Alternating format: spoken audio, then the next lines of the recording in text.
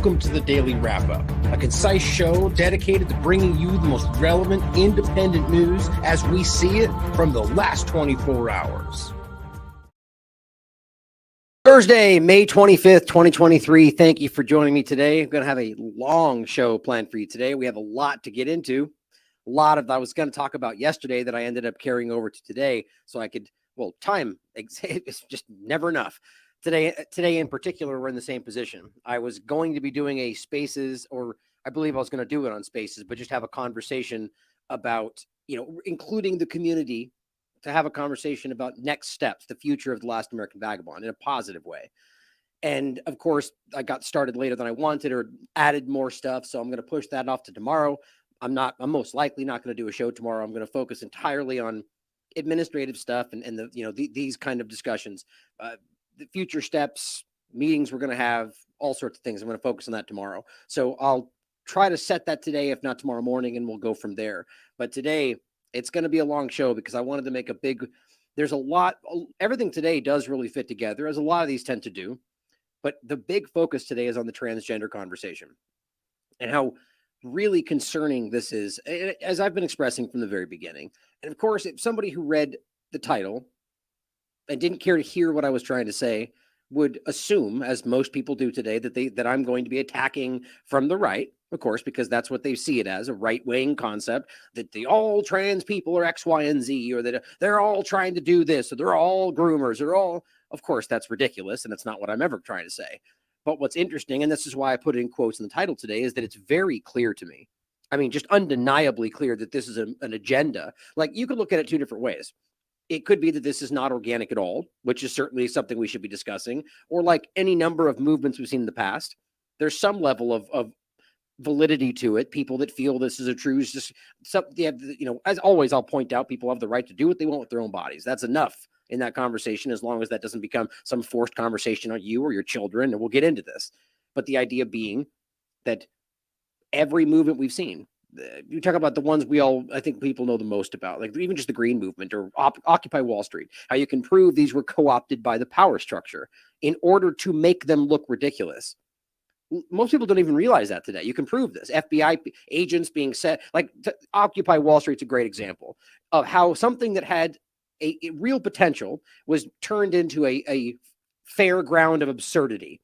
Doesn't that seem very relevant to what we're talking about today, where suddenly you have a conversation of people just fighting for relevance, if that's the case here, in regard to this being an organic origin, that just want to be able to be seen, want their rights, want to be able to make their own choices, and then that gets turned into the clown show that we're seeing today. The absolute ridiculousness of all of this, to the point to where it's got to the extreme points to where now the argument that this is, like, I'll get into the point someone's making, that the right's arguing everybody in the trans movement are all groomers.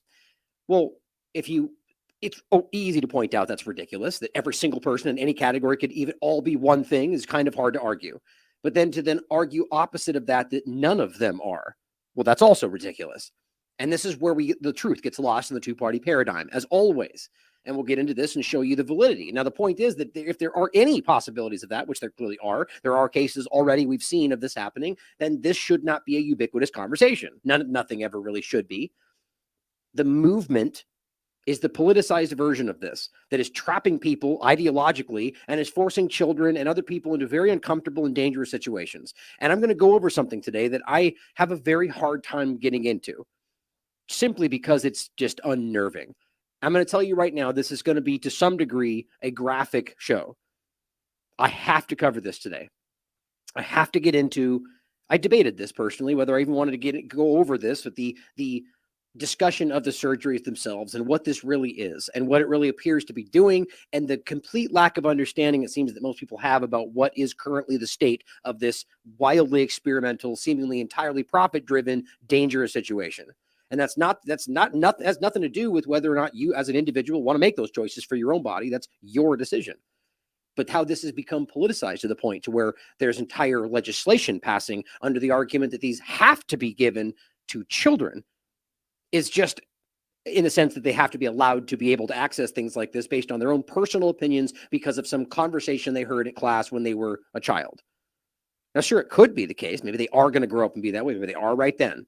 But the point, though, is that we have got to understand how dangerous this is. Again, to the first point, if there's any possibility that they can end up in a situation where they're going to be abused by sexual predators, where they're going to regret those choices they can never take back, well, obviously, historically, we go, well, we should have them wait.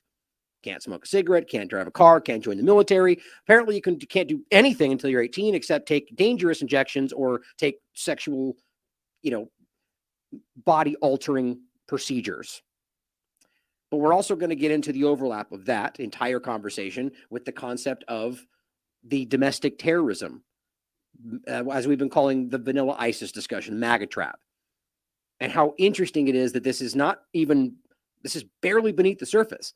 Right on top of this, they're going how white supremacy is the leading connection between, and pushing those two things together. Now, why does that even really make sense? Why in the world would white supremacists be so focused on something like the trans movement? Well, the point is, as far as I can tell, that they're not. This is about connecting these agendas, in my opinion.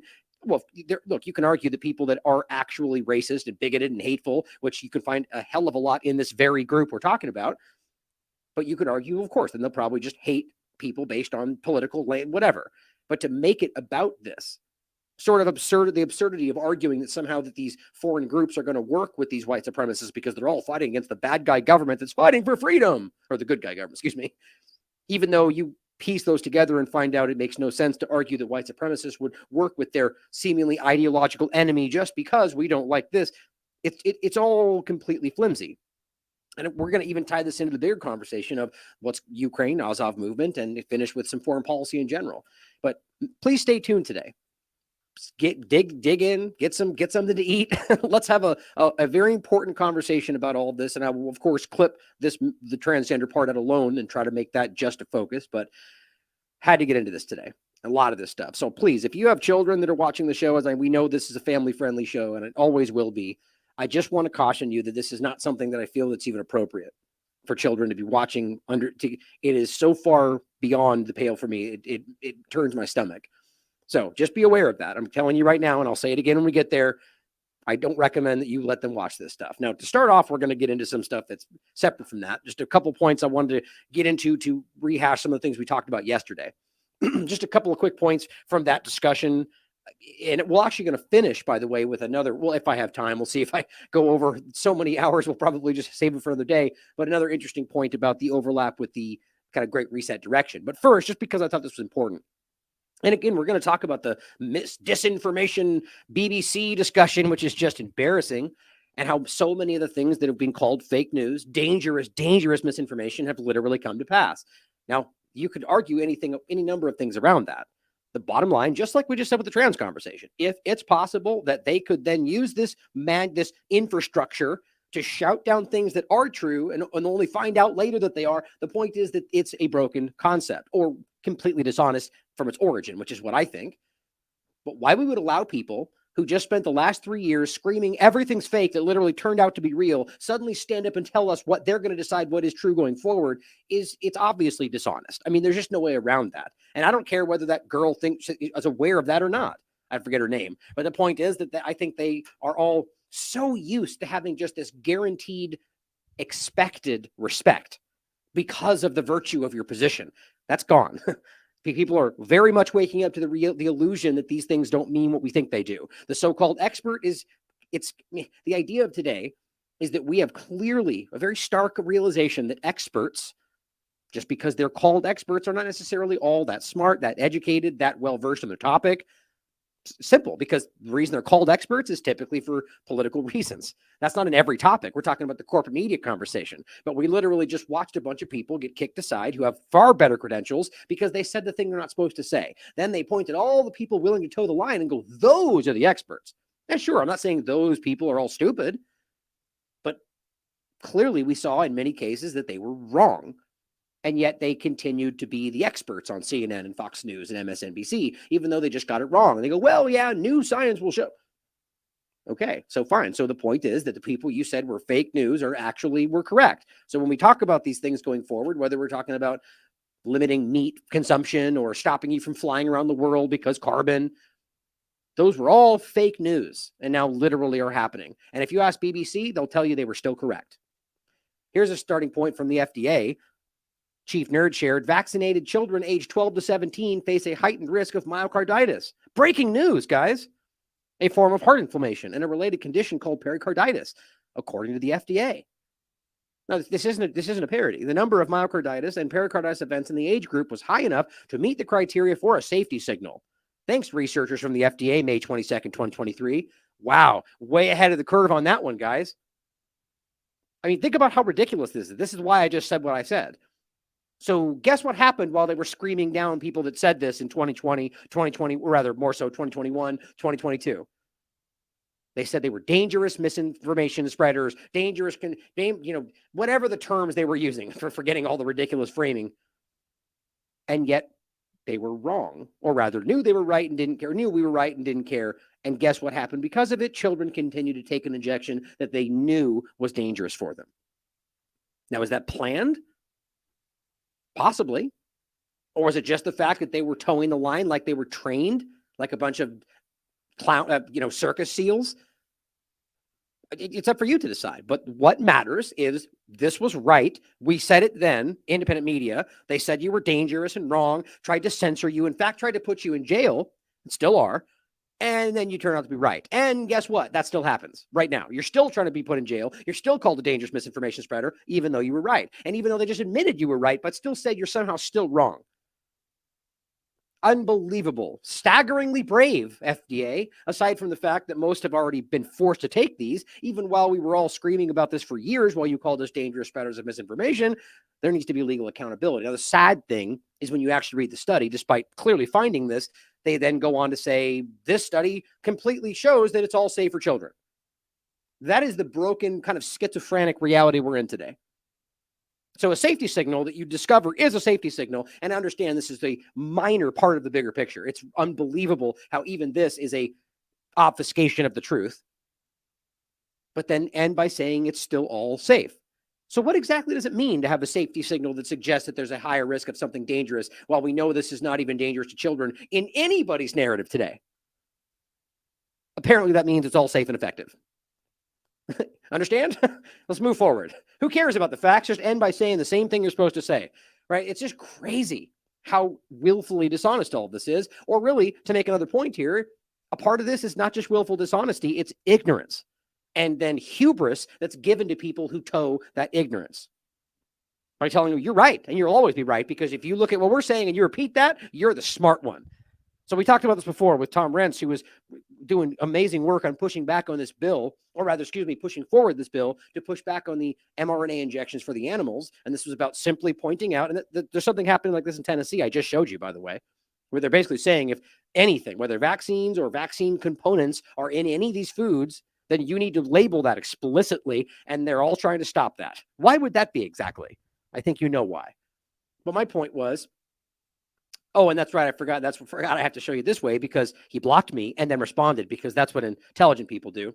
Now, look, by the way, I'm not sure. I've blocked plenty of people. I block all sorts of absurd, ridiculous trolls on Twitter, because there's plenty of people on this that have no intention of doing anything other than trying to give themselves attention and trying to, cause division. So I don't criticize people for blocking somebody, especially when they are absolutely trolling and there's no need to engage with them.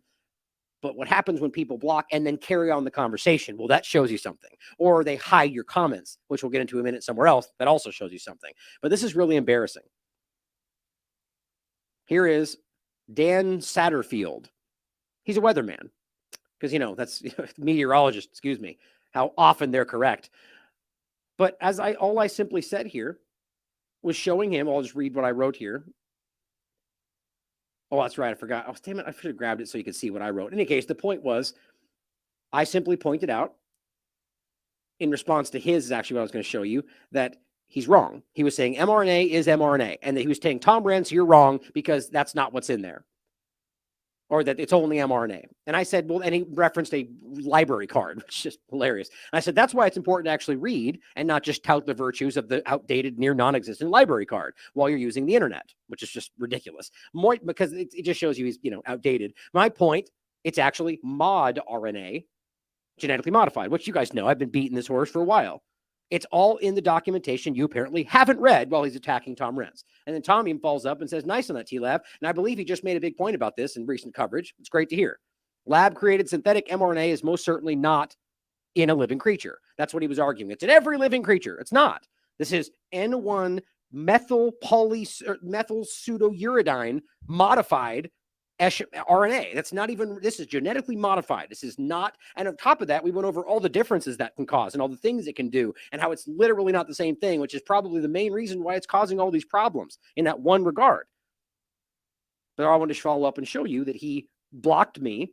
Well, actually, technically, he doubled down and said, you're wrong. So I followed up and I said, I can't believe you doubled down. These jabs verifiably contain mod RNA, synthetic or modified RNA, as they themselves say. It's not natural. And I literally post the Pfizer link to where it shows mod RNA. So that's why he blocked me and then said it again. The third time. mRNA is mRNA. Read a biology book. Every medical society on earth is right, and Czech's Last American Vagabond on Twitter is wrong. I mean, think about the stupidity this takes. Like, does he not even look at the, I mean, it's literally right above him. Now, it's not even if you look at that. The point is you can prove that this is not mRNA is mRNA. They're very different things. And Scott did an entire breakdown on our Substack about this. And so he is simply doing what we keep showing you, that the smart person, which shows me he's probably not very secure in his intelligence, is supposed to trust what they're told from the CDC. And guess what? That's not even what they're saying. If you actually dig into even their documentation, it says the same thing. They just ultimately say at other points where they use the term mRNA kind of interchangeably with mod RNA, which is a lie because it's not the same thing. But apparently to this guy, we're all stupid because he trusts the right people. And then he follows up another time and says, by the way, the COVID jab is the most tested vaccine in history, showing you how willfully stupid this person is. Over 1 billion have had it. Well, first of all, most tested is not just because it's been given to everybody and then ignoring all the safety signals that are VAERS that people don't talk about. At the same time, pointing at VAERS to justify why it's safe, but at the same time, pointing at VAERS to justify why we don't listen to those signals. That's happening at the same time. It's safe and very effective. People are laughing at you folks. Well, that's true, actually, because they're really people that are blindly stupid. They just laugh at anybody that says the thing that we're all proving. Like, I could dump out 47 peer-reviewed studies that literally show you he's wrong, but it doesn't matter because he's on the side of the right ones because he's intelligent and listen. It's the mainstream two-party paradigm kind of nonsense. But think about that in the opening point, right? Is that people blindly think that they're right, and sometimes they don't know that they're wrong. And that's not a room of accountability. It's just kind of staggering. Now, we just went over this discussion of the mod RNA direction of the nanotechnology and how this is all affecting everything. But there's a lot of different coverage on this that you can look into. The new mod RNA ferret nanoparticle injection, the concept of mod RNA, the lies around it, the pseudouridines. I mean, it's important to read.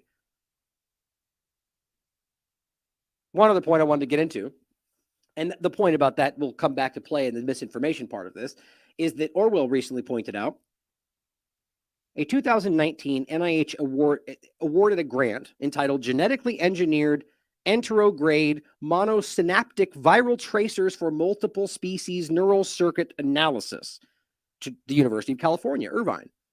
Pursuant to this grant, on December 17, 2019, Irvine made a sub-award to the Wuhan Institute of Virology. Now, where is this coming from, you might ask? Well, it turns out the subcommittee that is investigating the origins of COVID-19 have asked for this. And what's really interesting to me is how this overlaps with the bigger picture we literally just talked about in this discussion. And I'm going to follow up with stuff at the end if I have time. Otherwise, we'll get into it in a future show, which is that this is, I swear to you, this is something that's connecting all of this for me, which is that this is about something much bigger. Here's the actual post that they have. This is from 2019. Genetically engineered enterograde monosynaptic viral tracers. It says the teams aim to engineer improved enterograde monosynaptic tracers with increased labeling efficacy and reduced toxicity for the analysis of neural circuits. Well, quickly, viral tracing is interesting. This is what they're talking about. They're important tools, they say, for neuroanatomical mapping of the genetic payload delivery. Okay, now think about this. We literally just talked about what this is really about. Prior to COVID-19, the Lieber-Langer overlap, the delivery of the biosurveillance and the bio-nanotechnology delivery payload system. That is literally what these injections are based on. That's literally what everything we're showing you is continuing to be based on, and all the new technology they're creating. And even what we just went over yesterday about aerosolized mRNA delivering nanoparticles that can be inhaled in your lungs and stop cystic fibrosis, let's say. But either way, it's the same concept. It is about nanoparticles that, in this case, this was polymer nanoparticles as opposed to lipid nanoparticles, but in lipids being in the injection. But the point is nanoparticles delivering instructions, whether it's about something that cuts out a genetic sequence or something that ultimately delivers instructions to make a protein. It can be interchanged. It's the payload. So the point is, any one of these things it's the overlap. So just because they tell you the injection is giving you the instructions for a protein doesn't mean that's what is in the instructions. Doesn't mean that's what the payload is. I'm not suggesting we know otherwise. My point is simply that this is the same stuff. So if you can point out in 2019, by the way, that has a direct grant coming from California to Wuhan, that's literally talking about using viral tracers, which are neuroanatomical mapping and genetic payload delivery. So they're mapping out the system for exactly what we're talking about. Genetically modified viruses allow for cell type specific targeting and overcome many limitations of non-viral tracers. Important tools for mapping and genetic payload delivery. So my point, as always, with this bigger picture is that the injection seems to have been, and this is just a theory, a stepping stone in between the larger picture. Now, it doesn't mean that there's not a bigger agenda about depopulation or any number of other things that could have been simultaneously executed. But I can't not see the connection between the technology and whether this is now just we're still living through an experiment about justifying the next step and the platforms. Remember, I showed you yesterday as well that they're not only making novel platforms for the injections that they can just make without any new safety testing, but they're making novel platforms for the delivery mechanisms that go in those novel injections. All of this is being completely made, and they're all impromptu based on new genetic sequences. Maybe making polymer or lipid particles based on new instructions, as well as with the injections. It's kind of mind-blowing. But if we can look back at 2019 and see that they were already working with this overlap with Wuhan about this exact concept, and then, of course, they're talking about this from the investigatory standpoint from Congress about how this is connected to the origins of COVID. This is incredible. I'm going to dive deeper into this, and it's kind of incredible. But it says, going forward, using a bacterial artificial chromosome-based engineering system, the team will generate recombinant herpes simplex virus type 1 strain. We've seen the overlap with the herpes and rather just the broader conversation of that with the injections. Vectors for targeted expression in multiple neural circuits. The researchers will then validate their anterograde tracers in the visual system, the hippocampus, and stress-relevant hypothalamus circuits of rodents and non-human primates. The tools developed here will be disseminated through a service platform with a goal of improving the ability to study neural projection networks. And what's my other bigger point that I keep talking about? That this is about trying to understand the brain and mapping the brain, whether it's individually or through some meshing with everybody. All of this is about trying to understand the way our brain works to reach the singularity, which is not my opinion. That's a general direction. That's what this is in fact about. That's what the Brain Initiative is. To seek and deepen understanding of the inner workings of the human mind and to improve how we treat, prevent, and cure disorders of the brain. Well, of course, the latter part is what they tell you it's all about. We're doing this to solve Parkinson's and to make people walk again. Yeah, that's 1% of what they really care about. It's much bigger than that and always is. The point is it's about trying to understand and map the human brain and how it works. And that's what they were working on in 2019 in regard to exactly this concept. And now we have Congress going, hey, the Select Committee on Coronavirus Pandemic is investigating the origins of COVID-19. Pursuant to that investigation, we're evaluating the NIH interactions with Wuhan Institute of Virology, including its funneling of taxpayer dollars to the WIV, the Wuhan Institute of Virology, through U.S.-based institutions without proper oversight. Isn't that interesting? Why would that even be happening? Well, we talked about this at length, from Fauci to all the different overlaps to how this was still and is still happening, by the way. Happened during Trump. It never stopped. That's one point that I don't know why now so few people focus on. When Trump reached out and made the big public statement about pausing funding specifically to the Wuhan Institute of Virology, there was like 6 other labs in China still doing the same research, and as far as I can tell, have continued to do so. We still have Charles Lieber, for crying out loud, literally working with high-level Chinese research on exactly the same technology, implantable meshing and all this kind of stuff. So the idea that we pretend there's ever been even a divide here is starting to get really flimsy. The idea that Donald Trump's Operation Warp Speed used a genetic sequence from China. 2 days later, we're already making the injection, and China admitted they hadn't even isolated it at that point. And then we keep finding out that guess what? They don't need it anyway. Even the guy speaking with the World Economic Forum was like, Moderna never even had it in their hands. Good thing it turned out to be correct. The sequence. Was it? Was it even real? I mean, the point is, it's clear they never even needed it. The Select Subcommittee is now the only committee in Congress with explicit jurisdiction to conduct this ranging investigation. It's saying they entitled the grant that Orwell was pointing out, genetic engineered integrated monosynaptic viral tracers for multi-species neural circuit analysis to California.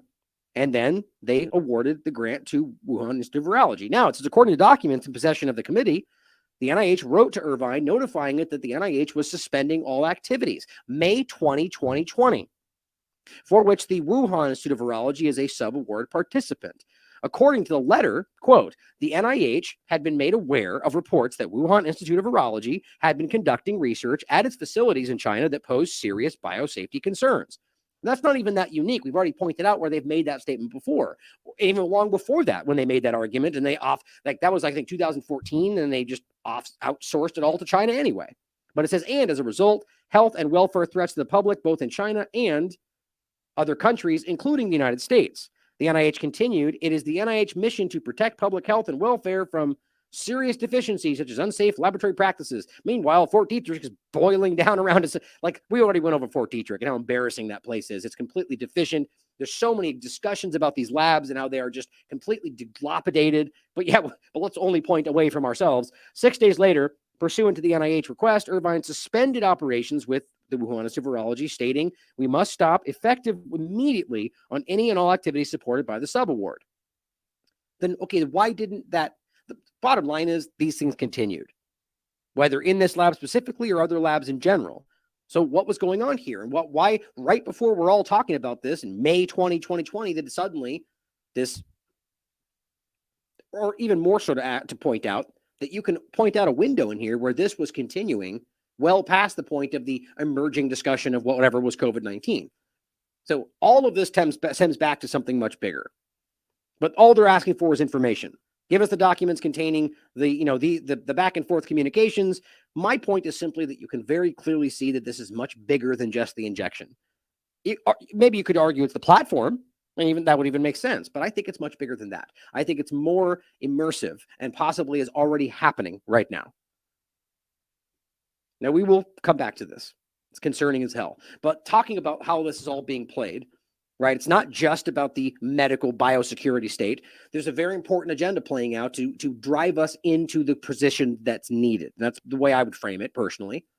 Whether we're talking about digital ID or any number of things, they need us in a position, one, where we're compliant, which one of the earliest pushes on that is to stop us from being able to have these kind of objective conversations. They're desperate to stop this hate speech and anti-Semitism, and it's everything they could throw under the sun, which only really amounts to controlling the way you talk.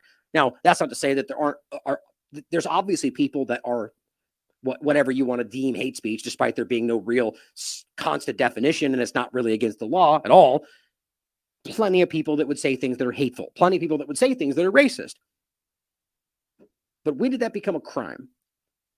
Well, at the moment they started to create this political agenda to justify this, to, at least in one way, use this to shut down genuine objective conversation. Sort of like when we say the Israeli government just murdered people and they go, you're a racist. Okay, well, when you hear it like that, it sounds pretty stupid and clumsy. But when they go, oh, well, we know what he really means. Well, maybe, but you're pretending you're reading my mind? And despite what I've explicitly said otherwise, you see, this is how the game is played. Now, obviously, there's easier examples they'll throw out of somebody who's just being racist about something, or maybe they create these kind of illusions, which we'll get into today as well. Either way, very real conversation about genuine problems get overshadowed, or rather thrown under the rug or hidden under the guise that they're somehow hateful, racist, manipulative. And by the way, that's still been done on Twitter.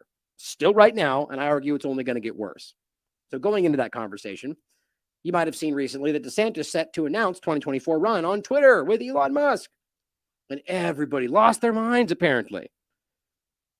It's almost embarrassing to watch how childish these people are about how this went down.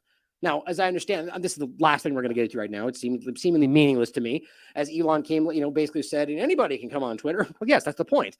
Because DeSantis chose to make this happen, and Elon took advantage of the situation to clearly benefit the whole platform.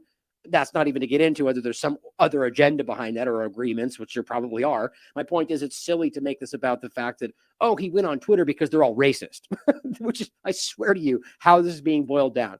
Because these people, the main point that I keep seeing through all of this is the one I made before about the fact that throughout COVID, but it's not just COVID, but throughout that process, we have watched the dialogue get boiled down to the most lowbrow, lowest common denominator kind of.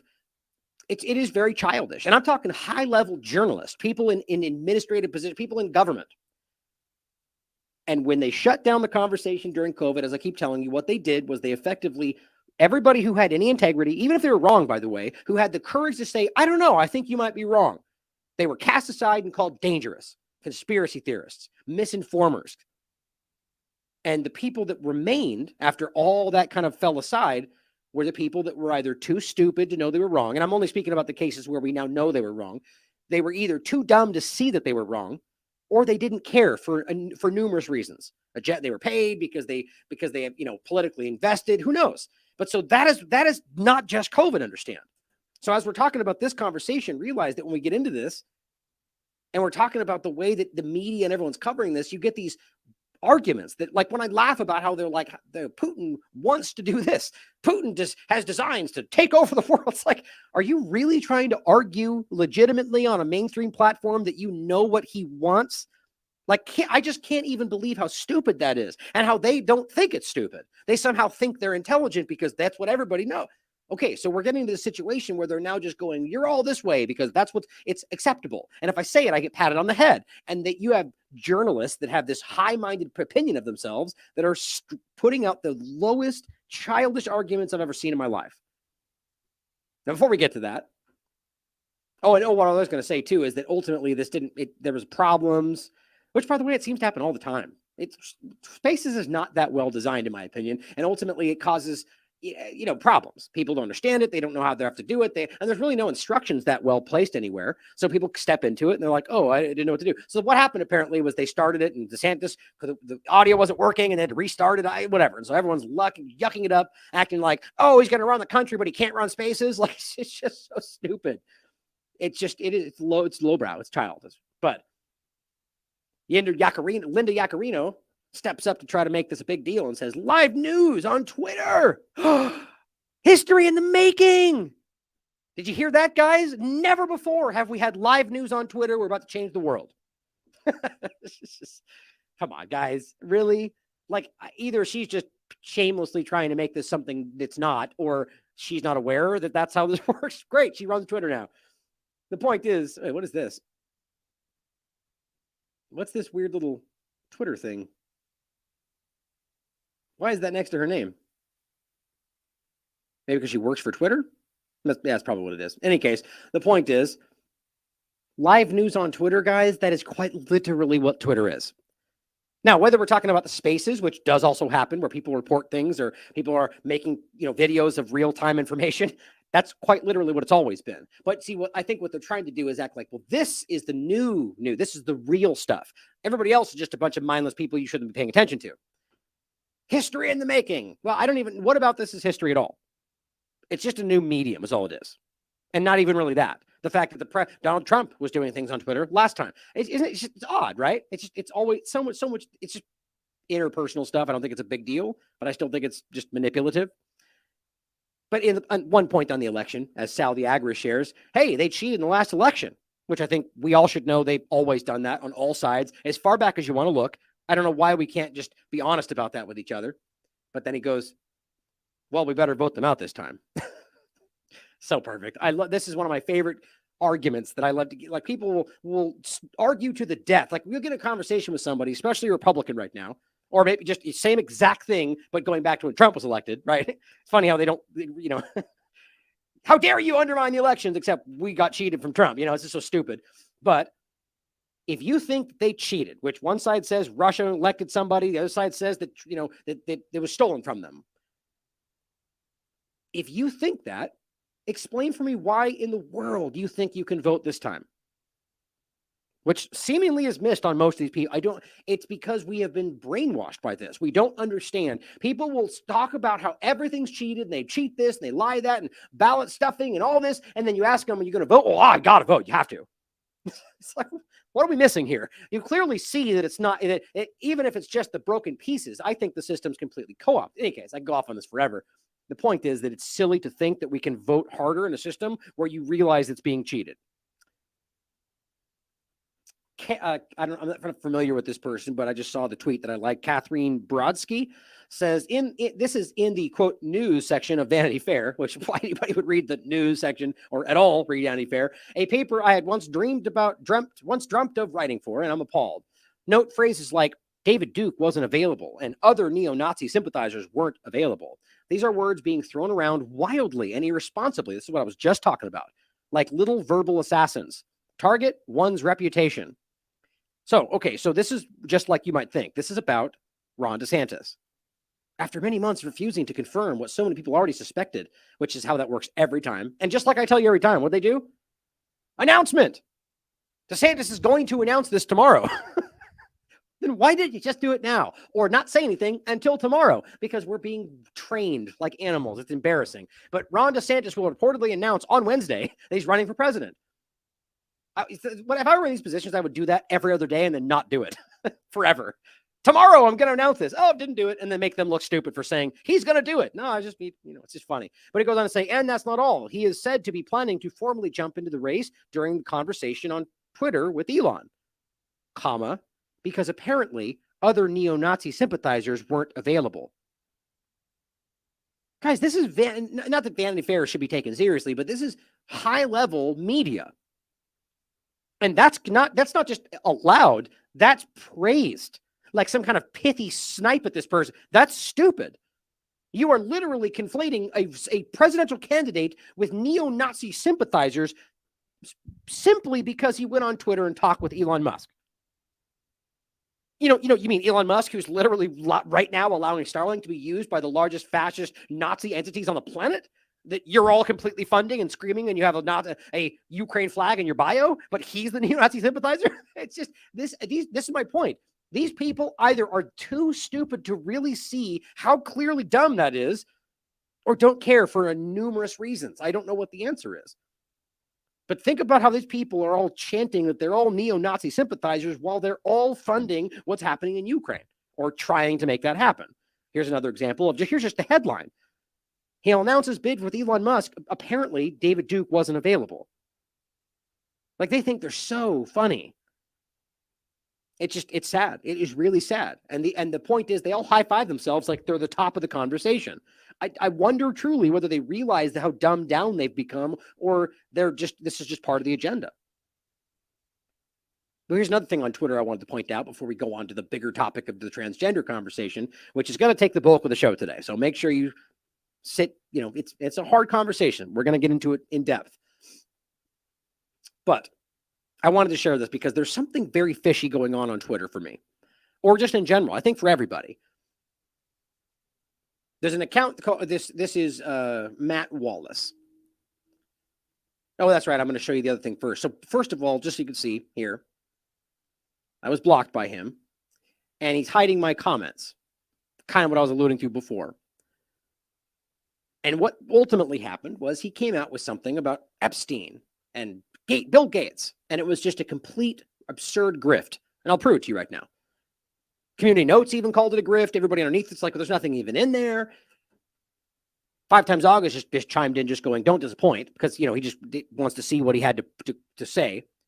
And then I followed up, just going like, "Why are you giving this guy any credit? It's ridiculous." And then that's when he blocked it. And 5 Times August says, "Yeah, oh, wow, I can see it. I never even watched it until just now, and it turns out he is hiding it. There it is. That's crazy, So anyway, let's look at what he had to say. And there's a reason I'm pointing this out, because I genuinely think on Twitter in particular, there's an effort to kind of raise up some of these people that they want us to see as the right, or, but basically people like us to, having, which there's a lot of us, having objective conversation and seeing beyond the two-party illusion and then being framed as the way these people are. I genuinely think there's an agenda here. Now here I have to go back to the an incognito window to show you this because I'm blocked. So here, it started with this. It's over. Just obtain. By the way, this happens all the time. Now there was somebody else that's associated with the new. I think it's going to be the next pandemic video. I think, I'm not sure, or at least he's kind of trailing all of that and acting like he's involved with it. But he put this. He keeps putting these things out in all caps. Everything will come down once this comes out. And my point is, guys, I almost shared it just because I didn't want to cause a division. Bottom line was, my point was going to be, anytime you. Oh, the thing was. Well, anyway, I was trying to remember how the framing went. It was something like, these facts are for sure. And like number one. And my point was going to be, these facts are for sure. Anytime somebody does this, you're not going to get anything from it. Almost every time somebody goes, oh my God, it's all going to come down and everything's going to go and it's going to be exposed. And and these things are getting raised up by Twitter. It's not even my opinion. And I'm not talking just because it's getting popular. It's because it's being promoted by Twitter. And so I followed up and said, why are you giving this clown any credence? Nothing but grifting on very serious and important topics. His point was about Bill Gates and this Epstein girl. Now, look, there's a conversation. I mean, that was in the Daily Mail, like the next day. So it's not like he has some unique information. That aside, I'm not saying it's not something that we should be looking into or that there might be something there. My point is about how it's being taken advantage of. People want information, and people like this are grifting and being rewarded for it. Which, by the way, that's free speech. I'm not saying he should be censored, not even remotely. But he says, yes, I'm seeing that now. So just so you know, 5 Times August is also aware of this now. Haven't watched his stuff until just a moment ago. And I said, sometimes it's hard to tell if they're just bad at what they do or simply dishonest. But this one has been proven itself to be willfully deceptive. And then he hides all of my responses. And then, of course, this person down here says the same thing. Well, he fact-checked him and he got blocked. Liar and a grifter. Now, here is what it was. It's over. I just obtained a video that shows Bill Gates took advantage of the Epstein girl. That's a huge claim to make. Now, to be quite clear, from the perspective of somebody like Gates, well, you could literally reach, especially with all the resources, it wouldn't be hard to put this person behind bars. Not that I'm saying that should happen because free speech, but because you're slandering or whatever. Like, it seems like a very, very, very dangerous game to play to come out with that kind of statement for people that are billionaires, right? Especially when you don't have anything. Now watch what he writes here. This shocking footage I will obtain will put Bill Gates in prison. Here's the video he's sharing, telling you, watch this because it's going to end everything.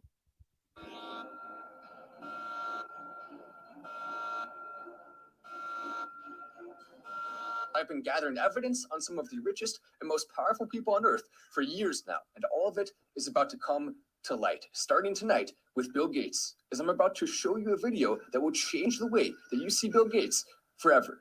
As you may or may not have heard, he is currently involved in a scandal where he had an affair with Mila Antonova, and J.E., aka Evil Jeffrey, bribed him and tried to blackmail him to get more money out of him through this. But the footage I'm about to show you takes this and brings it to an entirely different level. Now, there are 2 parts to this footage. The second part is so intense that I'm not allowed to post it publicly on YouTube. Therefore, I'm going to have no choice but to post it for subscribers only. So if you would like to help and see part 2 of this, you do need to go ahead and click subscribe with the notifications on. You're welcome to unsubscribe.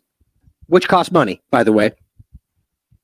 Subscribe after you see the clip. I'm not asking you to stay. I just want to make sure that this gets seen by as many people as possible. We will continue to fight and expose these people until each and every one of them is held accountable for the crimes that they have committed. Take a listen to this video right here. So when they think about bridge, we also imagine the old ladies like that, right? So everyone think that it's only for my grandma plate or my aunt plate. But look at this, guys. Do I look like an old person to you? I'm talking about Warren Buffett and Bill Gates. Warren Buffett started playing bridge since he was 13 years old. And you know what? They donated $1 million to promote bridge at schools. And she's clearly, in this footage, which was never supposed to see light of day, they tried very hard to hide it. This was never supposed to come out. Clearly, with great shame, she mentions the $1 million donation. What exactly did Bill Gates make her do to get that $1 million donation? And if it was a 5013C donation, and he received something in exchange for it, we all know it's highly illegal to treat charity. My God. You see, these people are flipping dangerous, man. Like, so not only are you showing a video that is publicly accessible and acting like it's not, and simply cropping it out, and then what she's literally saying there, and I'm not even getting into the real topic about the conversation. There's something to this conversation about her saying that these people play bridge because she's a professional player or something like that. And by simply by virtue of it, her stating these people's names, what did he make them do? Was it a bribe? I mean, this is terrible. This is the worst kind of manipulation. This is not journalism. This is literally grifting based on the back of one of the most important topics that is very serious about what is really going on behind the scenes with Bill Gates, or specifically with people like Jeffrey Epstein. But then, of course, the point is that behind subscriber, and I've been doing this for years, and it's all about to come out. I mean, come on, guys. I am not saying this person should be censored. What I'm saying is it's obviously a problem that people like this, who now this person, based on his engagement with Elon Musk, literally has over 1 million followers. And this is the peak of his work. This is the kind of stuff you will see everywhere you look. Or if not this, kind of scooping up other things that are publicly available and juxtaposing them in a way that makes it seem like it's something, and then framing it like breaking news, it's everything's going to come burning down, and you watch it, you're like, none of this is even new. It's very frustrating. As ways to gain things, especially in a fair. So this is why we're going to continue to investigate this and look further into it. As you can see, Bill Gates, pictured right here with Mila Antonova, they have been at the center of this controversy, at the center of the scandal, as we have seen information after information coming out about this. It is, I mean, come on. We have seen information after information coming out about this. Guys, this person doesn't even have, it doesn't matter. I'm not trying to be, the point is, this is really bad. I don't understand how an intelligent person, first of all, could be grifted by something this ridiculous. But either way, it is, the problem is it's the people that aren't able to see through it. And that's what's most concerning. But as it says here, right, even Twitter, no proof is offered in the video to what the author is claiming. And by the way, it's also not in anything else you can find according to anybody else who actually went through subscribing. It's all through the comments that he hides in this discussion, which you can see there's plenty of them. I'll show you in a second. The point is that there is nothing in the first one, nothing in the second one. It is all a complete manipulation. And yet somehow this continues to rise to the top. Receiving section exchange for a 501c3 donation is hugely, highly illegal. Where is that even coming from? Now, I'm in no way arguing it's not possible. Obviously, Jeffrey Epstein is not even, it's obvious, the conversation of all of the stuff we've gotten into, and whether Bill Gates is potentially, guilty or accountable for these type of things, but the trips to the island, or even the overlap with all the kind of things we know he's associated with, is certainly possible. But to argue that that's the proof there, like, it almost bothers me that it makes it in some backward way that I feel like I'm defending Bill Gates, which is the absolute last thing we're doing on this platform. But it's simply saying, if this was, in fact, what happened, then he's going to prison. Well, sure. If it's, in fact, any other things that are illegal, will that be illegal too? My God. Now it says, is Bill Gates paying people who work for the community notes? This is the level of his intellect. Well, because somebody points out you're lying and there's nothing in there, now the best thing to do is go, they're being paid off by Bill Gates. Where's the evidence of that? There is none. Shocking. This community notes is utterly false. No, it's not. Easy to prove. Subscribing to my YouTube channel is completely free, and I never requested anyone pay anything to see the second video. The point is, all of this is manipulation. And the bottom line is, whether or not it was even being paid for or not, the point is there is nothing in there that is the accumulation of some years of work showing you anything. It's problematic. Now, here are just all the many, many, many comments that are being hidden underneath this post.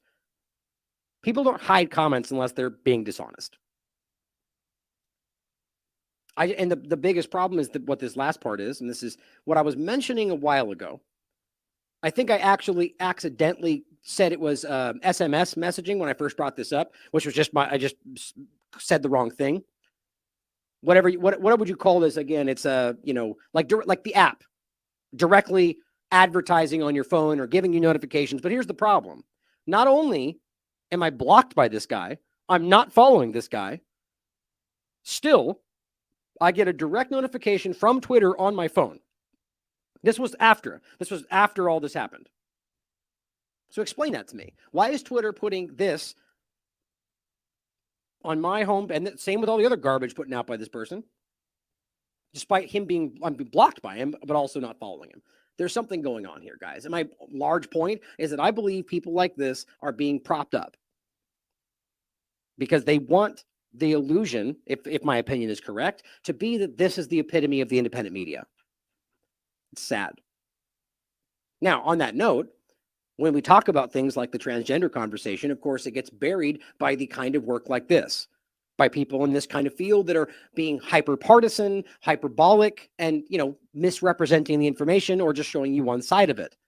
We have to be very careful because it's everywhere. But you have the two-party paradigm that really does cause the biggest problem in all of this, or the biggest problem in literally everything.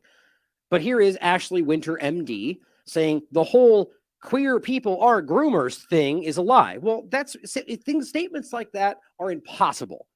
So you're telling me it's impossible that a person who is queer could not also be a pedophile or a sexual predator? Well, we literally know that's not true. It's literally verifiable, which I'll show you shortly, that it's happening or it can happen. I'm not in no way suggesting that means everybody in these categories are, because that would be equally stupid. But here we are in this game where one side says it doesn't exist. The other side said it's literally all of them. And that's how the conversation goes. And then we get framed by one or the other, right? So I come out and I say, well, wait a minute, there's more nuance here. Okay, so this side says that I'm a right-wing conspiracy theorist because I'm not siding with it, that it doesn't exist. The other side says I'm a woke pedophile supporting creep because I say that it's not everywhere. It's unreal how the truth gets buried by this, and I can't believe we can't see it by now, or that some still can't see it. I believe most are beginning to. But here she says the whole thing is a lie. It's made up. It's called scapegoating. Like we don't know that term. It's like scapegoating in quotes. It's what Nazi Germany did with Jews. Of course, we'll come back to this. This is in this clumsy overlap right now to try to argue that anybody who is concerned about the sexualization of children, or even just further, people that you argue are just anti-trans, how that somehow is this direct overlap with white supremacy and Nazism. It's very clumsy, but they are definitely pushing that forward. Well, and we'll come back to that. There's a bunch of this conversation about white supremacy, the most lethal threat, and how white transphobia is at the heart of the white power movement. It's absurd, other than just to argue that because they're racist and bigoted, that they also have bigots for these people, or that's not the way to put that they're also bigoted toward these people. Certainly possible, obviously, but it's not. It's like saying that DeSantis is a Nazi because he went on Twitter. That's the kind of lowbrow. That's the current level of the corporate media journalism. Not every single person, but the majority of it coming from the companies that run them. But if you believe that, she says you're being brainwashed by fascists. You gotta love that. There's fascists on all sides of this broken paradigm, but what's funny about it is they all point at each other. You're the Nazi. You're the fascist. It's just, meanwhile, they're all funding Nazis in Ukraine. It's just hilarious and very, very sad.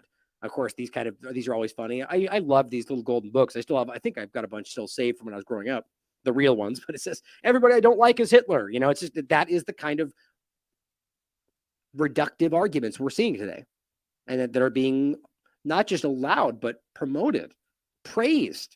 That it's courageous to be that short-sighted, right?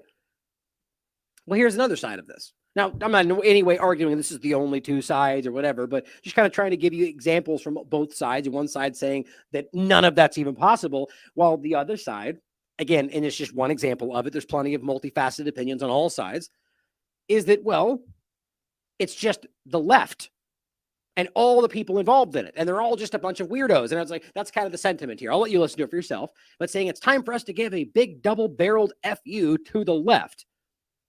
And it just doesn't, it doesn't matter whether you see this as being, look, I can prove to you that there's plenty of people on the left who very clearly push this ideology. But there's plenty of people I can also prove to you are, if you want to call the left, that don't feel that way. Or many of them that don't see themselves on either side, but that they might call the left. The problem is that this is about division. Very, very, very clearly division everywhere you look. And the bottom line is, regardless of the truth, as I said, I'll read my next comment, in what he's saying, that ultimately dividing us is one of the primary objectives. As I said, for those who will no doubt willfully miss the point, as I just said, division, division, division, everything he's discussing matters, which is why I keep discussing it. But it's the illusion that this is being done by anything other than the government. Now, that doesn't mean that there aren't individuals. What I mean, though, is that the individuals are being driven, manipulated, guided, led by these government manipulations, the psychological operations. I mean, all of it. That is the biggest problem we have. Framing it the way he's doing so makes it about Americans as opposed to the power structure, which is likely the point. Here's what he says. It's time for us to give a big double-barreled fuck you to the left. Pardon the language here, folks. Why do we give a shit about what the left is saying? So you're telling me that the side... Well, just right there. What do you mean? So you're asking why you should care what the other half of the country thinks in the way that they frame it? Obviously, I think the majority of the country is in neither side right now. But think about the reductive, sort of willfully ignorant stance that creates. So why would we even care what they think? Well, okay, explain to me how exactly you're supposed to get things done in the system we pretend works when you're not even working with the other half of Congress who you need to make things happen. This becomes about this kind of mindset where now we're literally going to the point to where the right is battling the left, right? So we're like Civil War level at this point, whether ideologically or kinetic. The point is that they're like, well, we can't even work with them. So what it becomes is this aggressive battle back and forth, ebbing and flowing for the end of time where they're acting like there's an end in sight. All we got to do is vote a little bit harder. We're going to win all the votes and we can do what we want. Well, when has that ever happened? So what do you mean? Why should we even care what they say? This is, personal opinion. I don't know how that can't be dishonest. How can we really stand back and argue that we should just ignore everybody who says something on one side of the paradigm? Like, even from my perspective, where I see all of you guys as completely lost, I still listen to what people are saying, because if you don't, it's a guaranteed step into, well, you are not allowing any dialogue, man. How exactly do you plan to change anything? Because not everybody's dishonest, guys. There's plenty of people out there that are just confused. And if you listen to and you act like this, you're guaranteeing that those confused people will simply end up on the wrong side or end up digging in and divided anyway, as opposed to maybe just going, well, let's talk about this. What do you think? Well, here's why I think you're wrong. And yeah, that's a very difficult thing to happen today. I see it too, but it's not impossible. And if you don't want to fight for that, you don't want to fight for anything other than your political side. And that is childish to me. Recommending genital mutilation, saying we should put kids in shit schools in inner cities for generations that have no chance of prosperity, the side that won't pay a freaking dime in extra taxes themselves, that demands they sit on their fat asses and do nothing all day while you support them through your meritocratic work, that we should take them seriously. And how is that any different than the right side of the paradigm, guys? Like, we're not funding them with our tax dollars and they're not sitting in Congress with their high salaries, it's just so frustratingly binary. It's obviously not as simple as that. There's so much more going on. When, oh, look, you guys are the fascists because there's an infant child that's done nothing wrong. We're not going to suck its brains out, and you want to do something to stop. I don't really give a shit what the left says. So so that's the level of the conversation, right? So there's no middle ground. There's no people having the idea that it's either extreme sucking baby brains out death or versus not at all. That's my point, guys. There is a nuanced conversation here. Now, both sides call me something based on their perception of where they think I fit into this, which is also ridiculous. But I truly believe there's a lot of people in the middle of all of this that maybe side one way or the other, but that don't have the extreme, ridiculous, partisan kind of perception that we're talking about here. It's impossible to think that everybody is in two sides. We need to see past this by now. That's what Steve and I always talk about, the idea that the biggest voting bloc are people that completely see through the two-party paradigm. It's time to change this. I'm not suggesting you do. I'm just saying, like, if you want cutesy time and stuff, like, I'm definitely not your guy because I give zero fuck. So my point in there, again, was that not what he's talking about is some of the points anyway, are things that matter. Like, I'm specifically talking about the transgender point, but it's more so about it's important. It is paramount today that we are objective and that we speak as objectively as possible.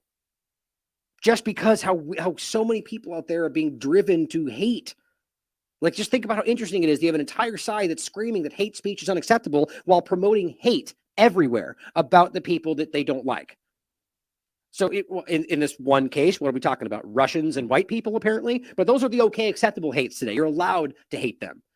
And in some cases, maybe Asian people in certain locations, you're allowed to hate them. Moments ago, it was all Muslims. But, now we're getting in a different direction. The point is that it's just not the acceptable hate, which just shows you how hypocritical all of this is. But here is the misrepresentation of this. Now let's get into the breakdown of all this, right? So just kind of framing it like kind of two sides, right? We're going to get into the groomer part of this and the allegations about whether it's, all or nothing. We're going to get into the concept about what's going on with the mutilation and how wrong this is for so many different reasons. But let's start with this discussion from Business Insider. North Carolina governor declares state of emergency, which to me is more and more seeming like a deceptive framing than an actual declaration. I'll show you what I mean, unless I'm missing something.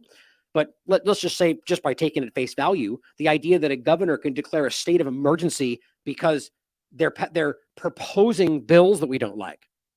That's literally what this says. Declaring a state of emergency over extreme education bills. Well, they're not extreme. It's the same stuff we just talked about. Of course, in their minds, they think that it's just a secret way to get what they want, but doesn't matter whether you think that they want something behind. The bill is very clear. The bill is not going, we don't like any trans people. We're not going to allow any trans person to have any treatment. No, it is about children. It is about stopping the teaching of certain things to children that are not. The point is that it's in line with everything we've always done before this, in the concept of, consent and children being able to understand things at a certain age. And I'll show you again for the 100th time. I did an entire show. I'll just maybe grab that about DeSantis's, there it is, slate of hate bills, they called it, which is just so ridiculous. Now, I pointed out things in his bills that I thought were problematic, sort of arguing that they should teach people the virtues of heterosexual relationships, which, you may agree with. And quite honestly, I would, because I agree with that. But the point is that you can't then just go the other way and be like, well, you can't teach this, but you have to teach people that may be gay, that they teach. It's sort of like going back so far to where they used to try to teach gay people how to not be gay.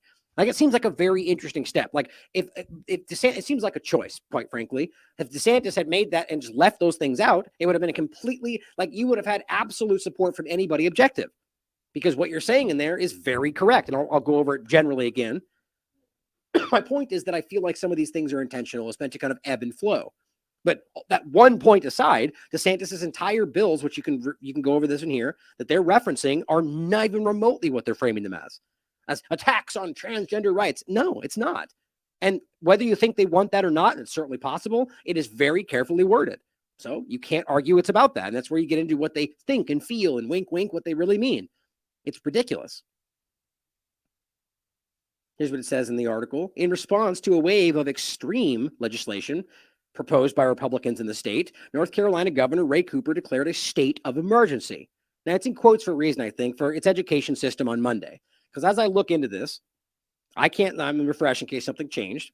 Here's emergency declarations for North Carolina.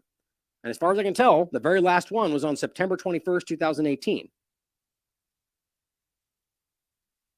Unless these are from this year. Let me double check. I don't think so. I think it was the older ones. Yeah, 2018. So what's weird is they had this string of all these. It's all like weather related. So where is it? It's interesting, isn't it? That's strange. But then here's the actual post we'll read in a second, where it literally lists this right up here. Has declared that the education essentially in a state of emergency. That's very strange. Health education crisis. Is there? Or is it just because people are passing bills or suggesting them that you don't like? Like, isn't that kind of anti-governmental, or rather specifically anti-democratic process, the way they frame it? So instead of engaging with it, and like, let me ask you this. If 90% of the state wanted bills that you thought were extreme, are you supposed to stop that? Well, in the mind of the government today, yes, because the lie is that it's about what everybody wants. No, they're telling you what you're supposed to want. And if you don't want that, then you're a bad person today. And, maybe you agree with them. I don't know. I disagree. I think choice is paramount.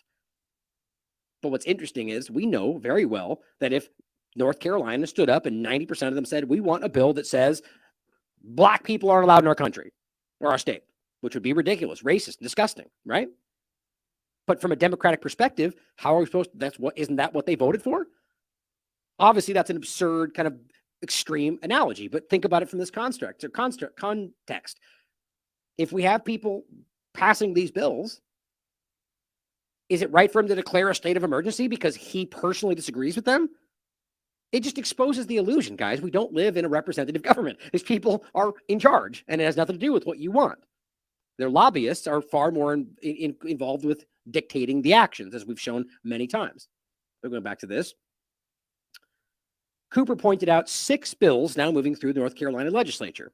2 related to private school vouchers, which is a different conversation we'll mention at the end. It has to do with private schools, despite him sending his kids to private schools. He's, hypocrite. And 4 that would give politicians and parents more control over what material is allowed in school curriculums. Oh, no. Why wouldn't we want that? The idea that we're supposed to allow the state to dictate and decide what your children are taught without your involvement is what they're pretending is normal today. It's not. This has rapidly switched and changed over the years, and now we're at a point where they're acting like you're a racist or a bigot if you step up and go, wait a minute, that's inappropriate. Conservatives, the article goes on, conservatives across the country have pushed to remove books and other materials that they disagree with from schools over the past year. Now, here's what's hilarious. They really want you to take from that, book burning, Nazis, right? That's kind of the sentiment. And that's not my opinion. That's kind of the way they frame that anywhere you talk about this, they're willing to be more extreme about their words. That they're burning books and they don't want to allow. Well, they're not. That's not what's happening. In fact, you can show far, far, far more examples of the left, not to make it a partisan point, but you can show that throughout the last so many years, very clearly getting rid of books and materials and different magazines and all sorts of things because they felt it was a racist. But okay, so because their excuse is acceptable, the point is narrative is one thing. Well, what happened? Well, they burned books. They got books banned from from libraries, and books banned from schools that they thought had racist connotations. It's the same point from a different reasoning. You're still removing books. Now, on this side of it, what we're showing is not just books they disagree with. We're talking about books that I've shown you, books that are very graphic and showing you sexual content to children. In fact, books that about gay relationships, and you open the middle of the book, and it's literally talking about fellatio. And these books are being given to 5 and 6 and 7-year-olds. It's amazing that anybody would pretend that makes sense. Now, the point is that not all of them, but it's happening. And that's what really matters. It says in some cases, to be clear, and in some states it says, Wisconsin, Idaho, lawmakers have introduced laws that would strip teachers and librarians of their protections against penalties for distributing harmful materials to minors. Think about that sentence. Why would we want protections in the event that they give harmful material to minors? I mean, it's just amazing the way this is even framed. So they give something that we deem sexually explicit to a child, and that's deemed harmful, but we're protecting them because they have that right. No, they don't. That's incredible. In Florida, the state legislature passed the so-called Don't Say Gay bill, which is, I went over how absurd the framing of that was. The bottom line is the same thing. It is about teaching the gender ideology, information, like basically they're going back to the basic biological teaching of sexual education. I don't know how that's wrong. It's amazing to me that this is where we are. What they're trying to stop is this subjective, very, you can be whatever you want to be, except we're made this way at the same time, right? So the problem is that is what they're trying to get past and saying, and that gets turned into, don't say gay because gay is bad. That's not what they're actually saying. I'm sure some people think that, even the ones involved.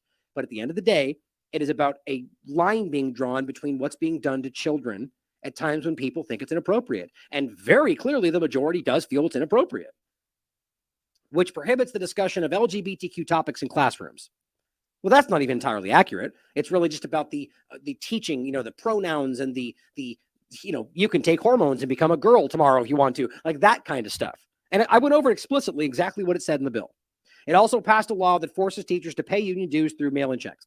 It says several similar bills have made their way through Congress as well, such as the Protect Childhood Innocence Act. That's the title. I actually, what's funny is typically you read it and it's probably the exact opposite for government, but no, you read it, it's exactly what it is. And I'm no fan of Marjorie Taylor Greene, but she's the one that passed this, and I'll introduce it, and I'll read it to you next. Here's what they said, which, if passed, would ban institutions of higher learning from providing instruction on gender affirming care. A lot of wordplay there. Of course, they just forgot, I imagine, to include the fact that it's children. When you hear higher institutions, you think college. That's a lie.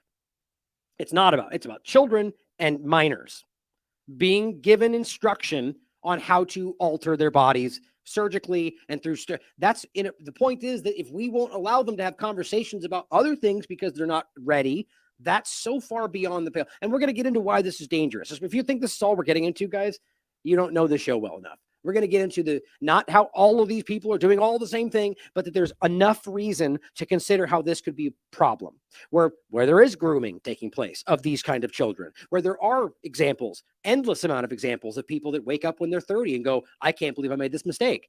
And that is happening. I'm not saying that's everybody. I don't even know if it's the majority, but I do know it's happening. So if we know that's happening, if we can see that children are being swept up in the political fervor and the fad that this is, and making decisions based on the fact that, hey, I just want to today. It's okay. You can always come back. No, you can't. That's in fact even what they're being taught. No, you want to remove your breast today, you can get them back later. Well, no, you can't. Not the same way and not with the same function. But it goes on to say, Cooper, a Democrat, declared the state of emergency during a press conference on Monday, asking North Carolinians to contact their state legislature to complain about the recently introduced bills that haven't even passed yet. But you're going to declare a state of emergency because bills were introduced? Like, am I wrong in literally saying that is childish? This is like stomping your feet and going, no, I can't allow this because it's not what I want. Isn't there a process? Aren't we the ones that are told to go through the process, go vote and go make a difference in the process? Well, that's not what we're doing here. This is circumventing the process because you don't like what's happening. Which I'll actually come back to this, but I wanted to show this one clip here that makes me think of that right now as we're talking about it. Hold on, wherever I put this. Hold on, somewhere way down the line. Right here. Check this out. I'll just play the video for you. This is a Democrat Nebraska state senator. And this is my point about the level of intellect and the level of the intelligence of the conversation right now is incredible. Low is what I mean. Trans people belong here. We need trans people. We love trans people. Trans people belong here. We need trans people. We love trans people. Trans people belong here. We need trans people. We love trans people. Trans people belong here. We need trans people. We love trans people. Trans people belong here. We need trans people. We love trans people. Trans people belong here. We need trans people. We love trans people. Trans people belong here. We need trans people. We love trans people. Trans people belong here. We need trans people. We love trans people. You matter. You matter. And I am fighting for you. And I will not stop. I will not stop today. I will not stop tomorrow. You are loved. You matter. You belong here. Guys, that is somebody who's unhinged. That woman has lost her mind. Now, I'm not saying because of her political stance. I'm saying because of the way she is conducting herself. The lack of decorum, the idea that we're supposed to pretend that you can stand there and repeatedly scream like a child throwing a tantrum, the same thing over and over, like that's going to affect change in any way. It's embarrassing. And the point is, she's either clearly identified this as a way to rapidly raise her political career by using this political moment, or she really believes that's how you're supposed to conduct yourself. Either way, it's kind of scary. That is an actual political representative. Now, whether that was truly voted in or not, the point is this is breaking people, and this is the level of the conversation right now. Don't forget, not too long ago, what was happening? The shaking of the cans of bolts and, clapping your hands and not letting people speak. It's the same dumb thing here. Now, that is a person standing up and taking her entire, so she's voted in. So let's pretend like that's how this happened. And so she's supposed to represent the people, all of the people. And yet she stands up and takes her entire time to represent 1% of the population, or most likely less than that. 7% all told and said and done LGBTQ entirely. One fraction of that is the trans community. So that's all she cares about, apparently, because that's all you're supposed to care about right now. And she's going to scream and chant and jump up and down and who is telling them they don't belong here? Some people, sure. Well, there's some people that say that certain races don't belong here. Why aren't we talking about that? The point is, this is hyper-focused. There will always be racism. There will always be bigots. There will always be people that attack and blah, blah, blah. And yeah, we should deal with that appropriately. Not censorship. If they commit a crime, hold them accountable, period. If it's something that hurts your feelings, grow up, move on. The problem here is that this is the reality of the conversation, where she's going to scream this over and over and act like what's happening is that that's the opposite. That they don't belong here and they don't have any rights, and they have the same rights as everybody else. What's trying to be done here is adding new things under the guise that we're removing things. It's outrageous. Now it says the second bill would prohibit schools from promoting certain concepts. Of course, they don't want to get into that, because when you outline what the concepts are, people are going to go, whoa, yeah, I agree. It shouldn't be taught to children, but they don't say that in there. Among them is the concept that one race, and this is the one they will talk about, and I find this hilarious to me, because what they're actually saying, I'll just read it, and you'll see what I mean. Among them is the concept that one race or sex is inherently superior to another race or sex. So what they're saying is the bill would prohibit schools from promoting that concept. And another one is that an individual, solely by virtue of his or her race or sex, bears responsibility for actions committed in the past by other members of that same race or sex. They're trying to stop that from happening.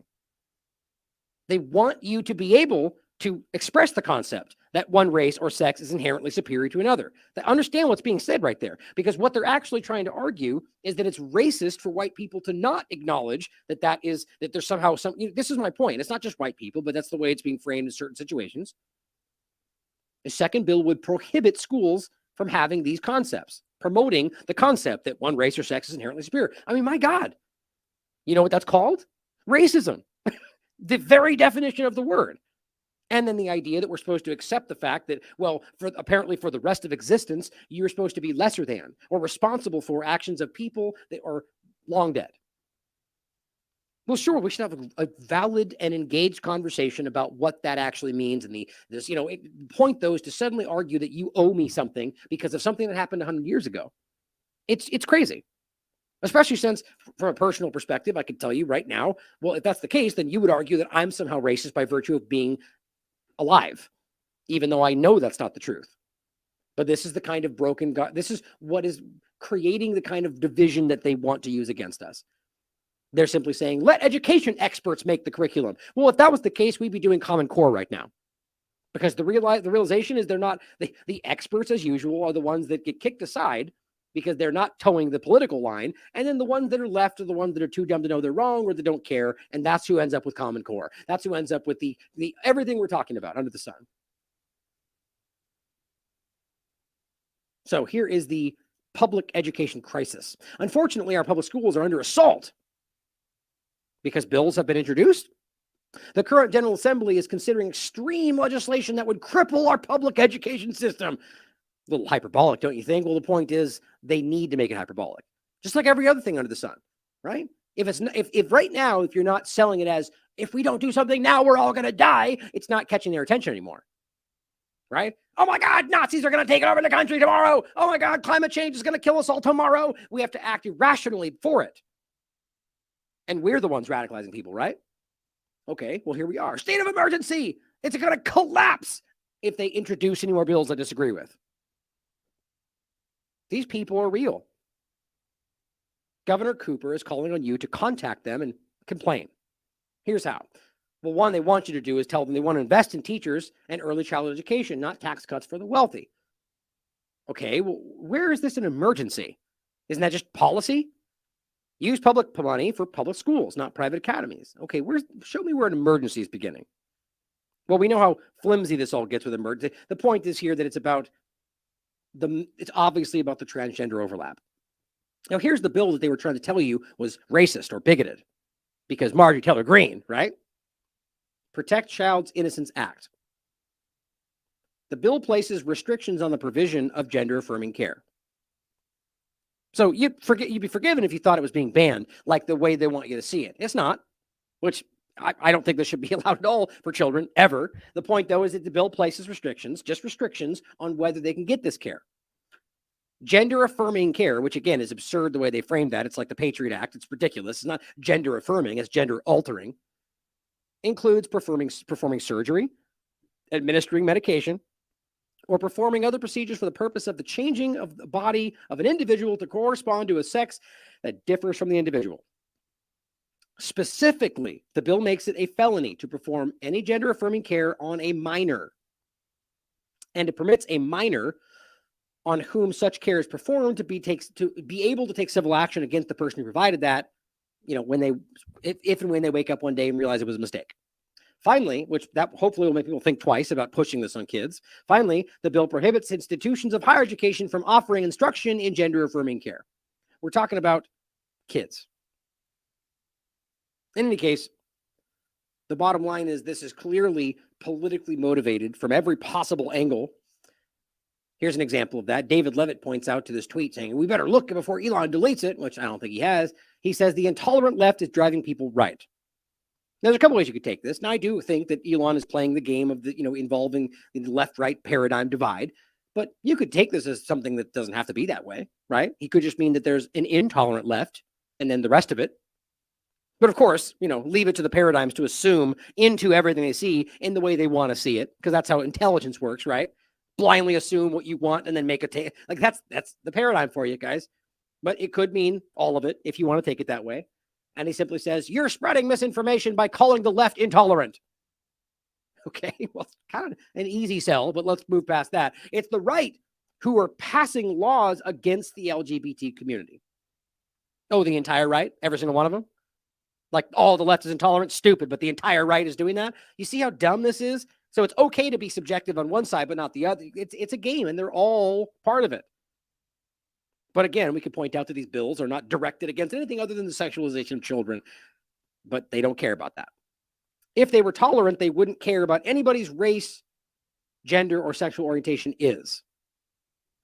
Like, what's interesting about this, though, is that aren't you the ones that are actively arguing that certain races, so if you're a white person and you are inherently racist from some people's perspective on this conversation, so does that get included? How is that not the same thing in reverse? The point is they all point at each other and say, you're the Nazi, you're the racist, you're the intolerant one, when they're all absurd. And the point is, your government is the problem. Your government is intolerant. Your government is dividing everybody. Jake says, only laws being passed is not to, invite surgery. Lillian Collins says, I don't understand why people see that as the big issue. Sorry, we want kids to wait until they're adults to make huge life-impacting decisions. It's just so easy to see how simple that breaks down to. The only reason they argue that's somehow not acceptable is because this argument got inserted into the conversation, which is not scientifically backed, that somehow if you don't do this when you're a kid, that you miss out on something. Well, you also miss out on a lot of things if you do this when you're a kid and realize you made a mistake. But that doesn't matter, though. Now, let's go back to the grooming conversation.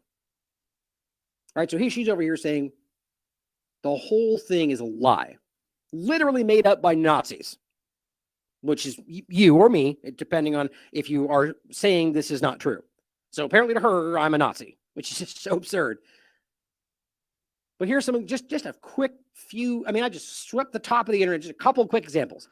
You go ahead and type this in, you'll find an endless amount of information. Now, to be clear, you're going to find these on largely right-wing platforms because you're largely not going to hear this even discussed on left-wing platforms, which the same thing happens in reverse, which is why the two-party paradigm is ridiculous. Regardless, if you care about the truth, you can look into this. You can find out that these are real things that did happen, as I did myself. Here's one from the Post-Millennium. Prominent New York trans activist arrested, charged with soliciting sex from minor. It's a real story, guys. It's not debatable. You can look it up for yourself. But because it's on this platform, people, it's fake or whatever, or they're probably misrepresenting it and then not care to look in to prove that because it's about allowing yourself to ignore something. Here's one. First openly transgender representative in New Hampshire arrested, which did happen, for stalking woman with protective order for the second time since August.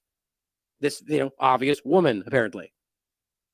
That this is also real. Now, what I'm saying is not to suggest that everybody who is trans is somehow going to be a problem, but simply to point out that it is happening to some degree, whatever percentage you think that is. And if that is the case, which it clearly is, then we can't pretend it's not happening. And we do know, now to be very clear, if we're talking about groomers, we're talking about the argument that they're somehow, grooming young children for sexual manipulation. which arguably is ultimately the same thing. If we're talking about this, soliciting sex for a minor, it's the same conversation. The point is, it's obviously possible. Drag queen busted as a pedophile in undercover sting, 2019. I mean, this is a while ago. Here's one, 2021. Transgender YouTube star downloaded child sex abuse images while running child care service. This is on metro.uk. The point is, it's not unique to any group. People are manipulators. People can be manipulators. People can be sexual predators. To argue it's only unique to, like, this is as stupid as saying it's only white males that are somehow the risk to, shooters and so on, as we'll get into in a minute, while we have multiple trans shooters we don't talk about. Which doesn't mean that's all of them either, because that would equally be stupid. But here, New York City trans and HIV activist 39 is arrested for soliciting pedophile hunter posing as a 14-year-old boy on Grindr, asking him for oral sex and to meet up with him to do ecstasy to feel horny. These are real people, guys. Transgender woman, 24. This is from 2023, who raped friend, we showed you this one, weeks after being released from prison for child sex offenses, is sentenced to 9 years in men's jail, which apparently is an affront to the transgender community. Not joking. People are saying that. Here's a fact check. Let's see what the fact check says from Snopes.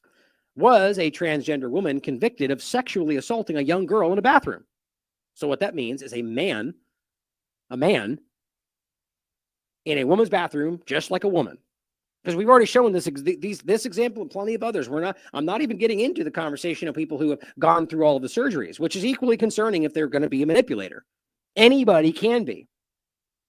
That we're in the don't trust woman moment of the trans conversation, like we were with Kavanaugh. Remember, where it was trust women, and you weren't allowed to suggest that she might be lying, or any woman might lie ever, because that's crazy and you're racist or whatever. Same thing now. You're not allowed to suggest they might be, because that means it's the fervor that shows you a political agenda.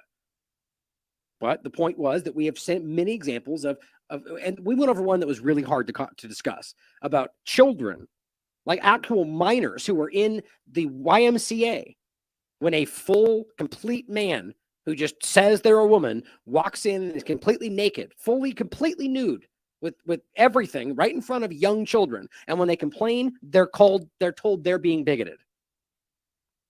I just don't even understand how anybody anywhere can act like that makes sense. Anywhere. Even people that argue that that this bathroom should be neutral and whatever. Well, you're still talking about a situation with a grown man with his full penis on display in front of young little girls in a shower. At what world has that ever been acceptable? So the point is, here's an example, and Snopes is going to tell you, oh, it's mixed. Oh, why is it mixed? Well, let me explain. What's true about it was that a transgender woman, a man who calls himself Michelle, was convicted of sexual assaulting a young daughter of a friend in a bathroom in a home. Okay. Now, obviously, the point of this is they're insinuating that you are meant to believe this was in a gender neutral bathroom. Well, that's not what it says, does it? It just says in a bathroom. So because you think people might assume, you end up fact checking a true thing and making it be mixture, but it's not a mixture. The point was it wasn't using a transgender it wasn't because of the bathroom bill. Well, that's not what we're even talking about. So the point is, yes, a transgender woman or a man sexually assaulted a young girl in a bathroom. So really possible is the point. And overall, when we get into the grooming side of this, that there is a very real conversation being had from all sorts of high-level discussions right now about why this is something we should accept. Now, as much as that story is real, it gets really aggressively pushed back on by a lot of people. We've talked about this. Let me do this real quick. Search this real quick. I have an article I wrote a long time ago about New York Times normalizing pedophilia with acting. It's a disorder, not a crime. Let me just do this real quick. Oh, you know what? It didn't pop up last time. Let me just do this.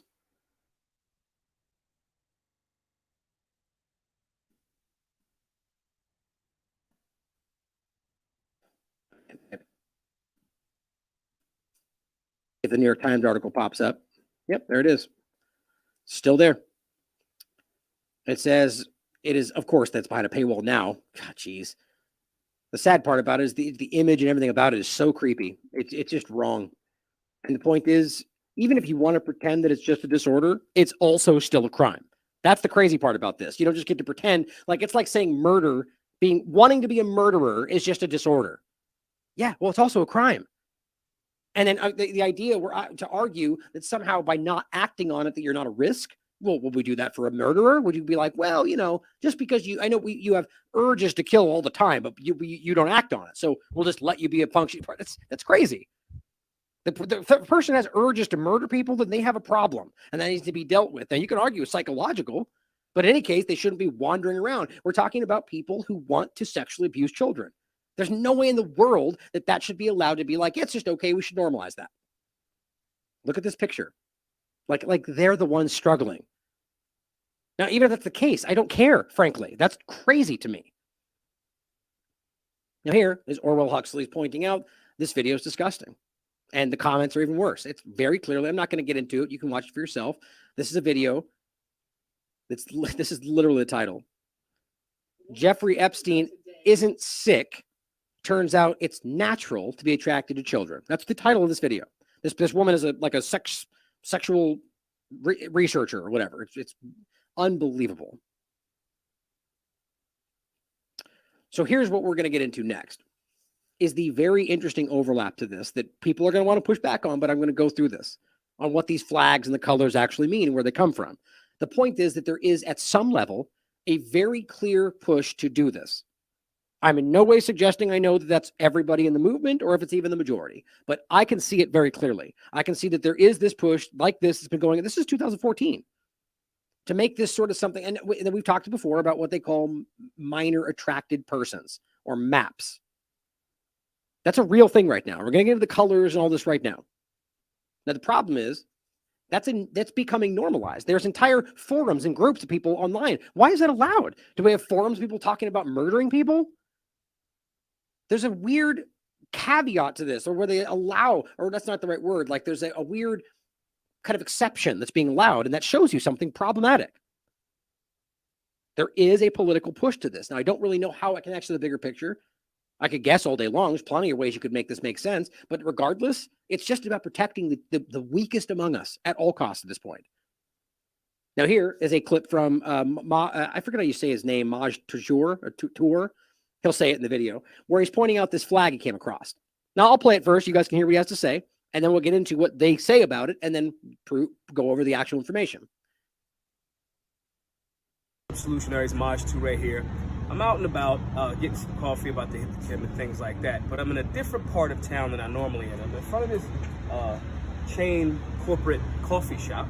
And this flag is what we see here. Now, obviously, everybody knows this is the LGBT flag. But I want to showcase a few things to you guys about, if you notice, you'll start to see this part of the flag adding more into the situation. Initially, the rainbow was God's promise. Now it means something else, right? But now it's more, you'll start to see more of these colors added. This is supposed to be for black people. This is supposed to be for brown people. But these colors right here seem to be a little strange. And this goes into what's called the minor attracted person or youth attracted person pedophile flag. So I want to go over what these actual colors mean. Blue and light blue on this flag stands for attraction to infant boys, okay? That's what this light blue is for, okay? The pink stands for attraction to minor girls. That's what the pink is for. And then the white. The white stands for attraction to virgin children that are virgins, that have never had any type of sex. So when you start to see these things, right, it went from just the rainbow, which initially was God's promise, into all of these other things, you should start asking yourself why they want virgins, young girls, young boys, brown and black people to succumb to this overall flag. I want y'all to actually think about these things. Give me your perspective. Tell me what you think, what you feel about that energy. Is it okay to say, hey, we're advocating for youth attracted people or minor attracted people to make that a rebrand? Or do you think it's not okay? Communicate in the comment section below. Make sure you support the channel, youtube.com/Maj Toure. And remember, your political education journey is an everyday endeavor. Be safe. Be solution. Now, the only thing in there that I wasn't able to kind of go like the white part of that and what the white color means it actually doesn't make sense to me because we're talking about something that is, they're children.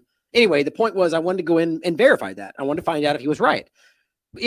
First of all, the point I love what he does because I think he's somebody who kind of does something similar to me in the sense where he's clearly seeing through the two-party paradigm. And he comes in with arguments that kind of freak out both sides. And I just love that. I really like things that disrupt the conversation today because people are so comfortable in their partisanship. Too many. I don't think it's the majority, but there's far too many. So check out his work. I think I actually wanted to connect with him for an interview. I forget what happened. I think we lost touch, we were busy and so on. But anyway, the point is the flag we've seen developing, right? We've seen the new changes. So let's go into that. Let's find out what it actually means. First of all, let's see what they want you to think it means. Fact check. What do the colors of the Progress Pride flag mean? Which it's interesting, by the way. Why does it even make sense to add the black and brown conversation? Right? So we're talking about the entire thing has been about it's all about sexual identity. LGBTQ, all of it. Every single part of this has been about your sexual choices or your sexual identity. And now suddenly they're including just black and brown people? Does that not show you the clumsy agenda that's there very clearly? But on top of that, you can see clearly that even just using LGBTQ, whatever, the point is that that right now lesbians are very clearly at odds with most of the transgender movement because of what's happening. That gay people in some ways are as well. First of all, the bi part of it undermines the entire discussion, but let's pretend like that doesn't make sense. Pretend like it makes sense. Overall, what these actually mean. Well, first of all, to point out that he said that does say black and brown people, which is just odd to me. I don't see it. It seems shoehorned in to make it about, everybody versus one group. But then pink, baby blue, and white represent trans people. Well, that's interesting. Well, that seems to be the consensus right now, which is almost an important point for when you find out what it actually ties back to and then why that will be used for trans people. Again, that does not mean, in my opinion, that trans people are secretly all pedophiles. What it means to me is that it's about the way it's being used. The whole movement by an operation, by an agenda that wants to achieve something. So there's plenty of trans people that want nothing to do with all of this madness. Just like you can point out, there's plenty of black people that want nothing to do with all the fervor that was rising with the Black Lives Matter movement, that disagree with all of it. It's never as simple as they want you to think it is. They are desperate to make you think it's all binary, left and right, everything, black and white. It's how they always want it to be. It's never that way. So you can read this if you want. This is the constructed discussion. But you can find as you dig into this that it's very simple, that minor attracted persons, the one even shown in the video, is specifically this weird flag, which includes both of those colors, first of all. But as you go further into this, you realize that the original versions of them were very clear. This was the original concept, which is specifically those colors, right? I mean, that's quite literally what we're talking about, the pink, blue, and white. So at the very least, whether or not it changed, whatever else, the original flag from 2009 for the minor attracted persons was exactly that. And then it just got a little bit changed. Now it got changed even more. So the point is, it is very clearly connected. Now, is that what they meant when they picked those colors for the person that painted that or the person that designed that flag? I don't know that. Maybe they didn't know. Maybe the person that painted on the wall didn't know any better. But does it really matter? Because what we're really talking about here is the agenda behind it. And I'm very concerned about how there's an obvious connection to this stuff. Here's another example. Open map community. Now, by the way, this symbol right there with the clove one we've talked about, I mean, a lot of this stuff ties back to the conversations of the images that were used in the Podesta conversation. It's interesting how relevant that becomes again when you realize that there was something there, always was, despite all the manipulation, just like we're seeing in this conversation today. They got it mired into some argument about a pizza joint in a basement in Hillary Clinton when there was stuff to talk about in that. But the bigger conversation was very real and got buried by all the conspiracy theory overlap nonsense. Not the conspiracy theories nonsense, but the way that they framed that, right? That they dumped over all of this thing that they made up, a literal, cartoonish narrative over things that were real, so people dismissed it. My point is that you can find the one that's basically clovers overlapping that looks exactly like a butterfly, which is meant to relate to a man with a boy. That's what it's about. And but it's not hard to understand. We're looking at the actual community for this group. Now ask yourself why this even exists. The open map community. Here's what it says. Whether you're a young minor attracted person who's just learning about your sexuality or an experienced minor attracted person rights advocate, we're glad to have you in the community. We provide a safe, supportive environment for minor attracted persons and allies by prioritizing privacy, staff transparency, and democracy. We're inclusive of minor attracted persons who hold a variety of beliefs on sensitive topics and may need a place to discuss or receive support. We understand that it's not our place to judge you for your thoughts. Man, well, you're damn right it's our place to judge you for your thoughts. The problem is you have it backward, right? The point is in free speech conversation that people have a right to say what they want, but you have a right to be like, you're disgusting. Like, everybody should acknowledge how gross you are, what a terrible person you are, but you could say what you want. In this reverse, they're allowed to, basically what they're saying is that we're not going to judge you for those thoughts, but you can act on, like, the point is behind the scenes, the argument is interesting here. Of course, the surface level is that the argument that's made about censorship is that when people get pushed into the corners, all it does is this. It grows and becomes more prolific, as opposed to being always in the same square where everyone can go, you're gross. That's wrong. This is being allowed. There's no way around that. Now, the other side of this, by the way, is the radicalization part of it, right? So the point is very clear that there's obviously an overlap with this conversation. The flag aside, the obvious reality that there are very clearly trans people that have ended up doing all sorts of sexual manipulations and being sexual predators. Does that mean all of them? I couldn't know that. Nobody could possibly know that. But I do think that's obviously ridiculous. And I think that it's obvious that it's happening. Ask yourself why they don't care about that. But we do also have the idea that this is, whether through the treatments they're being given or the aggressive political stances or, just the government in general pushing these things that break people's psyche. There are people that have lashed out in violence. Shooters. Here's one from last month. Excuse me. Who was William Whitworth?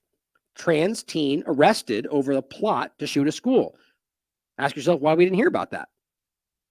Colorado teen, 19, was arrested over plans to carry out multiple shootings in various schools in the area. A trans teen. Weird how that gets no topic. Do you realize if this was anything that fitted the agenda, even though it didn't happen, this would be everywhere? Can you imagine if this was a Republican, whatever, this would be everywhere. Nazis are overwhelming the community. It's because it's an agenda. Transgender teen, 2020. Sentenced to life in prison for deadly Colorado school shooting. Different. Benny Johnson simply points out the Colorado school shooter identified as non-binary, the Denver shooter identified as trans, the Aberdeen shooter identified as trans, the Nashville shooter, which they don't want to talk about, identified as trans. Now, he argues that the modern trans movement is radicalizing activists into terrorists. I don't disagree with that. It's not to say that transgender people are doing that. It's the movement. It is the government politicized push around this for all sorts of reasons that is driving people to react like this. And guess what? It's not unique to the trans movement. It's happening in the climate change movement. It's happening in all of these discussions because they're radicalizing people for agendas. They're getting people to act out in violence because they're acting like we have to or we're all going to die. Or in this case, that we're, trans rights or else because we're being murdered in the streets. What are we talking about? Give me one example of that. That's what this has become. By taking away gender-affirming care for minors, we're being murdered in the streets and our rights are being removed. It's like, that's just ridiculous. People are being radicalized. And then what happens is they're pointing at people that point this stuff out as being the radicalized ones. Sort of how when we're pointing at the Nazis in Ukraine, they call us the Nazis. We're living in Orwell's world, it seems. But here's where it gets even more disturbing for me. All that being said, all of what we just talked about, knowing those things are in the conversation, not to say what percentage, what degree, just that they're possible, and we know that. North Face, which, by the way, I didn't even think was real. I actually thought this was a parody. It's almost like they're acting like, I don't know if this is inadvertent or not. When I watch this, and I'll show it to you, it's as if they're trying to make, like, if you imagined a Republican making fun of what they're doing, this is what it would look like. I don't even know how that makes sense. But Raheem points out from the National Pulse, they launched an ad selling directly to kids LGBTQ apparel with a drag artist yelling, "Come out."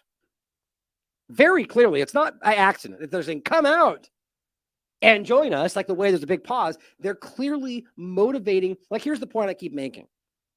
Why would you need to incentivize children? Like, you could, if you wanted to make the argument, which even personally I would even probably still have a problem with, but just to make it a discussion here and say, well, you know, look, it's okay to be to be trans, to be gay, whatever.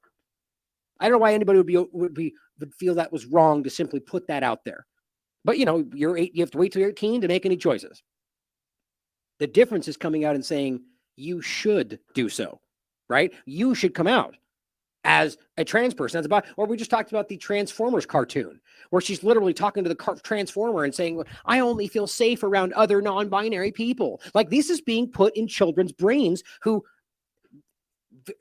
whether or not they're gay or trans, or if that doesn't even, like, the bottom line is this is you're planting political ideas in people's impressionable young children's minds who potentially could make a choice they can't take back.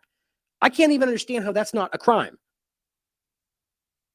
Here we go with this video where their North Face is directly targeting children to not only be a part of this community, but literally join it as a gay, trans, or lesbian person. And what's even more crazy is this person is coming out and saying that they're what's the terms they used? I'll just play it for you. It's weird that they avoid saying trans, which seems to be, I would argue, from a trans perspective, with all the mania today, if this was done by anybody else, they would call this bigoted. Like, how dare you call us gay? We're not gay, we're trans, or whatever. You know that's happening right now. So watch this for yourself.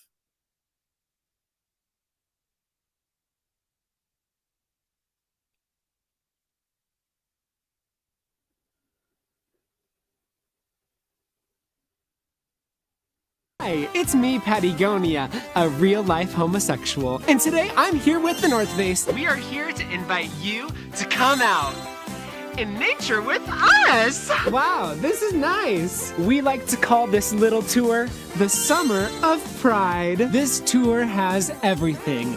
Hiking, community, art, lesbians making art. Last year, we gay sashayed across the nation and celebrated Pride across the nation with hundreds of you across the nation. This year, we're back again with... Like, I mean, couldn't you just see this being JP, you know, JP? I mean, this feels like a parody, doesn't it? And then on top of that, we gay and lesbians and all this stuff and stuff. Well, isn't that insulting to trans people? Isn't that the whole point? That you're only willing to call it gay and lesbian, as opposed to, like, I bet you there's going to be somebody's going to have a problem with that. Not that I care about that, but the point is somebody's going to make this is what happens when the community consumes itself, because you've allowed this mania to get out of control.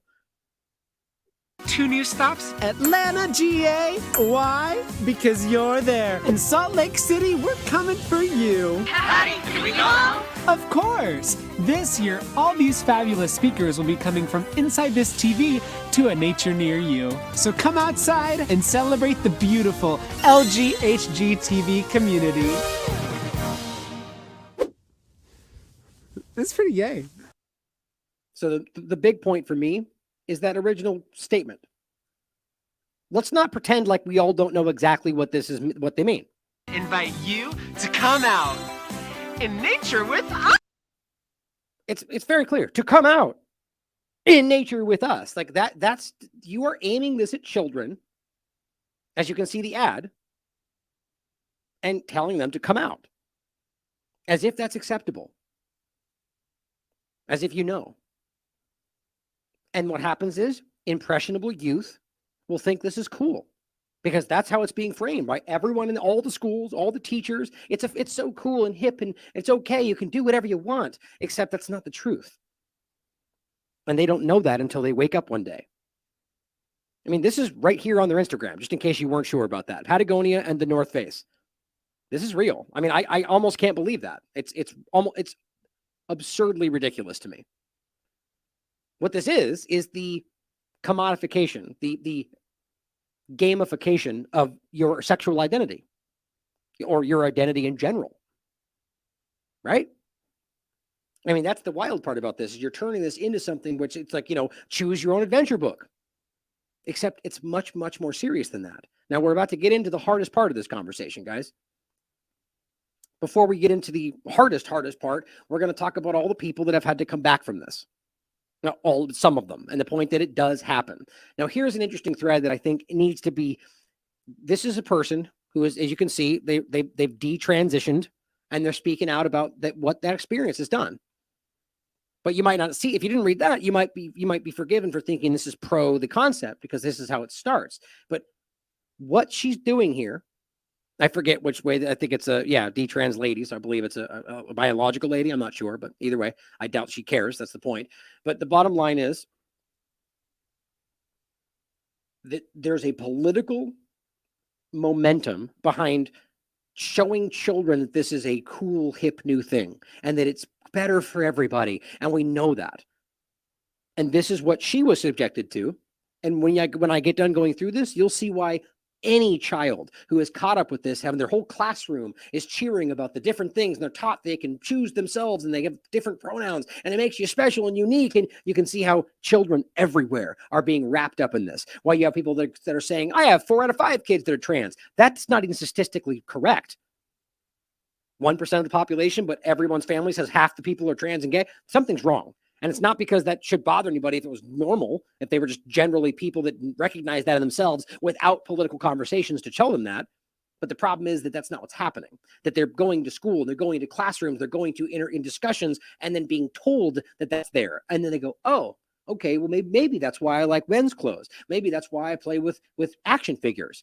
Or maybe you're just a tomboy, which used to be a thing. Maybe you just don't like those kinds of toys. But see, the problem is that is actually what they're telling people. That as simple as simply wearing children different clothes, feeling awkward, that they'll be like, here, start taking hormones. And I'm not making that up. We've literally played it on the show. These are things that don't have just the idea of the blockers acting like, well, we'll just pause your hormones till you decide. There's dramatic long-term effects there. She writes, why wouldn't a young girl want to be trans? Here are 18 reasons why it's only reasonable to adopt a trans identity. Number 1, you get to be cool, outsider, and gain social status. You feel special because you have secret knowledge about life, because you have a deep understanding of gender. You get to write off your flaws in favor of now being on a path to becoming a new person. You get to take the hippest current drug, testosterone, which increases confidence, energy, libido, and gives you an edge. You're fulfilling your developmental stage's purpose of rebellion against the patriarchy, parents, tradition, outdated social norms. You have a common enemy against bigots, Nazis, conservatives, and all other manner of the worst people. You have a purpose nestled in the process of transitioning steps, goal after goal to achieve, which gives you dopamine as a reward while in pursuit, always striving for more. You get to throw away your old self. You know, the you that has flaws, shame, insecurity, pain, and vulnerability in favor of a fantasy version of yourself that most likely you'll never reach. That's my statement there. You believe you escape female oppression, sexual assault, unwanted advances, abuse, mistreatment, judgment, or misogyny. Her point there is you don't. You can feed yourself intellectually with queer theory, gender ideology, customizing and personalizing your identity labels as you desire. Choose your own adventure. You can change them at any point, suiting creativity, except you can't, though, in regard to the surgery part of it. You feel free to express yourself aesthetically with androgynous fashion. You can hide from adult responsibility or developing deeper, meaningful experiences within abstractions, histrionics over perceived maltreatment, or avoid socialization with the excuse of living in a transphobic society. Everybody else's fault, right? Any judgment from others can be excused as bigotry. That's the important one right there, too, is because that's the accepted narrative. So that's what you pretend is the world outside, just like we were living in the worst pandemic of a lifetime. No, we weren't. But they believe it. And when you simply have a different opinion, you're a bigot, and that's acceptable. 13, you find unity amongst like-minded people who also tend to be cerebral, creative, unique, different, or counterculture, or so they tell themselves, or so you feel emboldened further in your pursuit of transition goals. You receive frequent positive reinforcement and encouragement for your efforts. Again, that's one of the biggest problems. It's okay. You're doing the right thing. How do you know? How do you know what's inside their mind? You feel a sense of accomplishment, pride, and even superiority over others because of reaching your continuous transition goals, and even for being enlightened enough to conclude being trans to begin with, and a way to feel competence and fight shame or insecurity. God, it's just so manipulative. Now, I'm not saying it's wrong if that's, if this is individual. You went through this process in a bubble and you feel all these things. There's nothing wrong with that, in my opinion. You have a right to do what you want with your own body if you're a grown-up. The problem is this is an entire infrastructure. The unbelievable money, the money tree being created by this new and experimental direction is obviously driving this. They've exploded. These clinics are everywhere. Well, and just wait till we get to the next part and show you what's actually being done. But it says, number 16, you cannot only customize your identity, flags, pronouns, and fashion, but also your body through extreme body modification rituals like surgeries, which can give a sense of creativity and control over your situation in life, which is what they desperately seek, right? When they feel outside, when they feel insecure, when they feel out of control. Well, here you go. And it gives you the illusion of control, doesn't it? Or control over the situation in life, similar to dyeing your hair after a breakup. You feel accepted, seen, heard, and valued. People come up and say, I'm so brave. You're so brave. Thank you for your courage. Right? As they now call the military person a Nazi, right? Now you're the one. Thank you for your courage for doing the thing everyone's telling you is okay. Valued because of the vast commercialization of trans inclusion, including a media representation and goods available for purchase. It feels like the world is finally giving you your moment of glory and celebrating your unique self.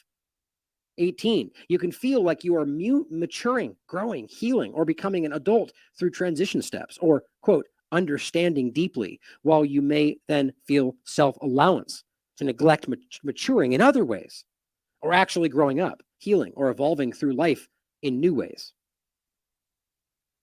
Very well done. Somebody down here was saying, shoot, I would take that. If I would fall for that. Like you can see how impressionable youth, especially those that are already outsiders, those that already feel like they're not part of something, which is just a normal part of growing up, are being targeted. People who are already abused are being targeted. Maybe not even intentional with malicious intent. Maybe because people are also being manipulated and think it's the right thing. But yes, in some way, there is undeniable malicious intent involved in all of this. So here's what you have where it's not just children, by the way, even in schools, high school, college, you are forcing this on people that know better. Here's something that's mind-blowing. This is from May 21st this year. College student gets a 0 on an assignment for using the words biological woman. The professor wrote that although the proposal was good, so the work was good, the term simply used, 0, no credit. Because it reinforces heteronormativity. Now, guess what's even crazier? The entire assignment was literally about trans women or just trans people being involved with biological, sports, male and female. So say to them, explain how she's supposed to get into a conversation about that without ever using the term biological or woman. People are being brainwashed. It's unreal. Here's what she has to say about it. 0 on a project proposal in my class because I used the term biological women, which is apparently not allowed anymore. She even said it was a good project proposal, but I got a 0 because I used this term and it's exclusionary and not allowed anymore, so. And I 100% know that this is like the most biased grade ever because my project is about transgenders competing in biological women's sports. How am I supposed to do my final project if I can't use the word biological women? But that's what my project is about.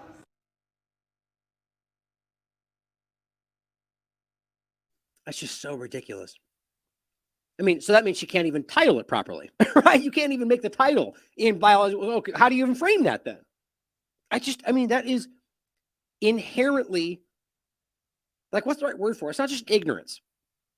Because you must know that doesn't make sense. Like, it doesn't mean you have to be pro biological woman. But look, this is like the same as like tearing down statues of different eras because you now disagree with it. It's revisionist. Like, so is she now arguing that there's never been a biological woman or that there's never been a time where people thought that, even if she disagrees with it? You're not even allowed to state it. You can't write it because it doesn't exist. Like, these people have lost their minds and they're teaching people in school. Or they see power in it. Right? They see they like we just read whether they're transitioning or not, that they feel special. They feel like they're part of something. And that gets used too. It's just crazy to me. Now, there's a lot of people coming out like this person here, all over Twitter, saying, look, I made a mistake. Not even doing it in a way that's meant to be like all about the right wing. It's just coming out and just being like, look, I made a mistake and I want people to know that. I regret this. Some of which are not even Republicans. But apparently, if you do so, you're now a Nazi right-wing conspiracy theorist, because that's how dumb the argument is. But here is an unnerving point about New York Times coming out and attacking these people because they pretend they're making it all up. Sort of like the vaccine side effects. They're all being made up. That's how gross the New York Times is, and all the rest of these faux journalists that come out and just do what they're told. As he writes, anyone on, I don't know, what is GC Twitter? Let me know in the chat. Anyone on GC Twitter hears the same BS again and again about how detransitioning is a myth. It's not. And the regret rates are statistically insignificant. It doesn't look, it doesn't matter if you think they're statistically low. If it's at all possible, then this needs to be dealt with differently, obviously. That's the point. It is happening. So the way this is happening right now needs to be shut down immediately. And the only reason I say it that way is because I'll always argue that as an adult, you have the right to do what you want with your own body. Otherwise, it would be, from my perspective, completely stop this entirely, because I do think it's a problem. But overall, freedom and choice is it's paramount, guys. It has to be. We can't just become the same thing in reverse. But it says, when the New York Times published this hit piece painting kids speaking out about their experience in the gender cult and the many ways they are and their parents have felt pressured, manipulated to transition, which is what you hear from any of these people speaking out, only to be painted as some sort of slimy political operators by the paper of record, I realized that there was a distinct need for a database of all of the D-trans kids on this app, so that they could no longer get away with the lie that there are hardly any detransitioner stories. And so their voices aren't relevant. That's what they're arguing. I disagree completely. He says, I think their voices are probably the most relevant as we fight a misogynistic and homophobic gender ideology that has insidiously and without our awareness oozed its way into every crevice of modern society. It's hardly without our awareness. We've been screaming about it, but to some people, yeah. It's interesting how this is framed, though, right? I'm seeing this a lot, specifically from people that argue this is like anti-woman. Or really, just, you could argue it's anti-gender, anti-human at the end of the day, when you're talking about altering people in directions that, on my mind, goes towards the transhumanist. That's why I said that, because it goes towards the idea of eventually driving in a way that your humanity is the problem. Not to suggest that because you're a trans person that you're not human. Again, my opinions are very clear. I will always support your right to do what you want with your own body, period. And I will make that statement over and over. It's important because people hear what they want to hear. Now it goes on to say, the thread is an attempt to be the database. I'll put it in my pinned tweet, and you should bookmark it, and you should, because it's going to add to it. Bottom line is, you already get the point. The point is that there are a lot of these that it's unbelievable, guys. Oh, you know what? I wanted to play this one. I forgot. I lost this at some point. Hold on. We're going to come back to this. Actually, let's do this. I'll play. So what I was going to show you, I'm going to download that while I'm doing this, was the article he's pointing at, which is unbelievable to me. New York Times. I don't even know why I said it like that. I don't respect them at all, but it's just the New York Times we're supposed to perceive them as that. How a few stories of regret fuel the push to restrict gender transition care. Republicans have amplified a group of activists who no longer identify. And his point is right. When you read this, they're literally making it out to be as if they're lying about this, as if they're being dishonest for political reasons. How dare you? This is their personal story. You can argue that they may be misled, but it's amazing you're allowed to apply that logic here, but not apply that logic to all of these stories that maybe they were the ones that were misled. All of these are down here are all stories of people that are speaking up and saying, I was pressured. I didn't make the right choice. I didn't understand what I was doing. Read them. It's everywhere. But let's first play this. Oh, here's just one of them I was going to include. This story, it's just this person's story of transition and detransition, what they went through. And then, and then all the comments being attacked because you're a Nazi for saying you care about, same with the vaccine side effects. But let's play this clip. This is from the guy from Matt Walsh's documentary. And it is, well, I forget which way this goes. I think this is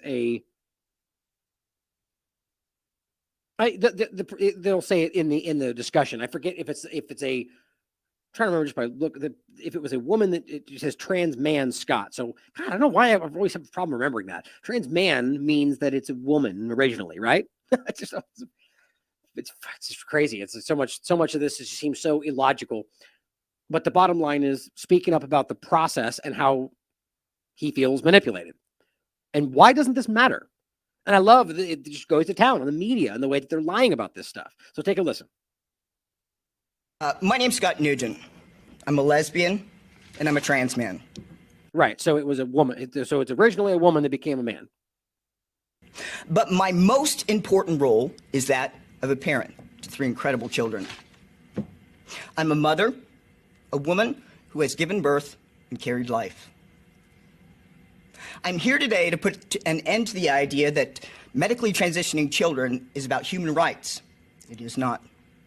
It's about money. Market research predicts that gender-affirming care will generate more than $5 billion a year in less than a decade. The truth is that medical transition is experimental, dangerous, and it doesn't cure anything. In fact, your question, there's only 7 studies that stated that medically transitioning children is beneficial, and every single one of them has either been modified with not enough time or participants or, oops, we were sorry. Yet these are the pamphlets and the studies that are still given to parents currently. And of course, society doesn't know that because you don't cover it.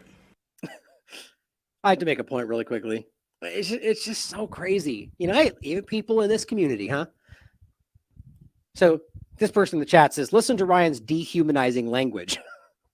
It was originally a woman. Now, you know what's hilarious about that? Of course, anybody that actually cares about the truth and knows the work that I've done knows that the absolute last thing I ever do is dehumanize anybody. Like as if you could listen to what we just went through in my struggle to try to be objective about this and act like I'm somehow dehumanizing anybody is just embarrassing. And you should be embarrassed by that comment. But the point is, the reason I even said it like that is, as you could probably clearly tell, as I'm trying to be respectful to this person, which I know people don't care about in some circles. But because I didn't want to say, it's funny that people are so quick to jump to conclusions. On one side, they're going to say that I'm a ridiculous person for caring about saying what this person wants to be called. On the other side of it, I'm dehumanizing them for not picking one. It's just so mind-blowing how dumb the conversation is today. Okay, let's move forward. We now have children's hospitals all over Europe, halting and banning all childhood medical transition, calling it the worst medical scandal in modern history. Yet here in the United States, we have bigots everywhere. We have transgender people. We have gays and lesbians trying to talk. And people that are not trans and not gay and lesbian are calling us bigots. That's an important point to think about. This is the same thing we see with the Black Lives Matter conversation, that what you end up with is a political movement that is being pushed by people that are not even with the movement. It's a political fervor, right? In this case, what he's saying is that you have very clear examples of people trying to cross that barrier. And then you get the political conversation saying, you're all bigots for doing that. It's actually pretty incredible, which should show us by now that most people aren't even falling for this stuff. And what they're doing is painting, like, it's like calling all of the right a bunch of Nazis. I don't even think they actually believe that. It's ultimately about the agenda, and it's everywhere. I underwent close to $1 million worth of surgeries and hormone therapies to change from Kelly to Scott, a trans man. And then I almost died in the process. And I certainly have cut many, many years off of my life. In fact, I probably won't live long enough to meet my grandkids because I still, to this day, get recurring infections. God, that's such an important point that we don't get into. Some people do. I think Matt Walsh has covered this, despite there being, partisan angle. I think I'll make a point about his coverage in a sec down the line, but a lot of this stuff is important. What he's covering is very few people are willing to get into it. But at the same time, there's stuff that I feel goes in the other direction, which is kind of the problem, like I was pointing out with the DeSantis bill. But the idea that he'll somehow apparently, according to his doctors, shorten his life because he continues to be at risk because of the infections that won't go away because of the surgeries that now they don't even understand where it keeps coming from. You know why? Because it's experimental. Because as these things explode and these clinics go up literally everywhere, they're barely even understanding how this works. It's incredible. Now, since I paused it, if I misunderstood, as I tend to do in the comment section, I apologize. The point is, just to follow up on it, since we paused, saying, that the way I triple over myself not to offend people, I get how that can be infuriating. I mean, I actually understand. I really do. The point is, though, as much as other people may not care, it matters to me. And it's not because of politics. It's not because the left said so. It's because I care about people, period. Long before we got here, I care if it's the point is, I said a long time ago, whether I'm talking pronouns or anything else, I don't care. I don't care about calling you what you want to be called. It's a simple respect factor. That's why I say Chelsea Manning when I talk about Chelsea Manning. But if you get to a point to where you're telling me I have to, well, I'm going to make a point to not do that, because it's not about that I feel like I'm supposed to. It's just out of respect. And especially this person, I feel like, is speaking in a situation where it's difficult. So I feel like we should respect them and that's what I'm confused about, is if this is a woman that became a man and is now detransitioned, do you call it a woman? Do you call it a man? I don't know. And I'm just trying to be respectful. But I do get why that gets frustrating. But I think it's important not to get pulled into the two-party way this works, where this is like now suddenly being afraid to talk about sustainability because that's the Great Reset. Well, it's not, though, right? It does matter to be respectful to people about any number of things, just because people should be respectful. We should care about each other. The problem is that we miss all of that when we see it only through the two-party lens. So sorry to digress. I just think that's really important, right? I mean, at the end of the day, we need to care about each other, guys. Now, look, that even goes as far as to care about your enemy.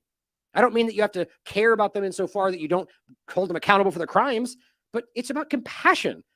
It's about caring about. It's why when I point out somebody like Joe Biden, or even, to be quite honest, I was just saying, I made the same point about Fetterman. I was like, man, I honestly feel bad because that person is being used. He can't even speak after the stroke, and yet he somehow is in position of power. It's ridiculous. It's because he was put in that position. And the sad thing is I do feel bad. Or I said with Biden, you see him barely able to string sentences together, and you go, man, I've got an elderly grandmother and grandfather and different people that has passed away now, but I've seen this. And so you see, go, man, that's sad. But then, of course, I remember, well, he's a terrible, disgusting war criminal, and he's been involved with some very, very horrible things. So, well, I don't feel bad, but you get the point. Be better than them. Rise above, right?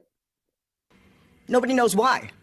But again, 95% of all medical transition is experimental, except for top surgery. We have no idea what's going to happen to these kids because it's never been studied. Right. But we are seeing early onset osteoporosis. We are seeing hearts and lungs the size of 12-year-olds. And if you couple that with the only long-term study that followed these transgender people for 30 years in Sweden. Sweden is the leading country for transgender medicine. 2 months ago, they halted and stopped all medicalization of children. Do you know why? Well, there's a documentary that you won't find here in the United States, but they're finding something in addition.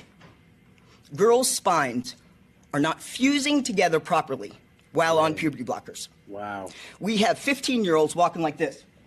Now, that's a really important point about this, whether it's females or males. The idea that you're taking something that stunts your production, the growth of your body. You're not fully formed yet.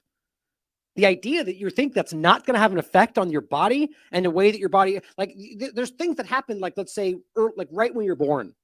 Processes that you can manipulate or not do, for example, giving them all these crazy injections with all sorts of weird things that are causing, we see what that has been doing to them. We see, look, if you're questioning right now while your dog, for example, is always breaking out with rashes and has all these autoimmune problems, it's because the injections they've been giving them their whole lives are hurting them. Now, that's not the only reason that can happen outside of that, but it's ubiquitous. Dogs just end up with tumors and growths and all this. That's not how this is supposed to be, guys. That we are in a problem. We're in a world that has been drenched and with chemicals and byproducts, and we're suffering the consequences of their malfeasance, their willful deception. On the broad sense, but taking it back to this one point, you're giving people hormone blockers that in the middle of their production of their body, or production is not the right word, the development of their body. What do you think is going to happen? For the rest of their lives. And they won't live past 30. But you say he's a bigot. You see, I tried to kill off my female self because I was sold a lie. I was sold that I was actually a man trapped in a woman's body. That my masculine traits and my strong personality were proof that I was really a man. I was told that all my pain and self-loathing would magically disappear. If only I pumped my body with testosterone, removed my breasts, and altered my genitalia. I was tricked at 42, at a vulnerable place. 42. One day I thought, God, maybe I'm born in the wrong body. I was married to a woman who just despised being a lesbian. And one comment of maybe I was born in the wrong body. Next week, I was sitting in front of a trans woman therapist who asked me, how long have you been dressing like a man? Think about that. One conversation. Somebody asks you, are you maybe in the wrong body? So you go, well, maybe I am confused. And you end up in front of a doctor. And the first thing they're doing is not just trying to suss it out. And this isn't my opinion. I'm not saying every doctor's like this, but you have seen examples of this. You've read the stories. They're going, let's get you started. Now, whether that's because it's a profit motive or because they genuinely think they're doing what's right, either way, both of those are wrong. You don't know what's going on. You haven't just because they're stepping into this conversation, to drive them into it is bad. Well, at the very least, it can be the wrong choice, depending on how you look at this. So we just showed you that people are regretting this, and so we know that this is being politically motivated, incentivized, and then they're being driven to that position in the first place because of societal impressions. Feeling like it's the right, either through positive or negative. Feeling like you're only unpopular and awkward because you're in the wrong body. Or alternatively, that it feels great to suddenly know that you want the right things. And it's emotionally manipulative at its core, even if it's actually what they want. At 42, that sentence has changed the trajectory of my life. You guys don't seem to understand that I'm not going to meet my grandkids because of this crap. And you call him a bigot. You see, I was perfect just the way I was. If only I was told, and we tell girls, because it's happening to girls way more than boys, is that there is no one way for a woman to be a woman. Exactly. You be whoever you want to be, right? You act however you want to act. There's a point about the construct conversation, right? This is what's been contorted into what they're doing now. But the idea that just because you don't need to surgically alter your body to be the person you want to be. This is the manipulation. Now, I will, if you want to, as an adult, your choice. Do whatever you want. And there's no one way. Obviously, whatever you want. The point is to do with your own body and a lot of the same points I make every time. For a man to be a man. Why don't we start affirming that it's okay to be who they are? No. What we're doing is we're pushing a medical process that if a child gets on it at 14 and lives to 85, that generates $1.5 million in synthetic hormone. Did you guys get that? That doesn't even cover complications. It doesn't cover surgery. And yet you call him a bigot. And you don't talk to me. You show all of the people, trans women are real women. We need to let children have the time to learn to love their natural bodies and embrace their differences. Because the truth is that the kids that are wanting to medically transition are the most vulnerable parts of our society. Super important right there. And I mean, how is that not grooming in its own right? It doesn't have to be talking about sex, pedophilia, which is clearly there is that happening. We just showed you that in some cases, but the idea that you're picking out people that are vulnerable, and instead of helping them. Now, again, I guarantee there are some people caught up in this that feel that's what they're doing. I don't know how that's even possible, but certainly possible. The guarantee some do, but overall, that they're being focused on and taken advantage of at a time when they're the most vulnerable. And whether just children alone are the most vulnerable, you're taking the most vulnerable of the most vulnerable group. And as he just said, one of the most obvious reasons why that you don't need to find anything else, but I guarantee there are bigger agendas, probably the most relevant ones, but just you don't need them. It's wildly profitable. How much did he say? Over $1 billion in a lifetime? Like, think about how crazy that is. And that's obviously why they're sprinting into this direction. And I do think there's a bigger agenda around it, which I've touched on before. We're not going to get into too much today, but about as James Corbett's talked about, the idea that this is about more so kind of removing the inhibitions about altering your body and the whole transhumanist, great, really, as even James Evan Pilato put it, the post-human agenda. That's where this really tends to go. And that's not to suggest these people are not human. It's the point is that from the government political agenda level, this is more so about normalizing these kind of steps, removing the barriers to what we perceive as human, as gender, all these things. Now, if you don't think that's true, I hope I'm wrong, but mark my words, as we get into this very soon, I would argue we're going to start to see these more and more overlapped. They are the ones that are same-sex attracted. This bigot, he's trying to protect gays and lesbians, future gays and lesbians, but you call him a bigot. They are children that are mentally gifted. They are children that have ADHD. Right. They are children that are mentally ill. They are all the kids that don't belong.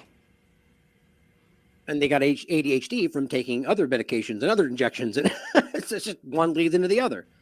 You're robbing that time. Or you might even say it doesn't even exist, really. It's just a repackaging of different things that are happening. That's a whole other conversation about where that came from and what's causing it or what it really is. They need to gain a thick skin. Because at 25, being different, how many sane people have done anything major in this world? They're all different people. But you don't realize that until you're a CEO at 25. You're stealing that from them. That's a good point. I mean, think about that. Like, this is the conversation about what children perceive as the world in the future. Like, we all know that you don't end up understanding look, how about this?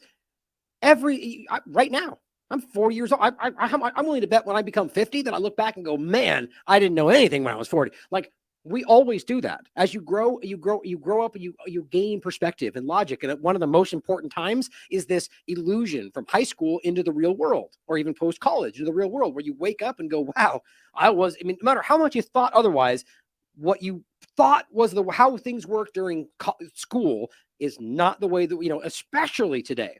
Their participation ribbons and everything else, you realize that, the world is much more harsh than they want you to think. As much as they pretend they're trying to make it the way they want it to be, they're going the other direction, quite frankly. But it's an interesting point to think about. Oh, sorry, 1.5 million for hormones. Regardless, back to that point, I think I said $1 billion. The point is, think about how much money that is. For everyone they're doing this to over the process of their lifetime. It's just big pharma doing the same thing they always do. With gender interventions, there are no takebacks. Puberty blockers are not merely a pause button. In fact, the corporation that's telling you puberty blockers are safe, that generates and produces all that puberty blockers that they say is a pause, it doesn't hurt, in 2003, they were sued by the U.S. government, deemed a criminal enterprise for false advertising and bribery. You're talking about Pfizer? No. They paid $874 million like that. The biggest payout at the time. More than OxyContin at the time. This is a company that doesn't have the money to run studies on puberty blockers for children? Or is it that they know there is no doctor in the world that would sign on it that it's safe? Shame on you for not covering him and me. In fact, Lupron has over 10,000 complaints from children that use them as precocious puberty. Testosterone, it's not reversible. Her son, 4 months on estrogen, and he might not be able to have babies at 14 because you won't cover it, and you call him a bigot. I ask this question. Are you really going to put stock in the AAP that follows WPATH, which is supposedly the baseline for care? An entity that not only accepts, pushes the idea that eunuchs is a gender for minors. An agency that is supposed to be the baseline for care has never held up in any court of law anywhere. Yet you won't cover it and you call him a bigot. So I ask that you do the hard thing today. I know this is your industry, and God forbid if you step outside of your house, your family, your Republican, Democrat, conservative, Republican, and do the right thing. But if you do, I'll tell you one thing. You will be called a bigot today. But those bigots in history will go down as heroes. So are you in the media that can save these kids? Are you going to do the right thing and cover and investigate and ask questions and interview everybody? Or are you just going to sit there and record? Well, you know what they choose, right? You think about what it must be like to sit there filming this person, probably with contempt the entire time. The very person that you're pretending doesn't exist, just like with the vaccine side effects. And then going on to frame it as this isn't happening. It's kind of mind-blowing. But see, here's another good example of how this is being pushed, not just by the media, not just by the politician. This is the enforcement arm. This is Ireland. This is a really important conversation to show you a few different things. Now, I'm not all that familiar with Billboard Chris. It just says father of two girls traveling the world to expose gender ideology and why children cannot consent to medical transition. Now, I only say that in general because as always, people will say, you looked at this one tweet, therefore you agree with everything he ever said. Well, that'd be a dumb thing to say. But the point is that this person stands out here and has a sign on that says children can't consent to, I forget how he frames it, whatever it is, genital mutilation or surgery. He's right. They can't. And what happens is somebody doesn't like it, calls the police, and I'll let it explain for itself. And then I'll pause and make some comments. It's very interesting how this goes down, how the hate speech law, which is building everywhere in the world right now, but it's crazy in Ireland, Germany, a couple places. It's completely subjective and is almost designed to be abused by the mob.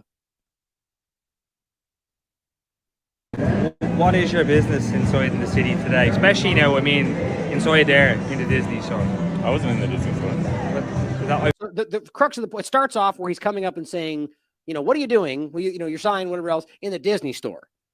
It's the most frustrating part of this entire thing. He wasn't in the Disney store, which, by the way, that's the truth. Just to make that clear right out of the gate. He never went in the Disney store. Never happened. You got a complaint to say that you were? No, I wasn't in the Disney store. You weren't in the Disney store? No, I've just been out here. I just took these off and just bought this selfie stick 5 minutes ago. Okay, yeah. But I wasn't in the Disney store. I've been out here having conversations. So listen, if I go and check the CCTV, then it won't show you inside the Disney store? 100%. Okay. And what are you trying to do here today? What's your overall objective? I have conversations. That's all I do. Okay. I've been traveling. I'm actually from Canada. I've been traveling North America since September 2020. Yeah. Just having conversations to raise awareness about this issue, and that's all I do. Okay. So what you be doing there now? What is the issue exactly that you're talking with people about? I just talked about the business of giving children puberty blockers, cross-sex hormones. Okay. In certain jurisdictions of the world, they do surgeries on these kids as well. So I just talk about wherever the conversation goes about gender ideology. Okay. Yeah. So, well, that's fine. The talk, I suppose, is fine. Yeah. But realistically, on one side of it is you can't be inside shops or I outside wasn't shop inside doors. shops. Well, look, that's why I'm here. Like. Yeah. Okay, this is this is just so clearly this guy doesn't believe him. But what it shows you, first of all, is that this cop doesn't care about what he's saying, doesn't even care to go check. He is acting on what somebody said. And that's just like a swatting somebody, essentially, where he's taking at face value what they said, which is dumb to begin with. Doesn't mean you shouldn't investigate what people call, right? But at the end of the day, first of all, why somebody would be like the idea that hate speech laws or anything translate to action by the police is unbelievable. Grow up. It's words. You're okay. But the point is, he comes up because he's going, you were in the Disney store. And he goes, no, I wasn't in the Disney store. Okay. But hasn't checked the CCTV. But he goes, I wasn't in it. He goes, but that's why I'm here, though. That's where we are. So he's already just kind of going, well, I know you're lying, but I am here because they said you were in the Disney store. So how long do you think that can go on? Where he goes, I wasn't, though. Okay. But, I'm here because you were in the store. Like, I'm not making this up. It gets comical. Okay, please go look at the CCTV footage. No, we will now in a second when I finish talking to you. Okay, so I will in a second. I'll go look at it. But in the meantime, since you were in the Disney store. So, look, obviously, what does your sign say? Children. Okay, and what does the back sign say? The same, is it? No, it's my definition of a dad. Your definition? Yeah. So one side says children cannot consent. The other side is his definition of a father. Which, stupidly enough, offends somebody today. Everything everywhere offends somebody today. They have a law that says that you can't offend people in Ireland. And this is where it gets to one of the most important points. And he makes it very well of how this is abused and why this is the stupidest thing ever. Wasting their time. That's your opinion, is it? Yeah. Okay. Opinions are still allowed, right? Yeah, but see, where you could fall short there realistically is displaying material in a public place that may be offensive to others. Right. Okay, that may be offensive. That's the law. Something that may be offensive. Well, that's literally everything, isn't it? That'd be contrary to Section 7 of the Criminal Justice Act, the Public Order Act 1994. So that's where you could fall short there. Sure. Okay, of committing that offence. So what you're doing, obviously, yeah, look, that's what you're doing. But others, especially around here, could find that to be offensive. Okay, in that regard. I've been out here for 5-6 hours, including yesterday. I've had 3 negative comments and probably 100 positive ones. Tons of beautiful conversations. Yeah. 99% of people out here agree with this. So all I do is have calm, peaceful, fact-based No, I'm not saying you don't. I understand and what I you're don't saying. create any trouble at all. Yeah, so but what I'm saying is someone's obviously filed a false report with you saying I was inside the Disney store, so you should go look at the CCTV footage. But what I'm saying to you is some people may take offence to that, and that's where you fall short there. I could have a sign that said, I think Ireland is beautiful, and some people might take offence to that. They could, yeah. So that's interesting. So he just acknowledges that, which is this obvious, but yeah, they could. So he just admitted on the record that if you were wearing a sign that says Ireland is beautiful and that offended somebody, that you would be told to take it down. That if you didn't, you'd be arrested because somebody was offended by it. Think about how ridiculous that is. I'm not making this up. This is the case. That's how broken. And I argue that this has only been allowed because it gives police, or rather the government, the authority to abuse this when they want to, in any way. They can just remove you from because somebody's offended somewhere. And some people might take offence to that. They could, yeah. So would you arrest me if I had a sign that said I think Ireland is beautiful? So you're getting ahead of yourself here. No one said about arresting anybody. All right. Okay, so you need to kind of come back a bit there. Go back to what? Come back a bit. Listen to what I'm saying. So what I'm saying is... I have conversations about puberty. Yes, I know. But what I'm saying to you is, and you can go back on your recordings. Conversations and opinions are still permitted. Yeah, they do, yeah. But you can go back on your recordings and you can quote what I've just said. I'm not saying you can't have conversations. I'm not saying... All right, then. I'm just saying that the signs you're that you're displaying... some people can find it offensive. Yes, they can. Sure, okay. And that's where... And your point is what exactly? Well, that would be a breach of the law. Oh, okay. Okay, as I've just quoted, okay, which again is Section 7 of the Criminal... So his point then is you can't have conversations. Apparently he doesn't understand that he's being contradictory. If I had a sign that said "I love Ireland" and someone found that offensive, would that be a breach of the law? I haven't got calls about that. I mean, some people could find anything offensive. Yes, I know they could. But so could anything be in breach of that law? Quite possibly could. But anything at all could be in breach of that law. If someone finds offensive, you're displaying it in a public place, okay? So if someone finds offence, whose problem is that? Is that my problem or is that their problem? Well, it'd be your problem if you got arrested for it, because you'd be the one before the judge having to explain it. I don't mind getting arrested. I'm happy to. Well, I'm not looking to arrest you. That's not my purpose. Well, please do though, because it would be great. It would be very helpful for my campaign. Why would it be helpful for your campaign? Oh, because everyone would see how absolutely ridiculous the Irish police is behaving by arresting a man who thinks that we shouldn't sterilize kids. Yeah. Well, I'm not going to arrest you. Okay. But what I am going to do, okay, is you were to stay away from the Disney store. I wasn't in the Disney store. Come here, I'm not this has nothing to do with the Disney store. Someone filed a false report with that's you. Fine, but that's Please why I'm go here. look at the footage. No, but that's why I'm here. I wasn't in the Disney store. But I will. So your entire claim is based on a lie of somebody. I tell you what we're going to do, okay? You're going to get a direction, obviously, to leave this area, okay? And stay away from Why the should Disney I leave this store. area? Because I've requested you to, okay? That's why. From the Disney store? So like 100 feet down that way? Just stay away from the Disney store. Because I happen to walk down a public street. Well, not exactly just happen to walk in a public street. What do you mean? You've caused people to put calls in, and as a result of those calls, this is why I'm standing here. Okay. So people don't like what he's doing, so they call and say they're offended. Well, they may be, or maybe they're just abusing the law. How about this is just some political talking points they disagree with? Are they offended by it, or they just disagree with it, or they don't want it to be out there? The point is, this can be abused by anybody at any point. What if they got a call right then who said, I'm offended by that police officer standing there? Is some police officer going to come arrest him for being offensive? This is irrationally irrelevant. It doesn't make any sense whatsoever other than authority. So do what you're told, which is the point, isn't it? But he wasn't in the Disney store. This gets even funnier. Just watch. Okay, so I have obviously other things to do as well. You're on your campaign, that's fine. Okay, but what I'm saying to you is stay away from the Disney store and do not interact. I wasn't in the Disney store. That's fine. You keep saying that, and I will check. No, because the whole. But I didn't just land here for the Do I get to speak, or are you going to keep cutting me off? Yeah. All right. You know what? So he didn't just land there because. So what's his insinuation? That you were in the Disney store because they told me you were. It's just silly, isn't it? Conversation is? I do. Where one person speaks and then the other. I don't need your sarcasm. Well, I don't need your ridiculous behavior. It's not assuming that there's something offensive about my sign. Now, first of all, you came here accusing me of being in the Disney store. I wasn't in the Disney store. I'm standing on the busiest public street potentially in Dublin. Yeah, correct. And I'm not doing anything. Okay. I haven't offended anybody. I haven't talked to anybody. I don't approach people. You have, as a result of why we're here.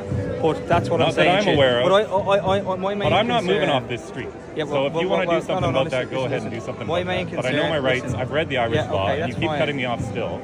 And I'm not moving off this street. I didn't ask you you can off do the whatever street. you want to do. I didn't ask you to move off the street. I asked you to refrain from the Disney store. I didn't go in the Disney store. So if we go back to the... Listen, that's fine. You keep saying that. But just let's get clear, Go okay? look at the footage. I will. But let's get this clear, okay? If you approach the Disney store and I come back here, you will be This arrested. has nothing to do with the Disney store. But it has, because that's who called me and that's why I'm here. You're missing the point. I wasn't in the Disney store. But you're missing the point. I have no intention of going in the Disney store, and I wasn't in the Disney store. I have been given information to suggest otherwise, and that's why go I'm look here. at the footage. No, I will. You need to... Then go do it and come back.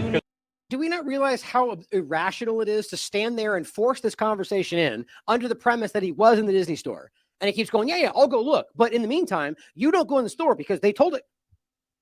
Like, I don't know if this guy is just so completely lost in the illogical sense of everything that's happening today.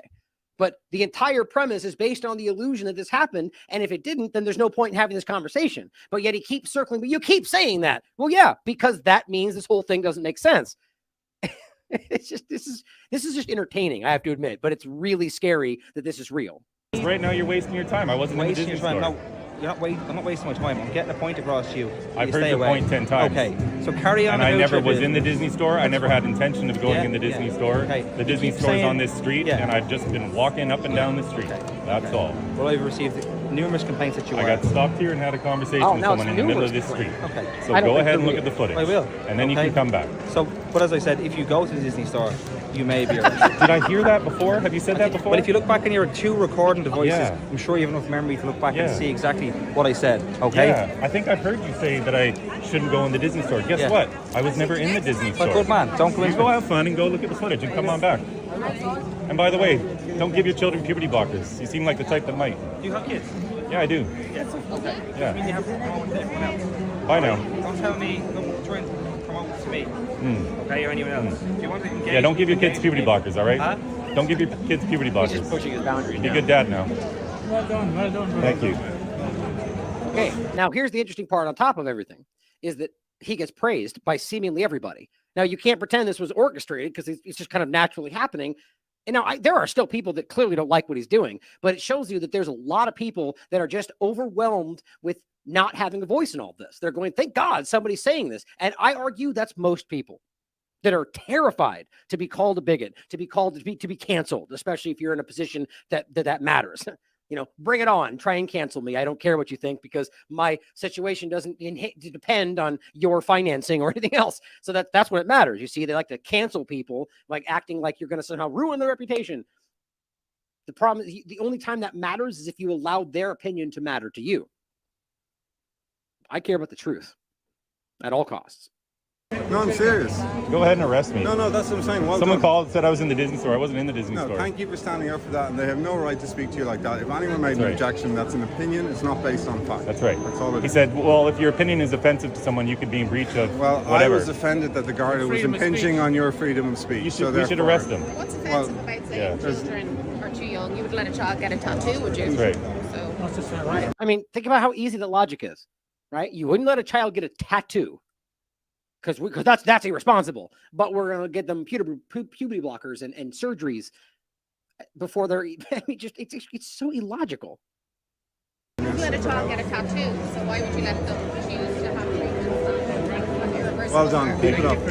Yeah, Thank keep you. it up, man. Seriously. Look what he's done. I live in Look what Mexico. they've done. Whoever filed this false report, now they've caused a big scene.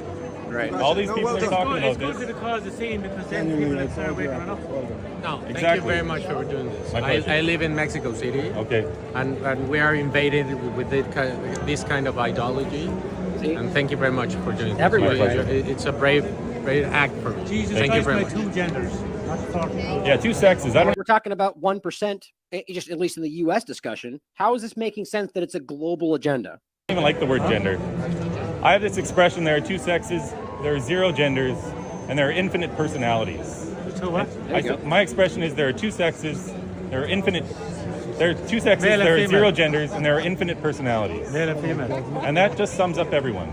Because there's no right way to be a boy or a girl. I can't have If a girl wants to climb trees and play in the dirt, hates wearing dresses, guess what? She's a beautiful girl, right? She's not a boy. So these police are ridiculous.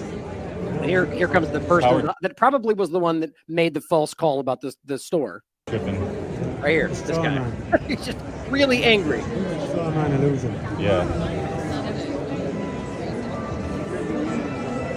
Biggest.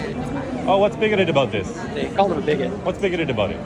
You want to have a conversation? Of course not. No conversation. You know, what's wild to me is that we're in a world where you don't have to agree with him, but in what world is he not allowed to have this opinion? The one they're trying to build. You're just simply not allowed because it makes you a racist, terrorist, threatening, violent person. No, it's none of those things. Any of those are possible, but it's the idea that you just disagree, that you feel that this is the case. And by the way, you have the entirety of the last, all of human history up until the last generation that had agreed with that. So it's weird that we're acting like this new thought process is the only thing that matters and everything else ever is not real and you're dangerous and scary. Like it's just irrational from top to bottom. Now here's the next part, which is my favorite part. So what happened? I spoke to them. Continue doing what you're doing. I have no issue with that. All right, will you just please refrain from the front of the Disney store? That's all. Did you look at the CCTV I footage? didn't because when I spoke to them, there's no even need to look at the CCTV. Oh, I didn't though, because we worked it out. So you did, and you realized you were wrong, and now you're pretending you didn't look. This guy is a coward, man. You're a follower and you're a coward. Be honest about it. Be like, you were right, and I apologize. That would be an adult. Not in this situation, though. He admits I was never in the store, right? Look, they've just asked if you stay with the front. Do what you're doing. You have a right to do what you're doing, okay? But Correct. just, if you don't mind, please, just away from the Disney stuff. That's all. Yeah, I'll stand over here. Thank you. Thanks. All right? Cheers. God, that's just sad, man. Like, you can't just be real about it and be like, yes, they were wrong. You weren't in the store. No, you got to, this is the reality of where this is. And it's all irrational. It's all sad. And then speaking of irrational and sad, we showed you this earlier, but just in case you missed it, this is the Democrat Nebraska state senator. What is that? Machella Kavanaugh, who has been drinking the woke Kool-Aid of insanity. This is the person writing this. It's not a loop. There is an ending. This is not altered. This is literally what she did with her time representing the people of Nebraska. People, trans people belong here. We need trans people. We love trans people. Trans people belong here. We need trans people. We love trans people. Trans people belong here. We need trans people. We love trans people. Trans people belong here. We need trans people. We love trans people. Trans people belong here. We need trans people. We love trans people. Trans people belong here. We need trans people. We love trans people. Trans people belong here. We need trans people. We love trans people. Trans people belong here. We need trans people. We love trans people. You matter. You matter. And I am fighting for you. And I will not stop. I will not stop today. I will not stop tomorrow. That doesn't sound like a very rational person. That sounds like somebody who's going to take irrational action based on the assumption that this has to happen or bad things will, like, you're being murdered in the streets. And if I don't do this, like, that's the kind of sentiment you get from that she's irrational, like she's spinning out of control and she's wrong. The idea that somehow these people are being, attacked, it's just not the reality. The moment this became a focus on children was the moment that you saw the right mobilize against this. There's always been people that don't like anybody different on all sides of but that is when this started. That person is unstable. And all that aside, those are my opinions. All that aside, why do you think that is the way? Like, are you under the impression that's going to have some kind of an effect? Like, that's going to drive people to change their minds? Like, that's going to have some kind of an effect on policy or going to affect change in their lives? Well, that's childishly ridiculous. That's not going to do any of that. All that's going to do is make you the center of attention. It's going to make you you're the virtuous one standing up with your emotional ploy for what they need. That's a child's act. That's sad. And as my point from before, the reason these people are in power, which is a scary thing to even say, in positions of power, is because the people who have integrity, the people that are willing to stand up and take a hard path because they believe in what they're doing, they believe in representing you honestly, are the ones that get cast aside as conspiracy theorists and right-wing danger, all the things we talked about. It's not just right-wing either. Just we saw Democrats get called right-wing conspiracy theorists when they said vaccines were dangerous or could be, right? The point is that you end up with only the people that are too stupid to know they're wrong or don't care. And that's what it looks like. That's by design. And now here's just one last example of how ridiculous all this is. And we're talking about, you know what? I actually forgot about that. Oh, man. There is something that I have to show you that it's just perfect time to make this point, too. So what you're looking at is, as the agorist pointed out, and I think he's just trying to make a joke. This guy wasn't in charge of nukes, but never forget Joe Biden put this man in charge of nukes.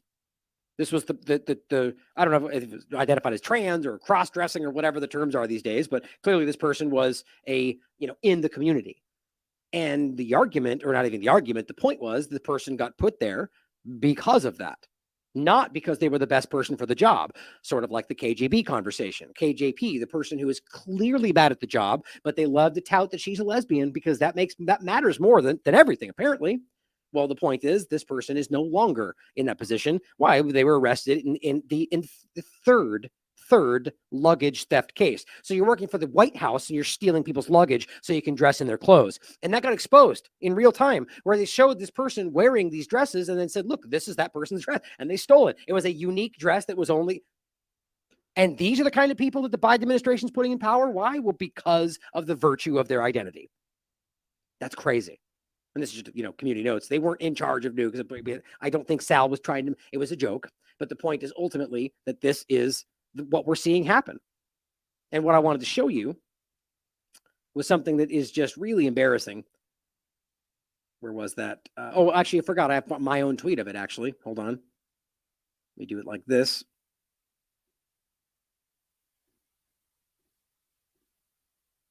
This is a tweet of KJP. And as I said, there we go. Is that Fetterman up there? And who is the, actually, I'll read it afterwards since you need to hear what she says. This is really embarrassing. I mean, really, this is what it looks like to put someone in a position that is unqualified for the position simply because of their identity, which is what they're pretending that's what everybody should be doing, apparently.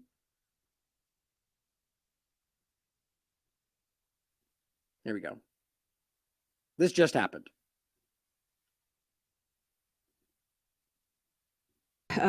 Look, that's not the as you speak to priors. By the way, I'll start it over. I won't stop it again. Just imagine how difficult this was for the sign language person. Look, that's not the as you speak to prioritization. That is not the plan. It is a recipe for economic catastrophe. It would throw the economy into chaos. So just want to be really clear about this. The Secretary of Treasury said and has said this as well, that prioritization is effectively a default. Stephen Munchkin said, and I quote, "That doesn't make sense. The government should honor." I just can't even believe that. She didn't. So let's be clear. She read that and then said it a second time and kept going. Wow. Is that Fetterman up there? And who is this Steve Munchkin guy? Who shouldn't she know who Steve Mnuchin is by now? I mean, my God. Hashtag equity. This is ridiculous, guys. This is the state of where we are. First of all, it's not even my opinion what this person is doing. And it's not because she's a woman or because she's black or because she's a lesbian. It's because she's not good at the job. Is that she's trying to read word by word from this book, which one shows you that she's not even knowledgeable about the topics. But the fact that she's trying in doing so is trying to continue the thread, which people tend to do, where you're ad-libbing while you look for something else. And she can't do that. She stumbles and mispronounces words. And I mean, God, that's so embarrassing. Of course, somebody wants to make this about race. And that's because that's how you make this case. I'm a right-wing supremacist, white supremacist. It's none of that. It's because the person is bad at their job. That's what this is. So the point about this person is that's what this looks like, to hire people based on their, isn't in and of itself, that's racism. You are hiring people based on their outward appearance as opposed to their merit. Meritocracy is what we should be talking about. Now, last point on this last section before we finish the trans conversation with the hardest part of it. Matt Walsh says the goal is to make pride toxic for brands. If they decide to shove this garbage in our face, they should know that they'll pay a price. It won't be worth whatever they'll think they'll gain. Bud Light, first Bud Light, and now Target. Our campaign is making progress. Let's keep it going. Now, look, I have no problem pointing out that these companies are problematic and boycotting them if you think that's important. But think about it from the perspective of overlapping what we're pointing out. And Matt Walsh's focus on the transgender discussion covers a lot of the same stuff that we talk about. But does that mean that everything pride is toxic? Now, maybe from the government's perspective, because that's sort of what I'm saying, is the transgender movement, not the people, are how this, and there's plenty of people in that are part of it, but that the overall movement and the politicization of it, that's the big issue. And so the same point is the whole pride push from the government is part of the same, but that's the flag and all of it. But Doesn't that tend to be too broad? Aren't you then overlapping? And I'm just trying to be objective here. Honestly, I get where he's coming from. And I do see that you have to kind of tackle this at that direction. But overall, you now have people that are not necessarily part of this, who just feel like they want to have pride in their gay identity or whatever, that are now being swept into it as toxic, as all of it. Now, look, I'm just going out of my way to make this point, to make a point. I think this is going to ebb and flow more as this grows, as always, right? The teeter-totter of the two-party paradigm. We're going to go another 10 years and everything's it goes back and forth. The crazy side becomes the other side. But my point is simply that this is how it goes. So I'm trying to prepare, like I said, eventually we're going to see it kind of flow the other way. Based on the irrational side over here, we start being more irrational. It justifies action from the other side, and that side becomes irrational too. And then it goes back and forth and back and forth. We just need to be objective in the middle of it all. But as this person makes the point and says 10 years ago, your kind, of course, I hate the way partisan people frame this, blasted Democrats for cancel culture, canceling brands for taking a political position or not. And you used to hate this stuff, and now you copied the playbook. Now, it's not an invalid point. I don't think it's the same thing. Personally, maybe that's just my opinion about the topic, and maybe that's certainly a fair point. But overall, to argue that we should cancel any group, company out there that simply uses the pride flag or talks, that seems like a little bit of an overreach to me.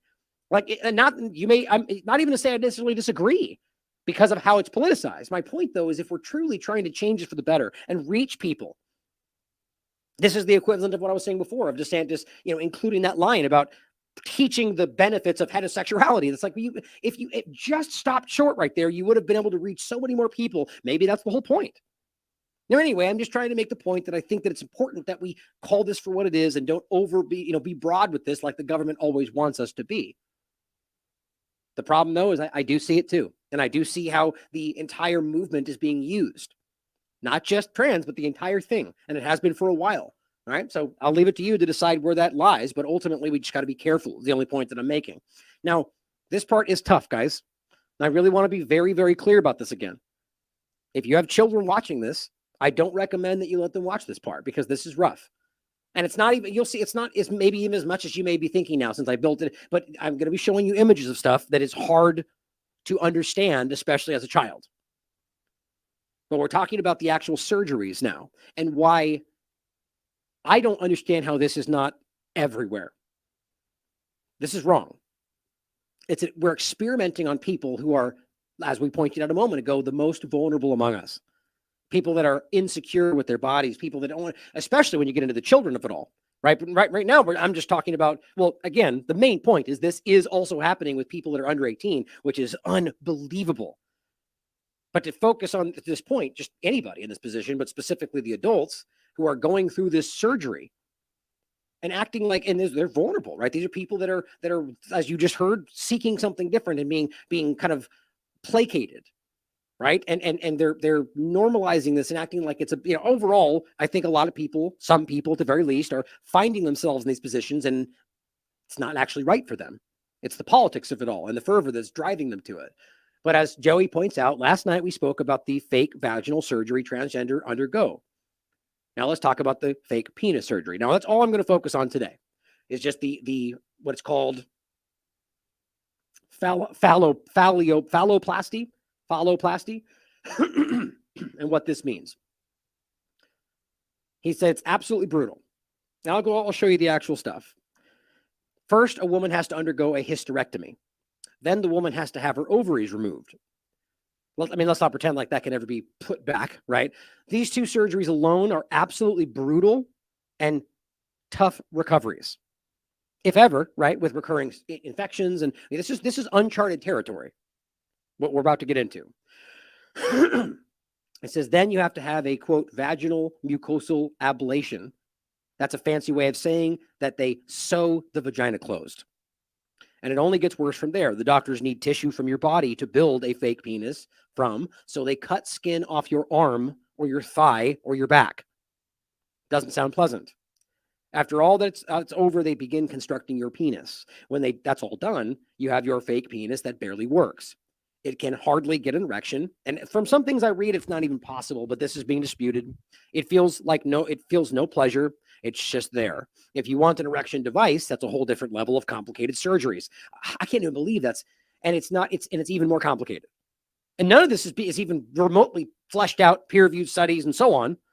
That's if you make it through, first of all. He says there are many stories of people having a fistula and a stricture in their new urethras and being struck with a subrapacious catheter for months.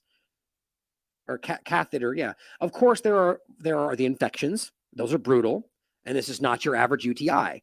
This is the body rejecting a foreign object. Then there are the times when the tissue dies and you're stuck with a dead organ. Ejaculation isn't possible. That just isn't going to happen.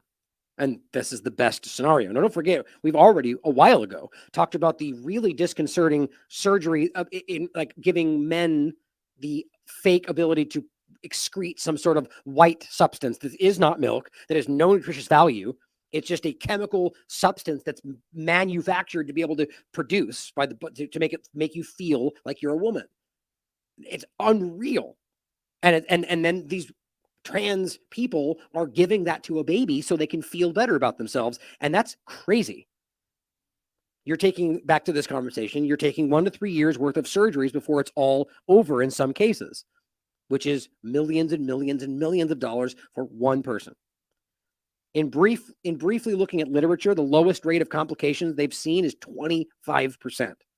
More commonly, the number seems to hover around 40% of people have complications. So when you see these people telling 10-year-olds that they should sew their vagina closed and attach a fake penis, you're talking about actual barbarism. That's his opinion. I agree. This is what they want for our kid. This is the agenda. Now, you could argue that's from everybody on the left who's pushing this. I don't agree with that. But from the government's perspective, I do believe that there's an agenda behind this. Whether this is what they want or it's a means to an end, doesn't really matter. Now he goes on to say, for those asking, here's the thread on the vaginoplasty. So you could read that too if you want to go through that side of it. If you want some truly mind-blowing statistics on transgender youth, just read this. And I'm not going to get into this in depth, but Dr. Lisa Littman did a survey in 2018 of 256 parents whose children presented with rapid onset gender dysphoria, which was how this actually started, arguing that there was a problem that needed to be corrected. Then it just morphed into, it's just your choice and you can pick whatever you want. I don't even know how we can argue that logically makes sense, but it says 82.8% of subjects were girls. That's crazy. As they just said, many different people talking about this are saying we're focusing on women, which is why people call it a misogynistic effort.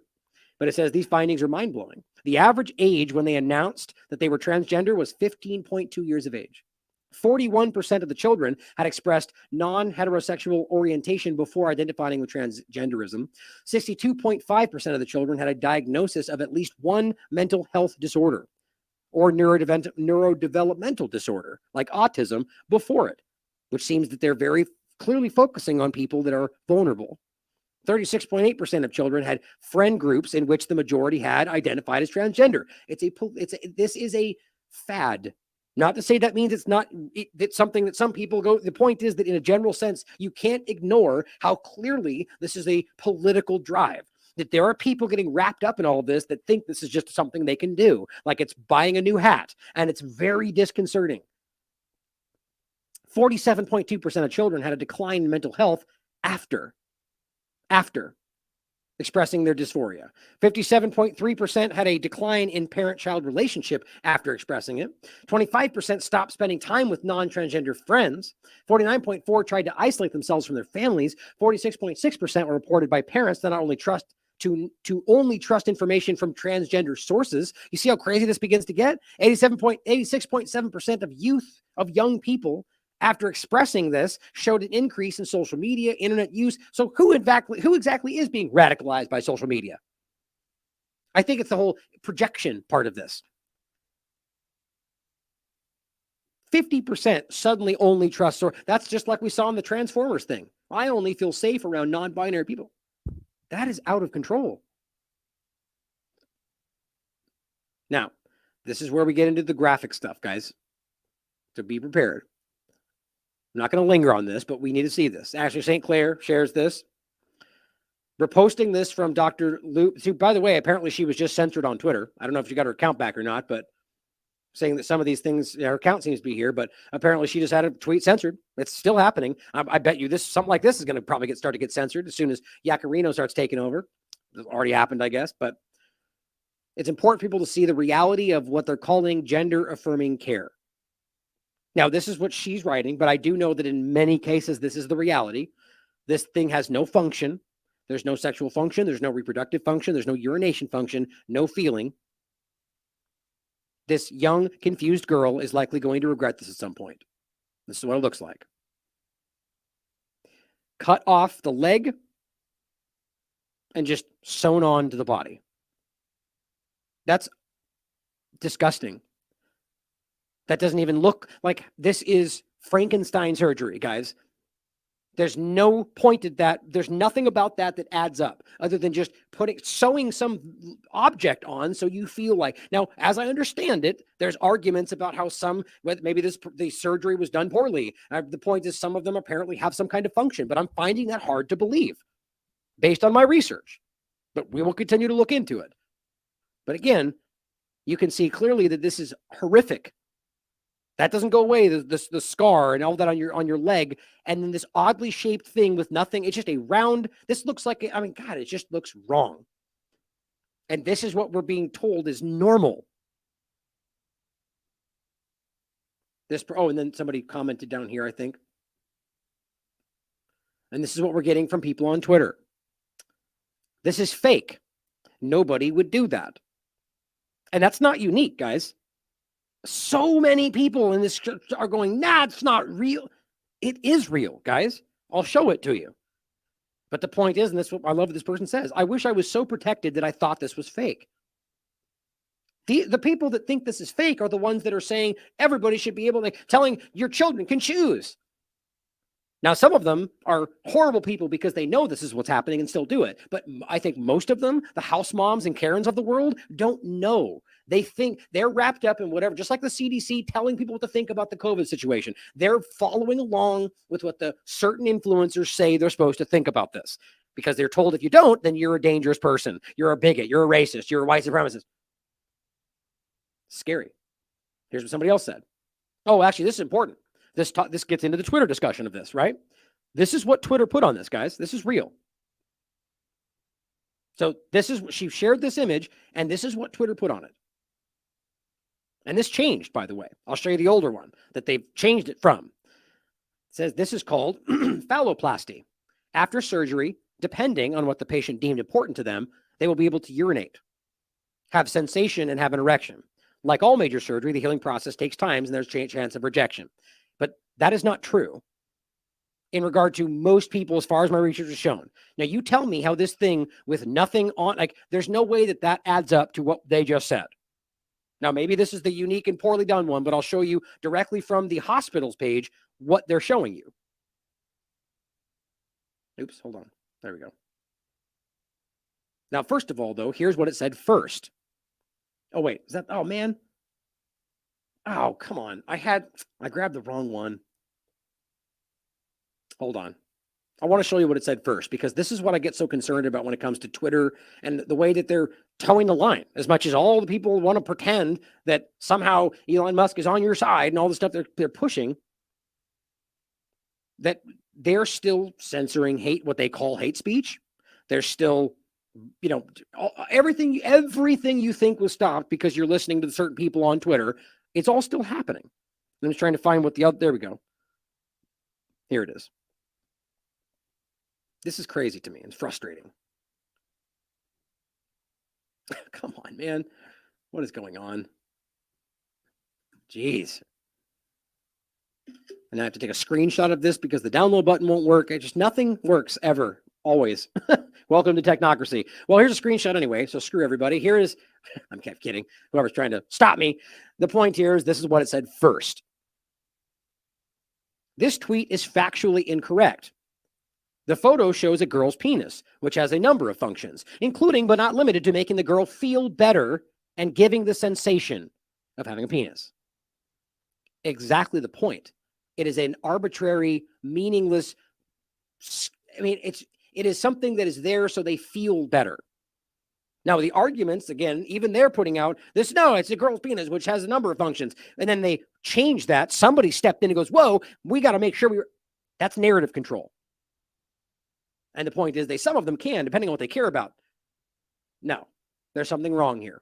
Now, here it says phalloplasty is a type of bottom surgery. It's what they call it. Available to transgender men or those who identify as transmasculine. It involves the surgical creation of a penis from skin and other tissue harvested from another part of the body. Now, when you get into this, it becomes very clear this is not some side. This is very real. This is on Boston's Children's Hospital. The procedure surgeons harvest one or more flaps of skin and other tissues from the donor site on your body, usually your forearm. They basically roll that up and make it into whatever they're calling that, whatever they're calling that. This part is on Crane Center phalloplasty surgery. And it shows you exactly what we're talking about. The arm, where it comes from, and the same thing. Look at his legs, her legs. Now, when you get into all of this, you find out that it's not as simple as they're making it. The idea that this is something that is wildly problematic, infections, rejection, 40% having side effects, and that not, on and on. And on top of that, as even they admitted in the beginning, well, it's really just mostly about letting them feel like they're something they're not. This is normalizing genital mutilation and normalizing people in some cases that are actually just mentally unstable. Not all of them.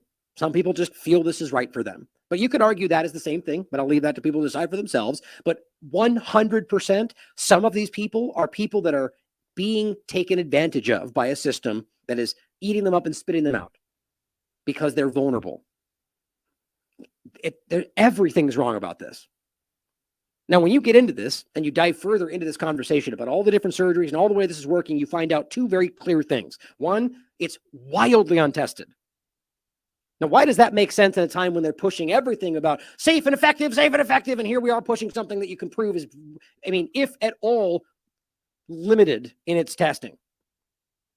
And on top of that, you're doing it in ways that are barely even been realized. Like this is being like long-term stuff.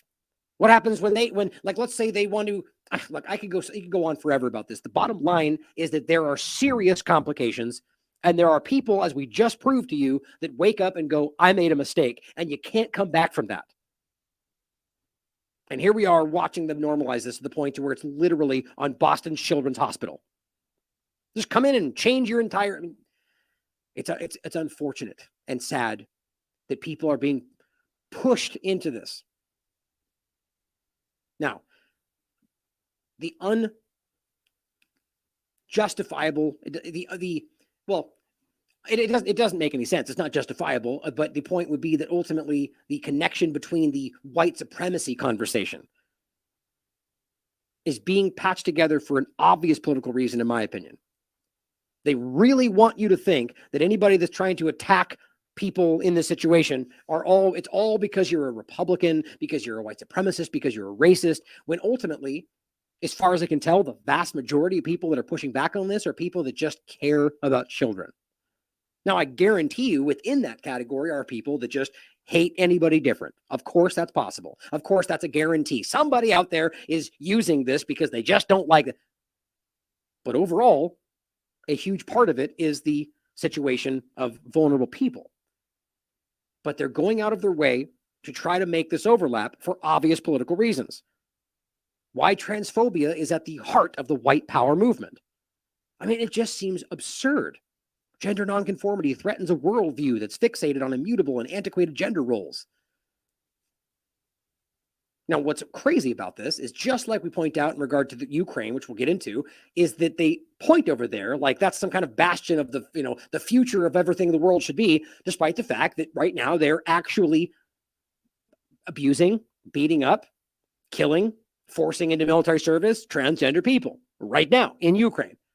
As even the Vice News tried to clumsily make it look like something else. When you even read their article, it becomes clear that they have always been a threat from this government and they're scared. And when they tried to leave the country, which, by the way, we need to realize in some cases meant they were trying to go to Russia, as we showed you in the article, which doesn't really make sense with their narrative, but they got stopped by the Ukrainian military that said, nope, you're a man, go to work, you need to fight for us. And the point was they were fleeing from that. So why does it make sense? The point is that this is all about a means to an end. They desperately need to make anybody pushing back against the larger agenda, whether that's transhumanism or the nanotechnology direction or whatever we're talking about, to make you a danger. Just by speaking up. That's what we're talking about over there. You can't misgender them. These all connect together. You can't just say the thing we tell you you're not supposed to say.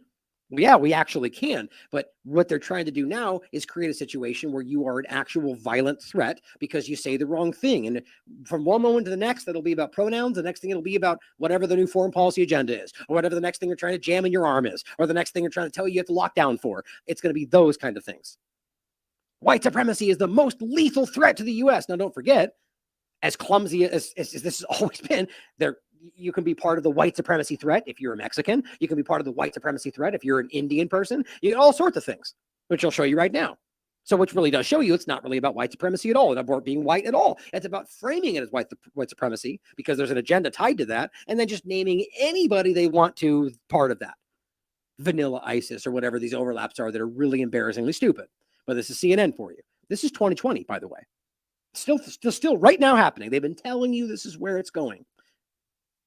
Now, Michael Schellenberger, as you might have already seen, pointed out something very, very important, which we've already been telling everybody. Doesn't mean this isn't very important because this adds to this picture and shows you that, in fact, verifiably, which if you've been watching the whole FBI testimony and so on, it's very important that they were overwhelmingly present to January 6th, not just a couple of them.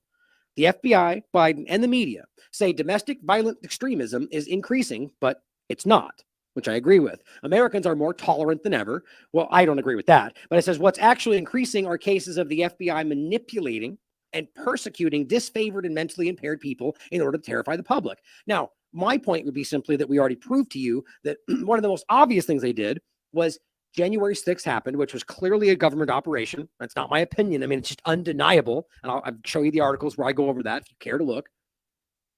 And every single person that was investigated, every one of them, whether they just happened to be there that day and wandered through, or they were kicking doors down, whatever it was, every single one of them with their own investigation in the way that they framed that. So overnight, there was 100,000 investigations into Nazis and white supremacy. Well, that's quite dishonest, isn't it? No, you're talking about one event where you're then just claiming everybody there was a Nazi and then investigating them under that guise. Now, even if they ended up to be, the point is that you can't then pretend you show that on a graph. What does it look like?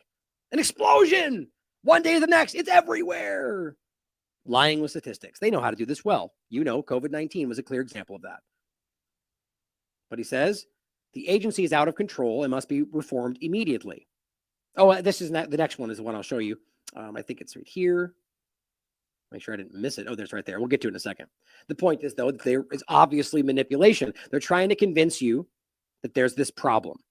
You, domestic terrorism, white supremacy. It's all you. It's all the same problem. But we're going to show you right now how obvious this is tied back to the very same thing we've been trying to call out since this started. They're now framing it. Of course, the recent discussion is anti-Semitism, which is always how they do this for the longest time. Despite the fact that when you really break down the concept of what a Semite is and understand that Israelis are not even Semites in most cases, that really what we're talking about is a lot of the African and Middle East areas.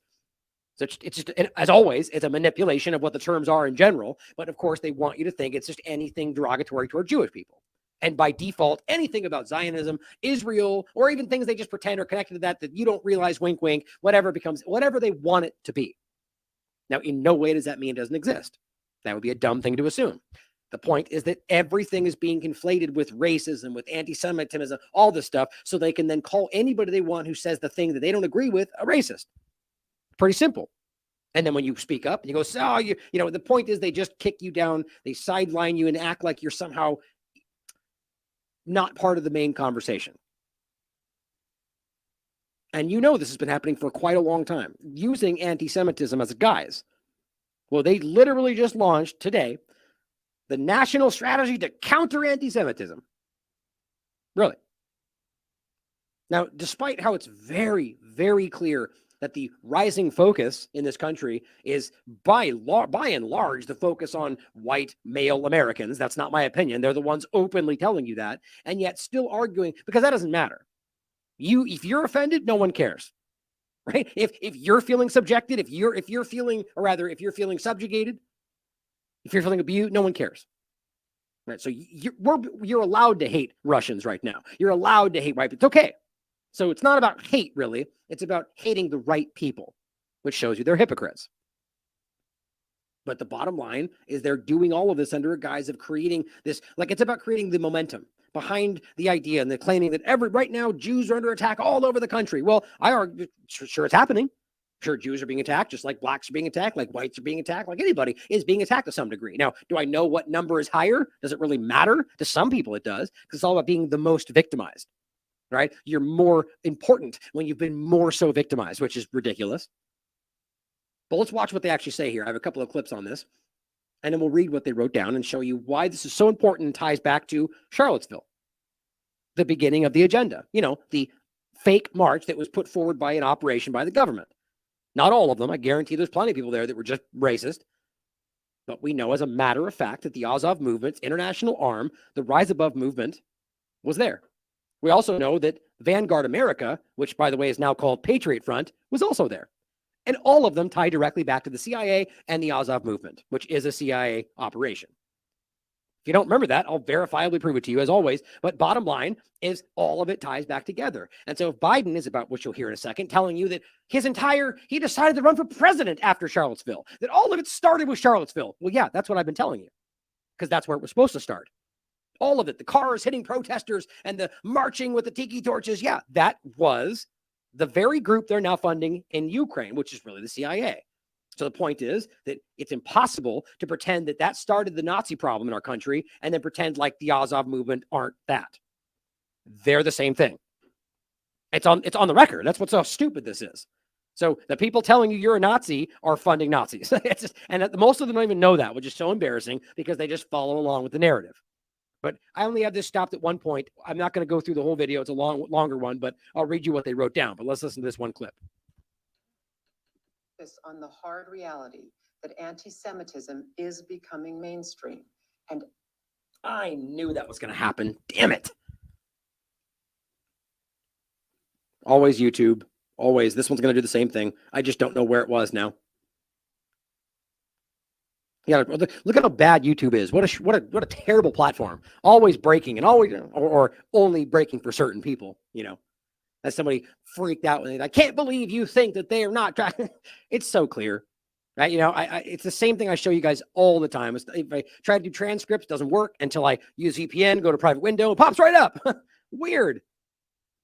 In any case, I don't remember where this was.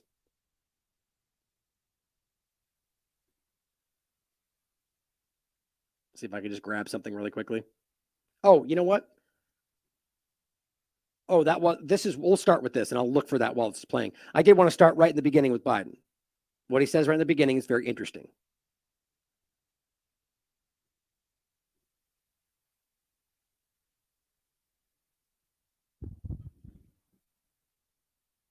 Spewing this 6 years ago. Oh, here's a funny thing to point out, by the way. I don't see people screaming that, how is he going to run the country if he can't run a live stream? You know, what they all did with DeSantis and Twitter. Same thing happens right here. These people are incompetent. That's all of them, by the way. Years ago, neo-Nazi.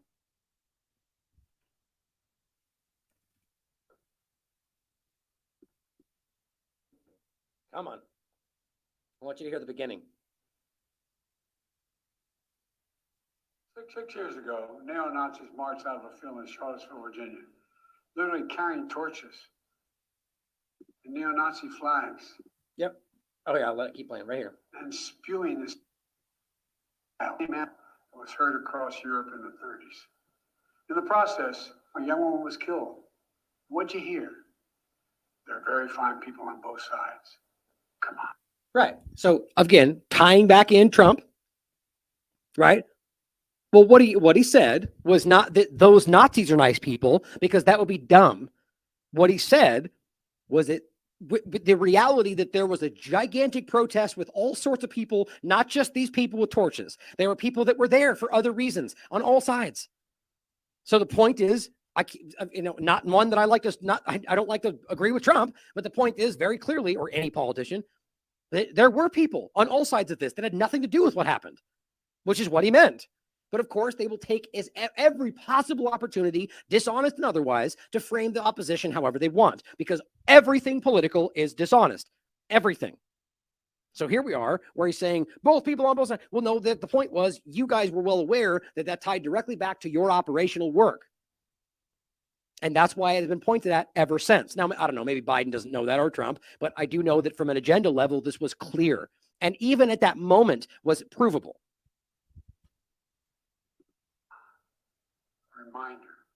Reminder that hate never goes away, it only hides. Give me just a little bit of oxygen. So if hate never goes away and it only hides, then why are you trying to stop it? Right? I mean, isn't the whole point that we're trying to remove hate, stop hate speech? Well, if all it does is hide, then how do you explain why what you're doing makes sense? See, the point is they don't think logically. They just think, what can I say right now that's going to get the most emotional reaction? That's what they do. You can play his last two speeches, and I guarantee you there's something in there that probably contradicts each other. That's just because they don't really care. Hate, of course, is always present. People will always hate, which is what I've said always. You can't remove that. People will have their opinions. So to argue we need to censor speech to stop it, but simultaneously it never goes away, is ridiculous. Comes out from under those rocks with a vengeance. In the past several years, hate's been given too much oxygen, fueling a record rise in anti-Semitism. It's simply wrong. It's not only it's immoral, it's unacceptable. It's on all of us. It's on all of us to stop it. We must say clearly and forcefully that anti-Semitism and all forms of hate and violence have no place in America. And silence is complicity. It cannot remain silent. Yeah, what do you have to say about Israel, Joe? What's going on in Palestine right now, Joe? Crickets. Oh, so you're right then. I guess I agree with you that you are complicit, but that's the different. It only applies when they want it to apply, right? But the bottom line is that this is absurd. Well, hold on. What do you say right there? Yeah, that again, the point what they say with Trump, like when he didn't stand up and condemn them. The whole point was Trump never condemned the thing that we all think. Like it's just it's politics. We need to stand up and say that there is no place for hate. Okay, who is telling us there's a place for these things? There are obviously groups that stand up, like we just showed the minor attracted persons group that's talking about in their own little circles all sorts of terrible things. But the point is that nobody's standing up on a political stage and going, we should all hate each other. So it's just a meaningless statement to make it sound like, yay, he's fighting for the non-hate things that the implication that Trump wants. He wants hate everywhere. No, they don't, guys. It's just about creating one dehumanizing situation where they're the evil enemy demon problem, orange man problem. So you could just, it's the same thing other way around, right? Now there's some truth to both sides of this. I think terribly about both of them.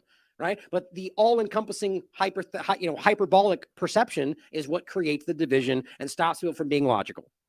They're all fighting against you if we could just start paying attention. It's on all of us. It's on all of us to stop it. We must say clearly and forcefully that anti-Semitism and all forms of hate and violence have no place in America. And silence is complicity.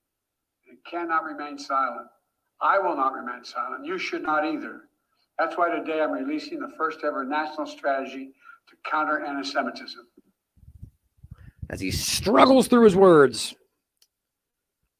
So I was going to play another part of this. Actually, I didn't find it while I was saying that, but there was a part in here. Guess it's just me. I guess it's just me, huh? YouTube. More than I learned that hot today with their training and resources that are additionally the Departments of Homeland Security and Justice will reach out and meet with Jewish communities to ensure sometimes outright hostility. Yeah, well, I don't want to try to waste any more time. It was already a very long show. Let's just jump to the actual fact sheet. May 25th. couple points stand out to me. Anti-Semitism is a threat to American democracy. Well, that's an interesting stretch. How exactly is hate a threat to democracy? Well, anything, apparently everything, anywhere is a threat to democracy, anywhere. We just showed you a point earlier where they're threat to democracy. Okay, it doesn't really make sense, but just point is that hate will, deteriorate the fabric of our, whatever. That's what's happening. Now, the point is that people want to make hate something that we want to get rid of. Hate is the new war on terror in this context. Obviously, I think, as Whitney pointed out, it's now your body is the new battlefield. Like, they are focusing internally, but ultimately, anti-Semitism and hate speech and all this stuff, it's the new focus that it'll never go away. Just like terror, to eliminate hate is as dumb as saying to eliminate terror. It'll always be there. People will have feelings that they don't express. So to focus on this, all it really does is focus on people that the government wants to silence. President Biden decided to run for president after what we all saw in Charlottesville. Look at that. When neo-Nazis marched from the shadows, spewing the same anti-Semitic bile that was heard in Europe in 1930s. Like, literally saying this while they're actively funding the most obvious neo-Nazi fascist elements in the world right now. That's how stupid they think we are. But again, don't forget, the Azov Battalion, as you rise above movement, you can see marching here with their tiki torches. That is the Charlottesville March was the U.S. arm of the Azov movement. Here's an older article from Whitney, by the way, that shows the actual group in Ukraine with their actual torches. Here they are in Charlottesville. Here they are, the Azov movement. It's not even secret. They're openly connected, and yet they don't want you to connect the dots that the group that they used to justify why Trump's a Nazi was a group that was directly tied to the Azov movement, who they're right now pretending aren't Nazis, even though right before it started, they were all screaming Nazi. And also that you can prove the CIA is directly working with them. But how about you take back the CIA part? Is anybody confused about the U.S. government right now currently funding the Azov movement? That's obviously clear. Or let's just say it's the Ukrainian military, which Azov movement's a part, even though it's all of it, rather just that it's overtaken the ideology of the entire military, government, all of it. But so if we know the U.S. government's right now funding all of them, that right there is an on the surface connection if this is still currently the U.S. arm. Well, that's the case. This is how dumb all this is. It's so on the surface. But to make that point even clearer, this is an article from January 5th, 2020, or 2022, excuse me. This is right before this. Like a month later, we saw this all start. A year after January 6th, like 9/11, so stupid. Ukraine's war draws U.S. far right to fight Russia. Right? It's just the point was that it was so clear how obviously this was. They're all Nazis. It's all far right. Everyone's flocking over there because it's all about the conservative far right. And then you're all wrong about that because Putin said they're Nazis. Like, he played them like a fiddle in that. Because they were so desperate to counter what he said that they made themselves look ridiculous. Is like, that's even tough, by undermining what they literally put out on a headline 3 days ago. But as I've showed many times, the Nazi symbols and all of the same things we show you, but that it says since the 2014 Maidan Revolution, which we can prove was directly carried out by U.S. and Western involvement, where they were shooting people and then framed the other side. It's on the record. You have Kathy Ashton speaking with I think it's the Estonian member of parliament, saying that we know that. They both agree that they hit it. And then showing Victoria Nuland handpicking the people they're supposed to be elected the next day, or when that happens. It's just so very obvious. It says that the government, military, and security forces have institutionalized in its ranks the Azov neo-Nazi ideology. So the same thing they're telling you isn't true. Oh, it was a little regiment that then went away. No, it's very clearly the opposite. Very clearly that since that, they have institutionalized the neo-Nazi ideology into the government, into the military, says the expert. And then now he's wrong because we want to change the narrative. But the point is, the expert on the topic is speaking about this, and he says, yes, the political wing of the Azov movement, the National Core Party, the movement has gone international on multiple fronts with known contacts in Germany's Third Pound, America's Rise Above movement, Italy's Casa Pound, etc. Meaning there's plenty more of them. Okay, so it's very, very clear. As Biden tells you that, well, he decided to run for president after the Rise Above movement marched. Okay, so does he know that's a CIA operation? Here is the DOJ report. 3 members of the California-based supremacist group in the Unite the Right rally in Charlottesville. Well, here you are. Rise Above movement, same thing. Just in case you're confused about whether that's the case, it's very, very obvious. Now, we've gone over this in depth, showing you many times, not only their own documentation, but the actual, this is one of the shows we went over showing this, that it's not just the Azov movement, that in general, the CIA on the record has been funding and cultivating fascism in the Ukraine since 1948, before they even called the CIA. And on top of that, we know it's the same tactic that was taken in Afghanistan with the Mujahideen for the same reasons. So it's not even hard to wrap your mind around. Funding fascist entities to stop the Soviet Union. Same reason they did here. Point is, this one never stopped, and they continued to this day. And you can prove that. Here's the document if you want to read through it. It's called Project Aerodynamic, where they literally took a Nazi war criminal and put him in charge of a media company in New York. Not a joke. It's easy to it's very clear. You can read it for yourself. His name was Mykola Lebed, appointed the president of Prologue. This guy literally was arrested as a Nazi war criminal in Poland, was about to be put to death until they saved him.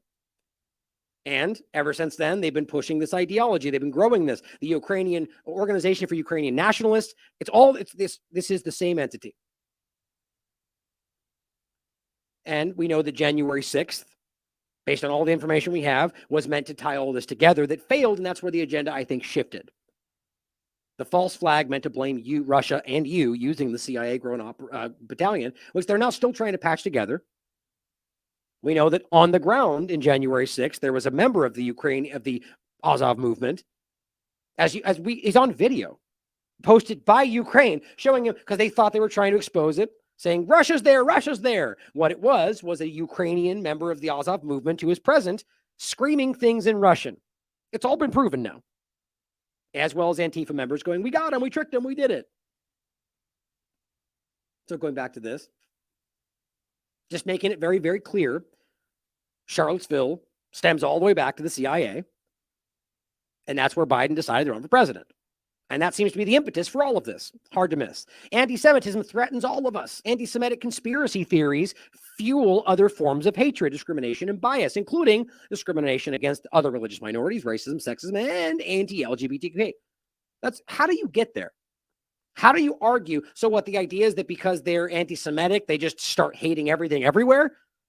I guess that kind of, maybe, but the idea that that's just what's happening, it's just a clumsy narrative. That's all it is. Anti-Semitism seeks to divide Americans from one another, erodes trust in government and non-governmental institutions, and undermines our democracy.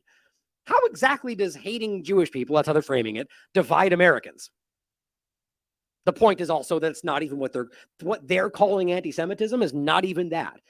When I point out that Israel's government, which I'll do at the end of the show, is murdering people, has nothing to do with Jewish people. It's the government that's being run by, as the ADL and Plan has pointed out, the most fascist government in their history. That's not my opinion. And on top of that, we now have the Human Rights Watch and Amnesty International, B'Tselem, the leading human rights groups in the world, calling them an apartheid state, calling them a Jewish supremacy government. On top of the fact that this religious Zionism party, which is their name, was previously called extremists by the ADL. The point is, this is so obvious right now and has nothing to do, or the point is, obviously there are points to be made about Jewish people in this country that have been taken over by the Zionism mentality, but I just went over talking about the idea that you have Orthodox Jewish people that are attacked because they don't believe Zionism. So it just shows you that, and they'll tell you that they're hijacking our religion. Overall, the point is, simply by pointing that stuff out, and look, even if I'm wrong, by the way, to argue that is anti-Semitic is somehow, you're still going wink, wink. That's all a big lie because you hate Jewish people. And it's just clumsy. Sure, that's happening somewhere. Somebody's pretending, but you can't pretend that everybody out there who has criticism about Israel or Zionism is somehow anti-Semitic. But that's what they're all doing. And that's what this is all about, because it's really about shutting down criticism of what I argue are the leading entities involved in what's going on in the world right now. Undermining democracy. Yeah, you can't erode trust in the government, even though they deserve to lose your trust, because that would be dangerous. A whole society plan. Of course it is. Informed by the input of over 1,000 stakeholders from every sector of society. It's a public-private partnership. It's just from another angle doing the same kind of stuff. In addition, the strategy reaffirms the United States' unshakable commitment to the state of Israel's right to exist, its legitimacy, and its security. Well, the reality of the situation is quite a bit different, isn't it? The reality that this is an occupied territory. The only people that disagree with that is Israel, the United States, and people that support them. The United Nations has never faltered. It is an occupied territory. So by definition, that means they don't have the right to exist in that location. That's called anti-Semitic. But guess what? History matters. Obviously, Palestine was there. They argue otherwise because they lie about history, because that's all you can do. Despite the fact that you can literally show founding members of Israel telling you that Palestine existed. I mean, when were Palestinians born? What was all this area before the First World War? When Britain got the mandate over Palestine, what was Palestine then? Palestine was then the area between the Mediterranean and the Iraqi border. You say there's no such thing as a East Palestinian? and West Bank, no. East and West Bank was Palestine. I'm a Palestinian. That's Golda Meir, one of the founding members of Israel and earliest prime ministers, right? The point is that they lie about the reality. And yet here it is in U.S. government policy today, right? And the point is that the argument that Israel's right to exist is inherently saying that Palestine doesn't. And that is counter to international law and the United Nations mandate. But they only care about those things insofar as they can use them. And it says it makes clear that when Israel is singled out because of anti-Jewish hatred, that is anti-Semitism. Well, again, you're not going to get into the debate about what anti-Semitism and the word Semite means, because that would show you that doesn't even make sense. But pretending that that word means what they say it does, well, obviously then, if somebody's standing up and saying, I'm singling Israel out because I hate Jewish people. Well, that's what you argue the definition is. So no one's disputing that except getting into the definition of Semite. But what they're saying is that anybody criticizing Israel is doing it for that reason. And we all know that. And that's not true.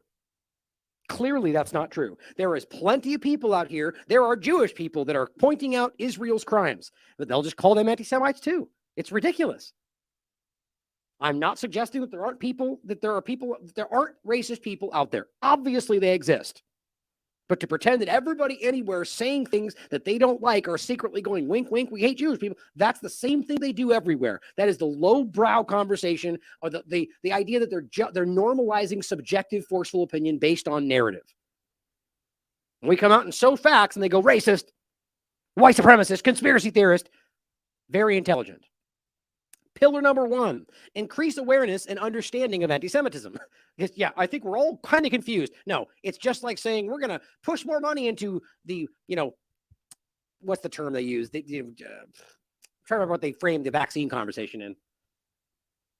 Where they just, we're going to make sure you understand that the injections are safe and that you can get them anytime you want. Everybody knows that. What it's really about is forcing information down your throat. Increasing awareness means we're going to force you to think what we think.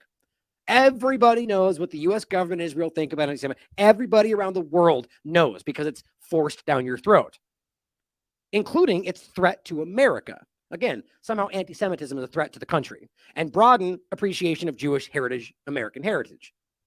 I guess, it's only this one that deserves the focus, right? No other heritage matters. It's just so funny. Like, you don't pass entire legislative bills about appreciating other heritages that are getting lost. Why is that?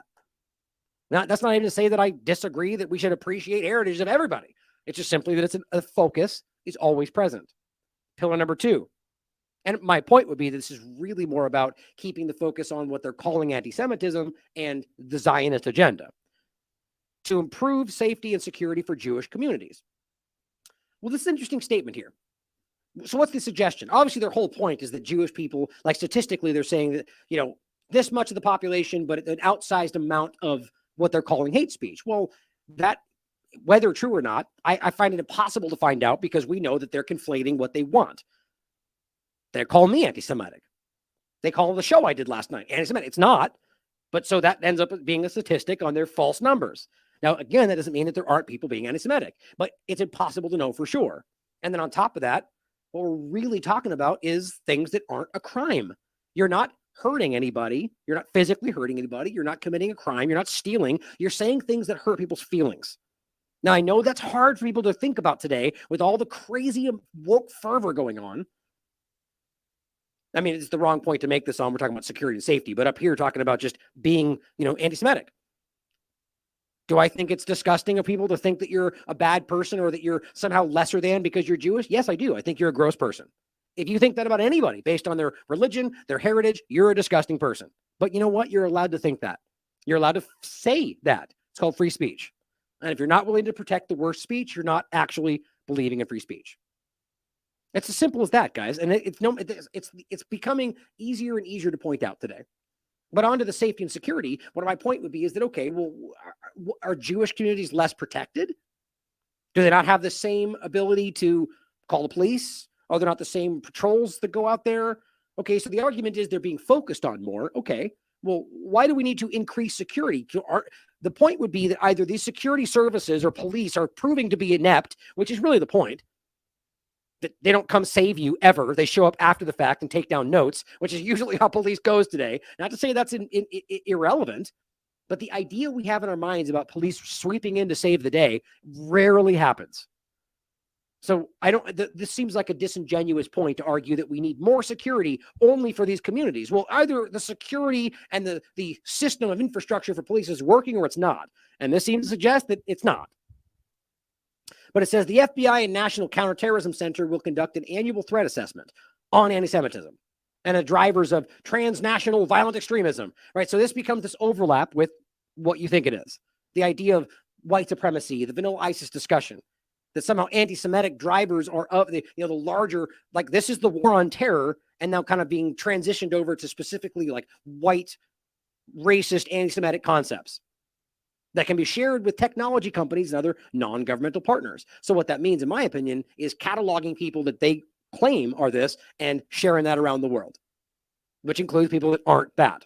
The NSC will review the authorities and capabilities of federal agencies to target transnational networks seeking to foster anti-Semitism in the U.S. and elsewhere. And that's one of the most important parts. This is the war on terror in another arm. That's all it is. They're literally arguing that they have the authority to target what they claim are transnational networks, which, by the way, if you want to know what that looks like, just look at the U.S. government working with Ukraine and the funding of those Nazi parties there, because that's what it is. But what they'll call it is us doing a report over here that is a similar talking point to Russia. And oh my God, there's your network. You're working together and you're all anti-Semitic. Now, of course, the point is elsewhere. That means they have the ability to act in other countries because they recognize what they deem anti-Semitism. If you don't think that's what it is, explain to me why the U.S. government is still in Syria. It's the same concept. Terrorism in Iraq. Okay, well, guess what? Then we're just going to say Syria counts too because they're the same group, but they're not though. And we've been lied to about the whole thing. But what that becomes is the ability to mission creep, and they get to move anywhere based on the idea that they're fighting the transnational anti-Semitism, the rising threat of the world. That's how they're trying to frame all this. Same thing over here. The most lethal threat. Now, we're moments away from that becoming a global threat. That's where this all seems to be going, right? Pillar number 3, reverse the normalization of anti-Semitism and counter anti-Semitic discrimination.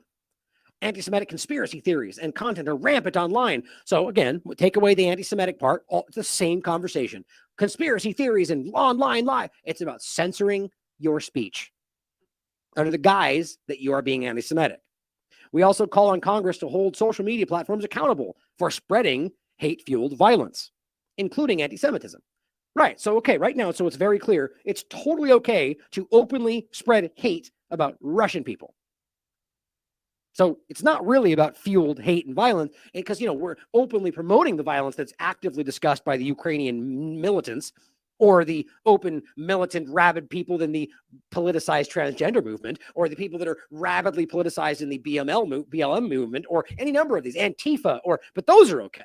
Extinction Rebellion can attack people violently and, vandalize expensive works of art. That's okay, though. We don't even want to talk about that. But we're going to only focus on what you get the point. There's a reason this is only focused. It doesn't mean it doesn't happen. It means that it's being politically abused.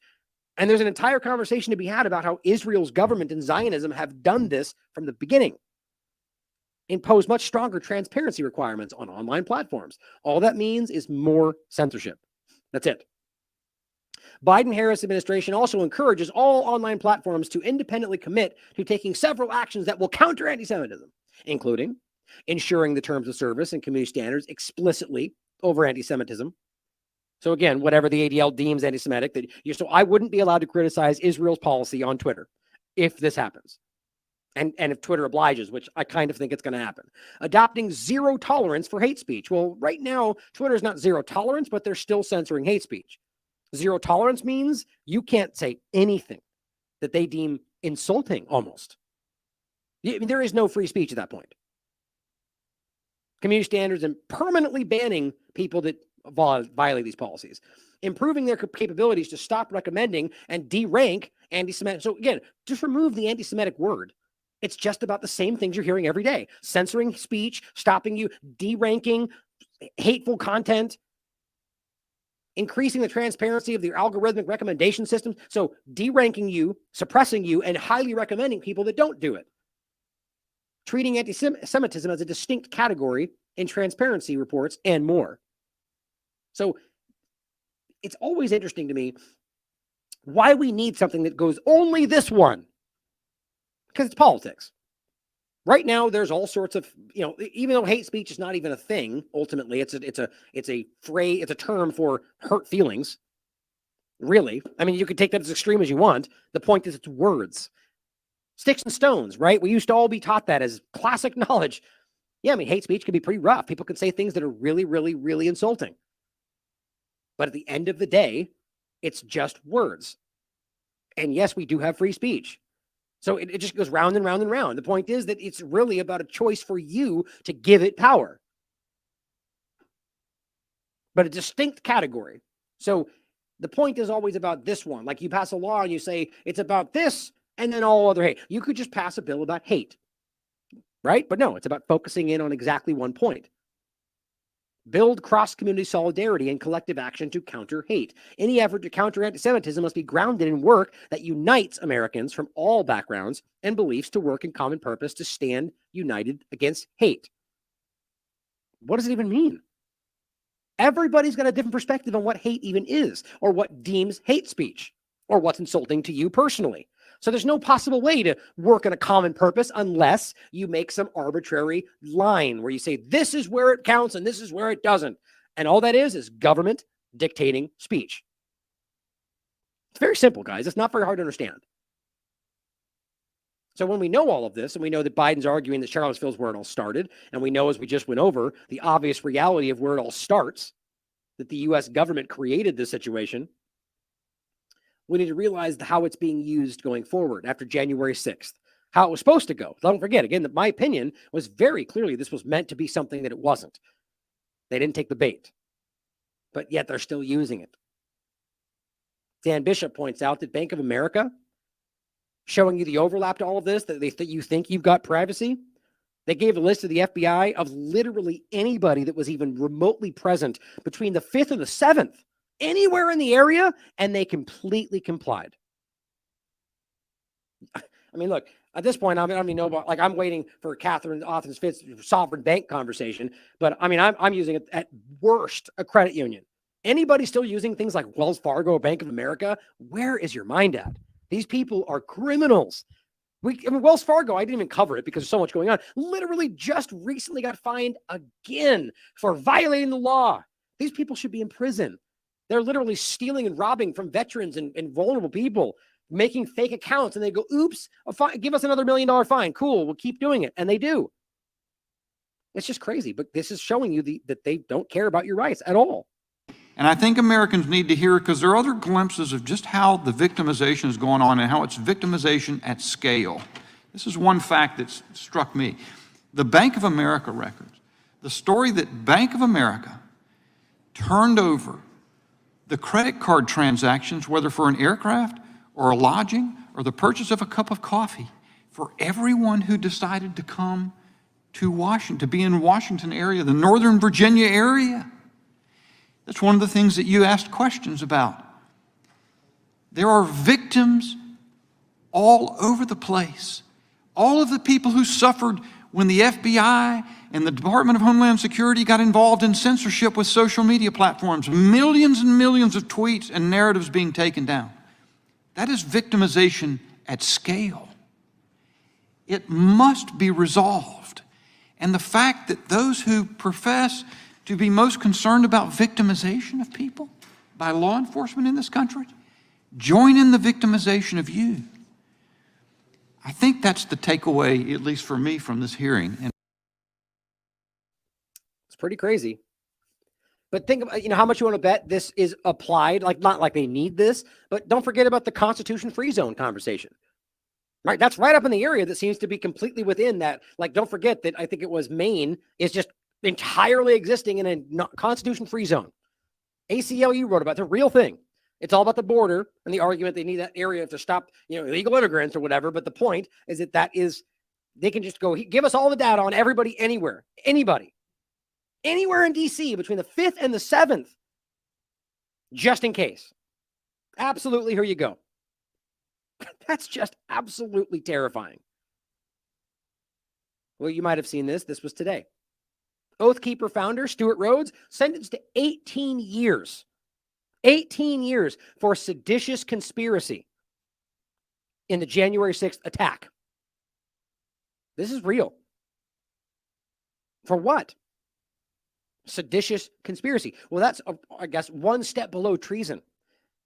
Well, all it really boils down to, the way that they're framing this, is just undermining authority. That's really what this basically boils down to. You can look up seditious conspiracy.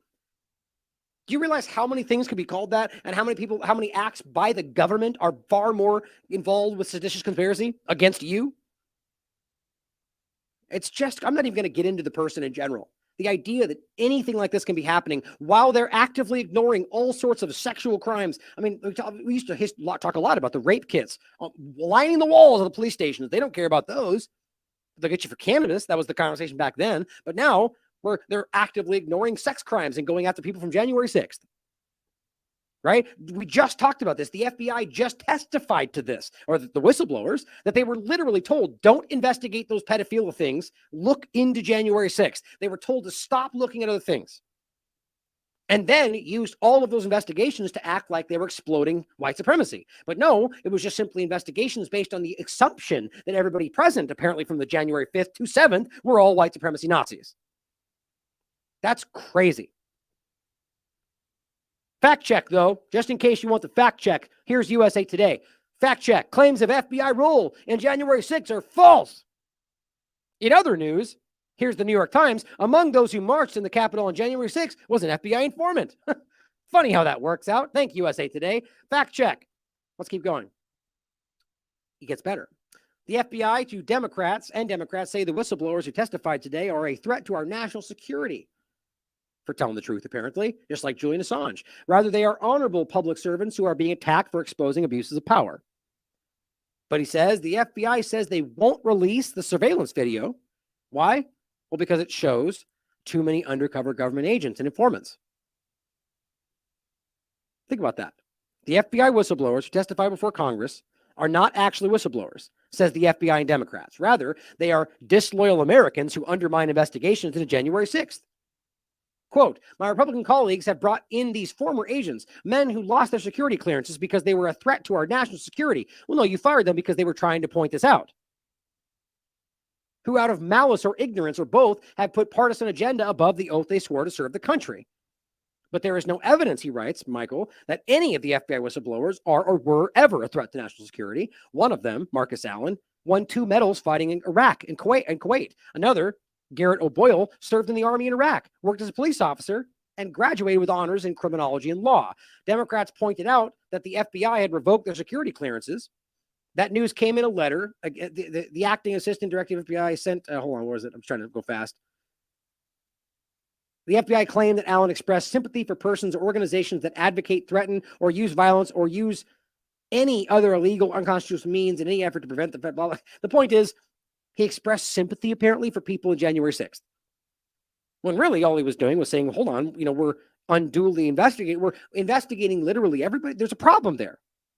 So they threw them under the bus.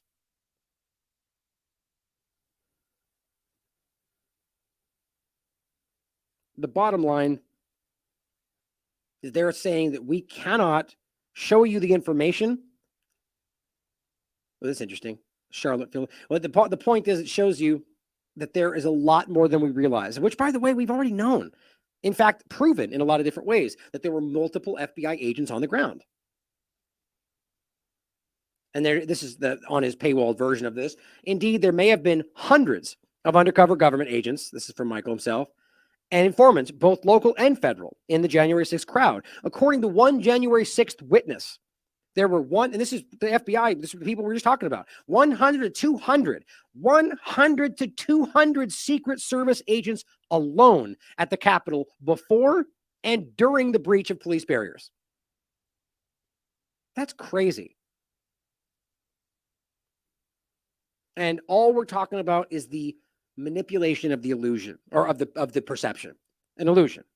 Creating the idea that this was not some completely organized government operation meant to frame part of the country as the problem so they could create an agenda that justifies their next steps. This is very clear. All the evidence is there. But now we can see how clumsy this is going forward. So they're telling us that there's the biggest threat ever. Right? It's never been this clear. White supremacy is the most lethal threat to the country. It's everywhere. And that, of course, overlaps with transphobia, and it's overwhelming. And now Jewish people are being attacked more than ever, and it's rising. It's everywhere. Okay. So wouldn't you think that we'd be able to find more examples of that if it was literally everywhere? Then, sure enough, here comes an example. A U-Haul truck with a Nazi flag. As the joke goes, just sprinkle some crack on him and let's get him out of here. Dave Chappelle joking about the cops, not really joking, about planting drugs on people. Well, this is a real story. U-Haul driver arrested for crash near the White House. You've probably heard about it. Apparent Nazi flag found on the scene. What does that mean? Apparent Nazi flag. Including attempting to kidnap or kill the president, vice president, or a family member. This person was arrested under the guise that he was arrested or trying to attempt to kidnap the president. This white supremacist Nazi, his name is C.A.U.S.E. Kandula. He's 19 years old. Here's what this white supremacy Nazi looks like. That's him. Very white supremacist. Obviously. For those in the podcast, he's an Indian person. He's saying, the article says, according to an affidavit from a Secret Service agent, Kandula told Secret Service agents his goal was to, quote, get to the White House, seize power, and be put in charge of the nation. Okay. So in doing so, he got in a U-Haul with nothing but a Nazi flag and ran into a barrier and it was over. Clearly, this is a serious man, right? So either this is a completely false story, made up entirely, or this guy is mentally unstable and being abused and argued it's some rising white supremacy threat. I mean, it's just this stupid. This is the epitome of the situation, of the conversation. In order to do so, the affidavit said, he was willing to kill the president if that's what I have to do, and he would hurt anyone that would stand in his way. Except hitting a barrier seemed to put an end to all that. He planned the attack over the course of 6 months, according to agents that questioned him. Planned what attack? Clearly very well planned out, with no actions after hitting a barrier and, it's okay, that's it. That was my plan. Really? Does this ring true for anybody? He was unarmed. No explosives or weapons were found. Video from CNN shows a parked police officer taking inventory of the truck. Isn't it perfect that CNN, of course, was the one that captured this? And of course, they found several pieces of Nazi, or they said unpacking up several pieces of evidence, including a Nazi flag. Why does that even make sense? An Indian 19-year-old kid drives into a barrier with nothing else but a flag that's a Nazi flag. Does this, I don't even know what to make of this. Either this kid is mentally unstable, trying to get attention, MK Ultra, like I don't even know. But the last thing we should include is what everyone seems to be arguing: a rising white supremacy threat from the right-wing side. It's just stupid. Kandula first pulled the flag out of a backpack after crashing the truck. According to the documents, he told agents he brought the flag with him because, get this, the Nazis have a great history, citing their authoritarian nature. Let's just be clear. People that tend to point at this and say, I like this, don't say authoritarian. That's not what they say. Like, it's just, this seems like what CNN writers would make this into being. Like, this is like imagining what, like, I don't know, I was going to make an analogy. It's just, it's so embarrassing to see what they think makes sense, showing you they're buying their own BS. Like, the joke I was going to say is, like, you watch these commercials that are so out of touch, that not even like from today, going back like 10 years ago, say, these commercials that just seem like they just miss the generation, right? And I just used to always picture a bunch of middle-aged white men in suits going, oh, that's perfect. You totally nailed it, Bob. They're going to, oh, that's perfect. Yeah, get this, guys. We're going to, like, it's just, you can just see how they think they've tapped in. And here we are sitting back going, these guys have no idea what's going on. And we see that a lot, right? They think they've got a lock on however, and they don't. They're completely out of touch. That's most politicians today. That's what this feels like. That he has, I love their authoritarian extremism and their white supremacy. I love them. They're good for that. No, that's what you want us to think. That's just so silly to me. But either way, I don't know. Maybe this is, who knows what to make of this. But overall, an Indian kid with a Nazi flag praising white supremacy, praising Nazism doesn't make a lot of sense. But of course, this gets contorted into exactly what they want it to be. I just looked up who he was. Quickly look at this. Really, it's all the same stuff. There he is right there. Now, to overlap this with something is interesting. Don't forget, so he had a U-Haul, right, with a Nazi flag in it. What's the likelihood that it got accidentally left by these FBI agents, or excuse me, the Patriot Front, when they loaded their U-Hauls up right here, as they always do after these demonstrations? I'm kind of joking, but it's something about this seems ridiculous.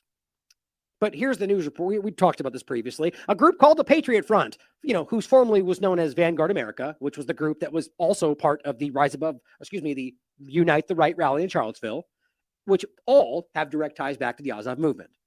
Not my opinion. I've proven it extensively on all those shows I did before. But it says a group calling themselves the Patriot Front are currently marching toward the U.S. Capitol in their khakis and blue shirts. Update. The group is now continuing to march as numerous police escort them, which seems kind of strange. Update. People affiliated with Patriot Front Group are now putting their shields and flags into a U-Haul van after marched around the... Don't forget, the earliest iteration of this, we actually saw police helping them into U-Haul vans. Now, of course, they argue we're just trying to help them get out of here, but is that what's happening? I don't know. Either way, this is, in my opinion, one of the most clumsy, patched together psyops I've ever seen. This is really bad. One of the most obvious examples to make here, and maybe this is intentional, maybe it's because they want us to see this, I don't know, but people have made a lot of arguments about the verbiage they use, the boots they're wearing. It seems very clear. I think it's my opinion would be they want people to connect this with some kind of secret inside the military Republican Trump thing, right? Don't forget, they want you to think the military itself has been infiltrated by, white supremacy or whatever they're trying to argue. So it would make sense to me that they would clumsily do this on purpose. So we would go, oh, look, they're all actually the FBI, which then gets used later to say, see, that's because Trump, and they're all part of this white supremacy underbelly of the country. That's what I think it's leaning towards. But overall, I think it's fake. Not everybody. I'm sure some of them don't know that. But let's just quickly show you what the FBI looks like when they're training, just in case you don't know. Isn't that interesting? Blue shirt. Khakis. Here's another one. You'll find endless amounts of these. When FBI are doing training and out, that's what they look like. And here's what the Patriot Front looks like. It's kind of hard to miss that. Well, I've covered this before. The Patriot Front, January 6th, and the vanilla ISIS PSYOP, and how clearly this was one of the earliest events right here where they weirdly, I guess, zip tied them, didn't take their masks off, didn't move their backpacks. Like anybody watching this from police was that doesn't happen. That doesn't happen. There's something wrong there. They kept them there, then they let them go, and they load them up. Nothing changed. They just wanted them to sit there on display for some reason. Meanwhile, as they're all going, Nazis are everywhere and they're all coming up to fight against America, and Biden's administration is actively funding neo-Nazis in Ukraine. Here's antiwar.com. This is very recent. Neo-Nazi militia openly using a U.S. armed vehicle in attack on Russia's Belgorod region. Financial Times reports that Russian volunteer corps included self-avowed neo-Nazis. So this is hilarious. So we are watching open displays of neo-Nazi symbolism, they're openly giving Nazi salutes and all sorts of things on the Ukrainian side. It's undeniable. Again, don't forget that they were just before this telling you that, and everything shifted. Then, of course, the Financial Times is reporting that the Russian Volunteer Corps, they have self-avowed neo-Nazis, even though they would dispute that. But the bottom line is they're still desperately trying to make this about the Russian influence all over the world, even though you can clearly, again, without question, prove that this is an operation executed by the U.S. government. And as this goes forward, and as they're telling you you're the threat, you're the problem, white supremacy, racist. Here's a side-by-side meme of Biden continuing to fund neo-Nazis. But he goes, that's called World War III, Jack. Biden defends decision not to send jets to Ukraine. March 11, 2022. And then a lifetime later, Joe Biden sends jets to Ukraine. So how are you supposed to take this? Either, I mean, the point is the same as always. Either this is just political nonsense telling you to think. The point is that everything's meaningless. Either he was lying to begin with to scare you, and that doesn't mean World War III, or it does mean World War III, and he doesn't care. They're all ridiculous, guys. It's utterly ridiculous. And here is who they are arming. This is the scariest part about this. It's on Zero Hedge, but you can look into it for yourself. The undeniable body of evidence of Ukrainian militants on the ground telling you, no, I don't care what they're saying on the corporate media. I don't care what CNN said. We want to kill these people. Like openly telling you exactly what they think. I mean, I've played some of these before. One of the ones is just the journalist speaking directly about how they want to exterminate everybody in the Donbass. От ви спитали, як так може бути? Так може бути тому, що Донбас взагалі регіон, який, це не просто депресивний регіон, розумієте? Там настільки великий комплекс, такі грона проблем, і головніше, наприклад, тому, що там просто дика кількість абсолютно непотрібних людей. В економіці, повірте, я абсолютно свідомо про це говорю. От якщо брати навіть чисто Донецьку область, там приблизно 4 мільйони населення. Ще не менше 1,5 мільйона, там просто зайвих людей. Нам не треба розуміти Донбас, нам треба розуміти взагалі український національний інтерес. А Донбас треба просто використати як ресурс, який треба, відповідно, з приводу розуміння Донбасу. Мені здається, що, в мене немає зрозуміння жодного рецепту, що тут можна зробити швидко, але найголовніше, що треба зробити в даний момент, як це там жорстоко не прозвучить, є певна категорія людей, яких треба просто вбити. That was his words, and I proved that with the full interview that it wasn't taken out of context. So I didn't realize how long we've been going. So it's over 4 hours, which is crazy. I wasn't going to rush today. I wanted to get all this stuff in. But I am going to try to get out of here with the next 15 minutes if I can. So let's rattle through this. The bottom line is Ukraine admits murdering, quote, quite a few Russian civilians who back Putin and his invasion. You don't need to look hard to find this. The Russian blogger, or rather, the Ukrainian blogger that was assassinated in his car for writing about the war that the corporate media lied about, but they openly said, yep, we got him, right? It's that sad. It's obvious that they are praising themselves for murdering civilians because they're Russians. The dirty Muscovites. These are all derogatory terms they're using. Don't forget the beginning. We showed you the Azov movement literally dipping their bullets in pig fat because they were fighting the Chechnyan Muslims. These are disgusting people. So think about how crazy it is for the administration of Biden's administration to be funding the open neo-Nazi elements, but at the same time, the open, racist, bigoted, anti-trans groups in Ukraine right now. You can't make this up. It's so silly. And you can read more about this and how crazy, the assassination of Daria Dugina and all the different things we've talked about. The open killing of people in and outside of Ukraine.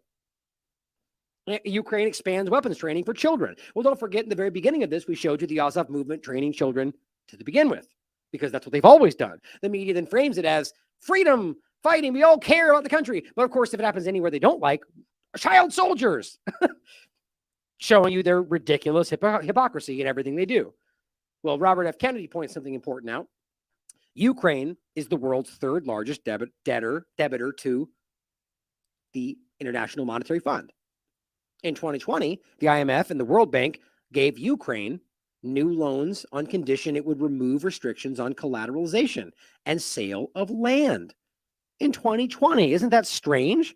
Translation, massive transfer from smallholder farmers to oligarchs and Western investors. It's happening all over the world right now. It's happening in Europe, all the Dutch farmers. So explain for me how this doesn't obviously tie all this together. There's a bigger agenda, which is the Great Reset's part of it, but all of this is tying together. This was happening before this started. All of this is part of a bigger agenda to drive us in a very clear direction.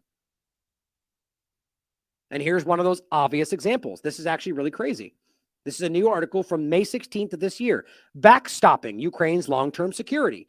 All this is showing you this has always been the plan, just like it was in Iraq, toward an Atlantic Asian security community. It's exactly what you think.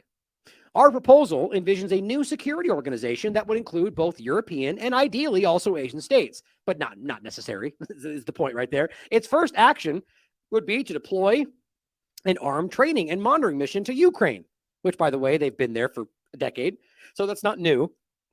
They're going to pretend like it's a new thing and the U.S. is going to deploy to Ukraine. They're already there. They've been there for a long time, as they've even admitted to, if you know where to look, saying that they need to deploy for a long-term mission now, an open-ended presence. Well, that sounds like sovereignty, right? In part to serve as a tripwire against renewed Russian attack. That's nothing to do with it. This is about what they've always wanted, and they've used Russia as an excuse for all of it. It would include uniformed military personnel from the United States. So here's your new endless field of war, guys, and some other Western powers, but would not be organized or commanded. I love that. That include the United States and, other people too. Sure. As long as the U.S. is there, we're okay, right? It's clear that's the focal point. Organized or commanded under NATO. Shocking. An Atlantic Asian security community, so not really, it's just NATO controlling other locations, could be formed out of some combination of like-minded Western states, notably Canada, France, UK, Germany, United States, of course, and frontline countries near Russia. So now you're building another military organization even closer around Russia's borders. Shocking.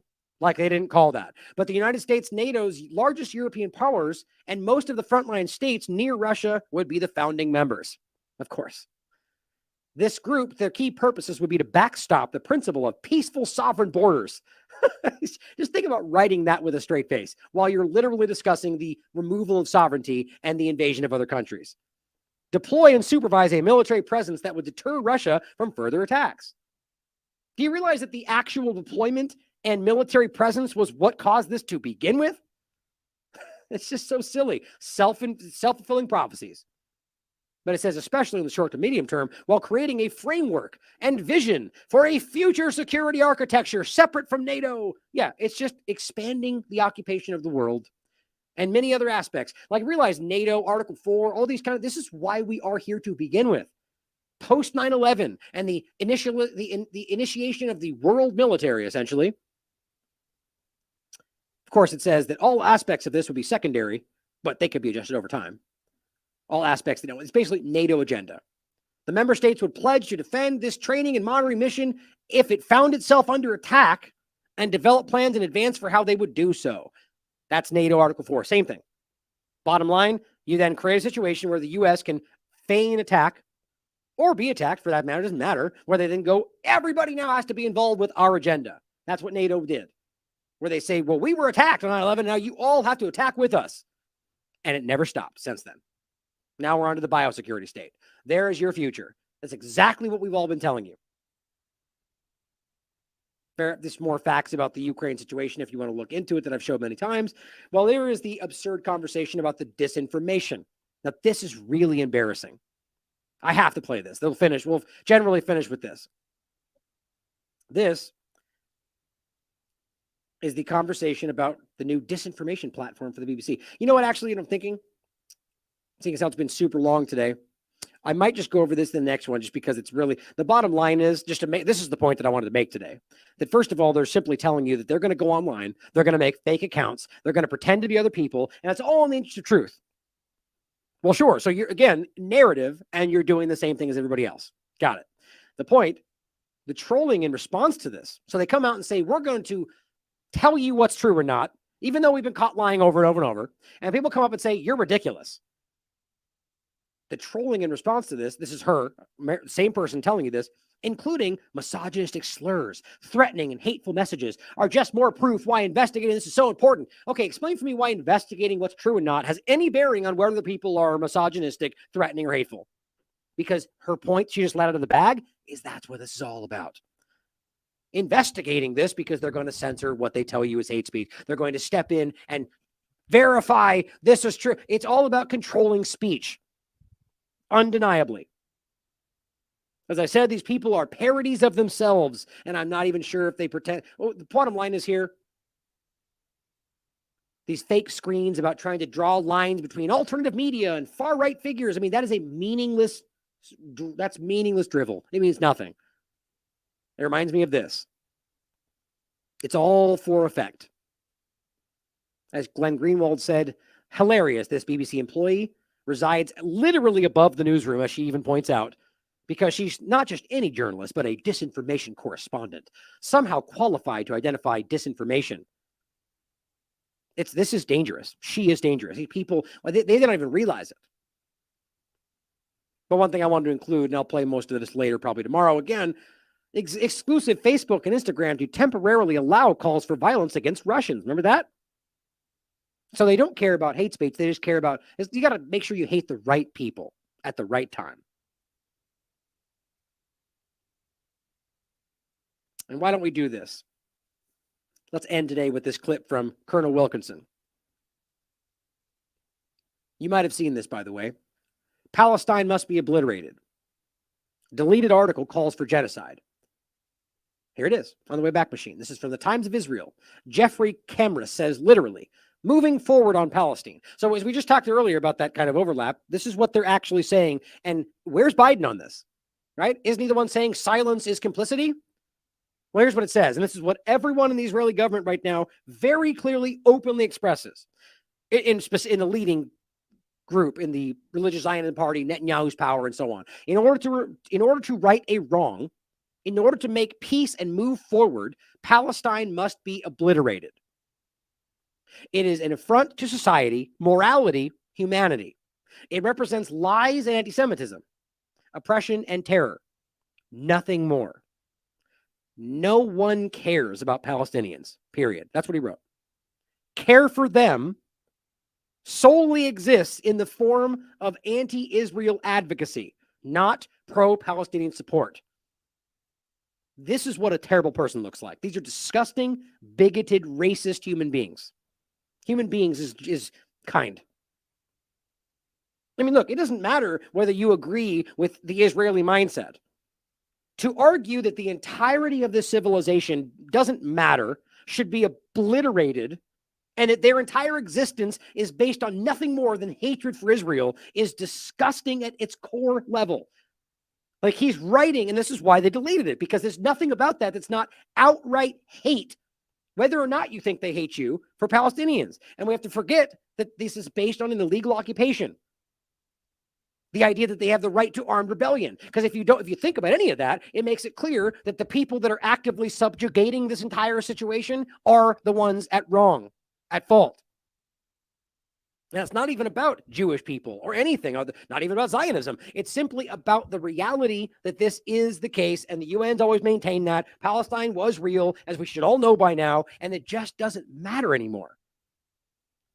Just get rid of and move forward. That's what they're literally saying. And Biden stands up and says, we stand with Israel no matter what, and hate is everywhere, and we're pointing at you and not them.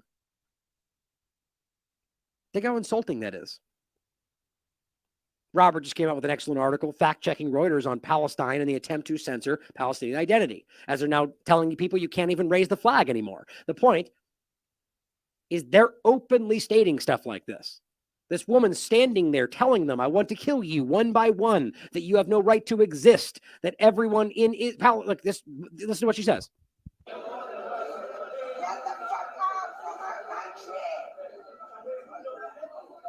Here, get the fuck out of the country. This is Jewish country only. We don't need Muslims here. And if you think that's unique, you're wrong. Now, in no way am I saying every Jewish person or every Israeli thinks that. I've proven otherwise. But this is the influence of the Zionist Israeli government. As she literally says, this is Jewish country only, which, by the way, is literally what Netanyahu said on the record, except that doesn't get included because they're lying about what's really going on. She literally says that you're not allowed here, and then like spits the word Muslim out of her mouth. Like it's these are the people that we're supposed to pretend aren't hateful. God, man, it's just so and if you read through this, the reality is that the Reuters and the rest of them blatantly lie about what actually happened, covering up murder. And let's not forget, of course, that Kiev and Ukraine and the ones they are supporting are openly driving the digital ID, the digital currency, all of it, because it all ties back, as we were showing you before, to a larger agenda.